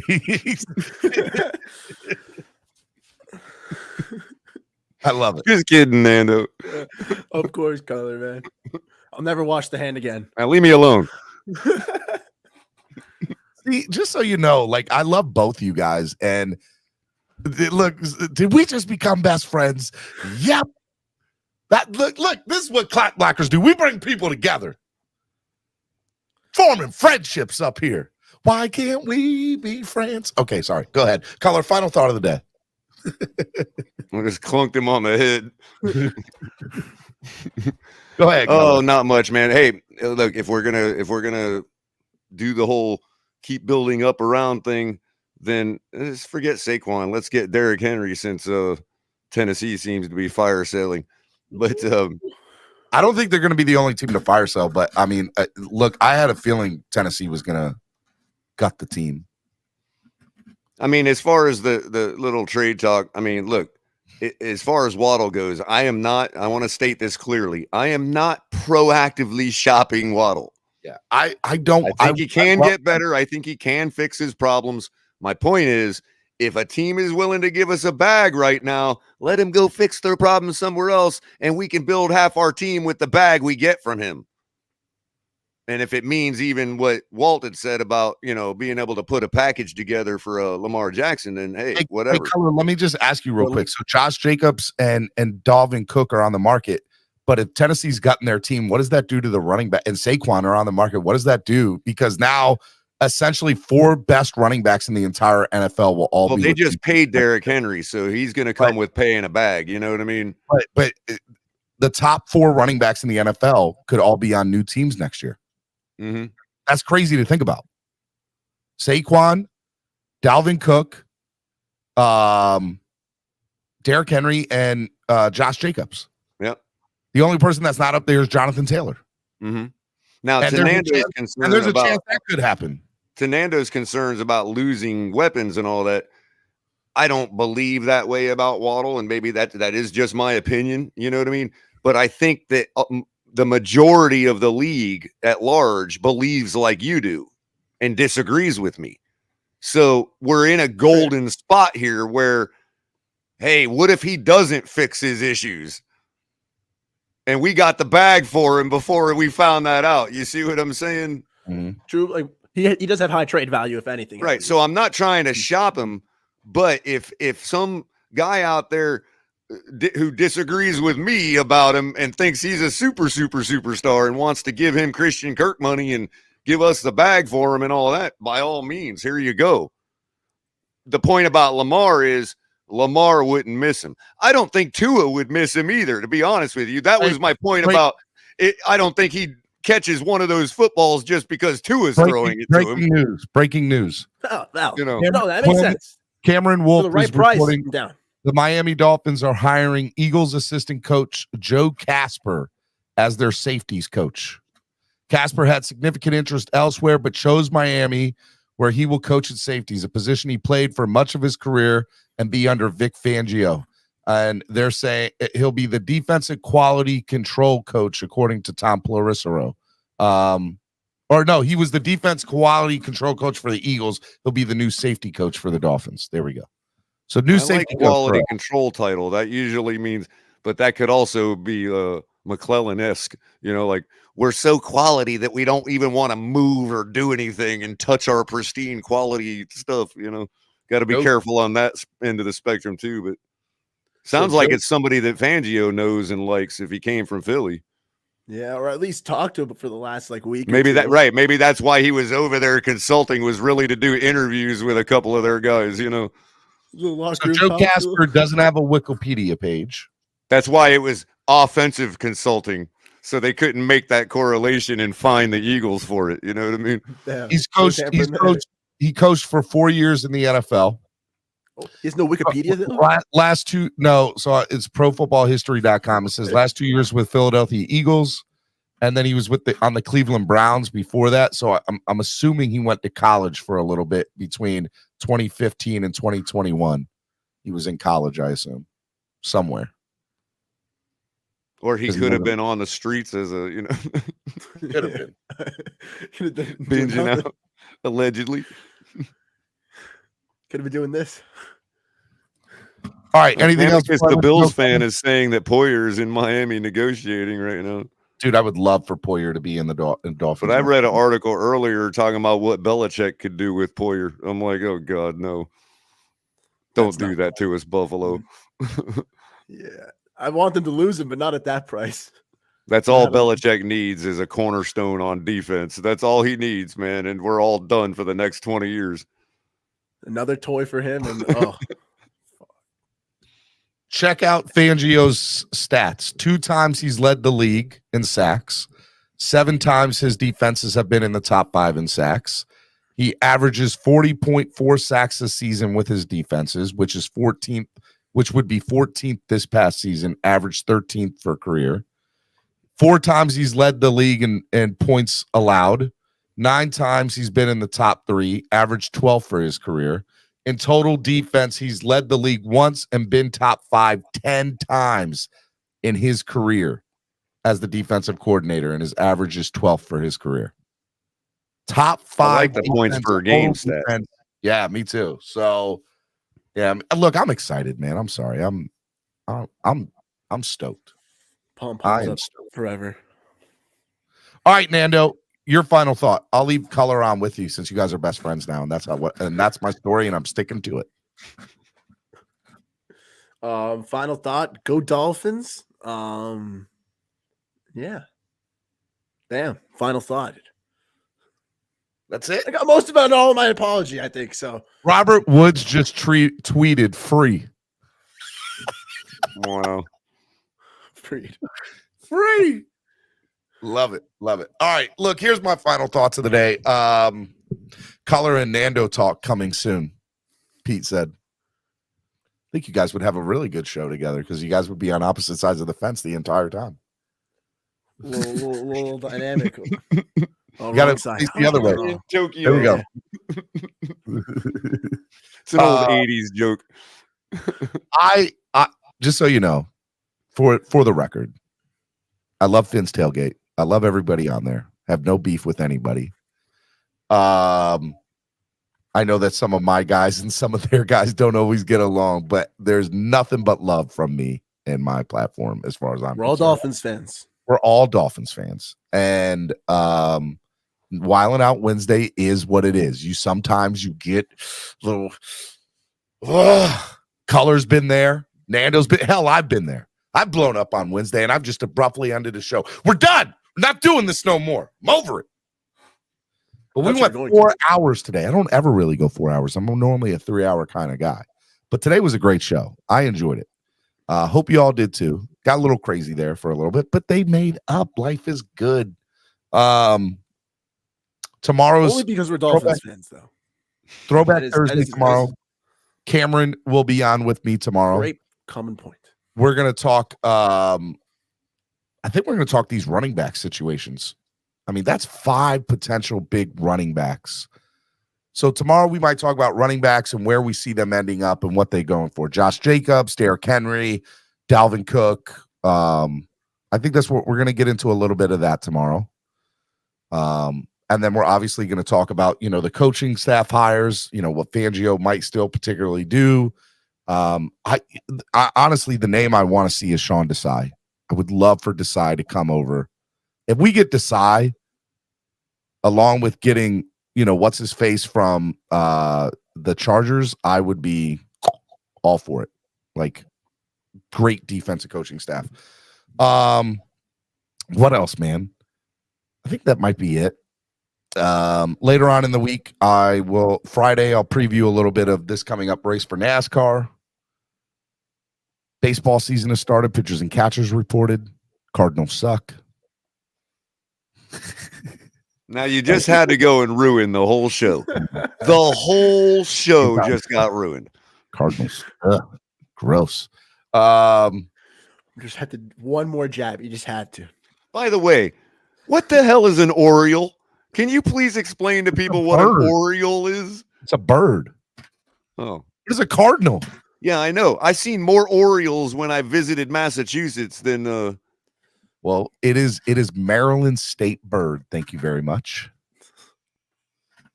Noob says Cardinals do suck. Fly the W. He's a Cubs fan. Oh, geez. Yeah. Just like Cameron's a big Cubs fan too. See, that's why Noob likes me, because Noob has heard my story of John Jay the Hurricane giving them their first World Series victory in 108 years. Casper had significant interest elsewhere, but chose Miami, where I'm telling you, coach. This is, and we'll talk about this tomorrow too. I said, if you don't, I made a statement. I think I made it with TD the other day when TD was on, and I said, you don't think players are going to want to come here and play under Fangio? Coaches are taking lesser roles and making less money to come here and be under Vic Fangio. I have to think players are in that same mode. I can go play for Vic Fangio in Miami.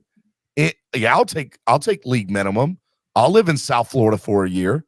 I'll play in a top 5 defense, get a lot of numbers, and then go get a big contract somewhere else. You don't think that the Dolphins are going to be able to sign 1 and 2 year guys in the defense? We're going to talk about that tomorrow. I'm going to get into that because I think that's going to happen. I'm all about it, man. I'm about it. About it. Amicus, those are fighting words, sir. Cal Ripken Jr. is a national treasure. Show that man some respect. Put some respect on his name. And by the way, you see, Noob is saying that the Dexter Fowler got them their first World Series. Maybe so, if you're talking about some kind of game-winning hit that I didn't watch, because it's the Cubs and who watches the Cubs. But I'm just saying that just having John Jay on your team as a Miami Hurricane is why you broke the curse. Like it took a hurricane on your squad to break the curse. 108-year-old curse. And according to crypto, the Dolphins are in the middle. We have 57 more years before we win another Super Bowl, according to crypto. He thinks we have that's right. That's right. We just need to start drafting hurricanes. That's all there is to it. Cancel color. Boo. All right. Hey, I will say, though, Anthony Rizzo, stand-up guy. He's a I Dolphins had no fan. idea that Big Dolphins fan. And he also attended Marjorie Stoneman Douglas High School in Parkland, Florida. Yeah, he did. He's a big Miami. I had no idea. I saw the little shrine they have up for him in the administrative office. If the Marlins were even close to a good franchise, he'd come down here and play, but they suck. So, well, I think they have a shot to make the playoffs this year. We'll talk a little bit. I think the Marlins' problem is they're like, you're either a farm type system or you're a Moneybags New York Yankees type system, and I think the Marlins have always been caught right in the smack in the middle of the two. There's good teams, and then there's bad teams. Then there's 50 feet of crap, and then there's us. Those are Marlins fans and Orioles fans. Okay, just like you got the money, your big market. It's Miami. But they try to build like a farm system, and it's like, no, you can't do both. Just in or out. You know what I mean? Mr. 305, Miami 305 said Florida Marlins. Dude, Fridays this year are teal Fridays for the Marlins. They're wearing the old throwback teal. My favorite, dude, is my favorite throwback jersey in baseball. That teal, those 1997 Marlin jerseys, Jeff Conine. Come on, bro. That's the look. Benito Santiago. Dude, that 97. Didn't we have Sheffield for a minute? Gary Sheffield was on that 97 team. Yeah. That was a really good team in 97. And they played at Joe Robbie Stadium. Yeah. All right, guys. This was a fun show today. I love both of you. You guys are great. I will talk to you all tomorrow. Let me play the song to lead us out. The best song in the world for the best quarterback in the world. Because that guy's never divided a fan base. He's always brought people together, like I do here on Clock Blockers. I love y'all. We'll see y'all tomorrow. Peace. Gentlemen. Switch it up, now we improvise. Gonna get in the winter collar. Whole squad been trained to go. Vince for life, we throw the folk. Singing this just to welcome bro. To a time. Time to grind, time to shine. To a time. To a time. Time to grind, time to shine.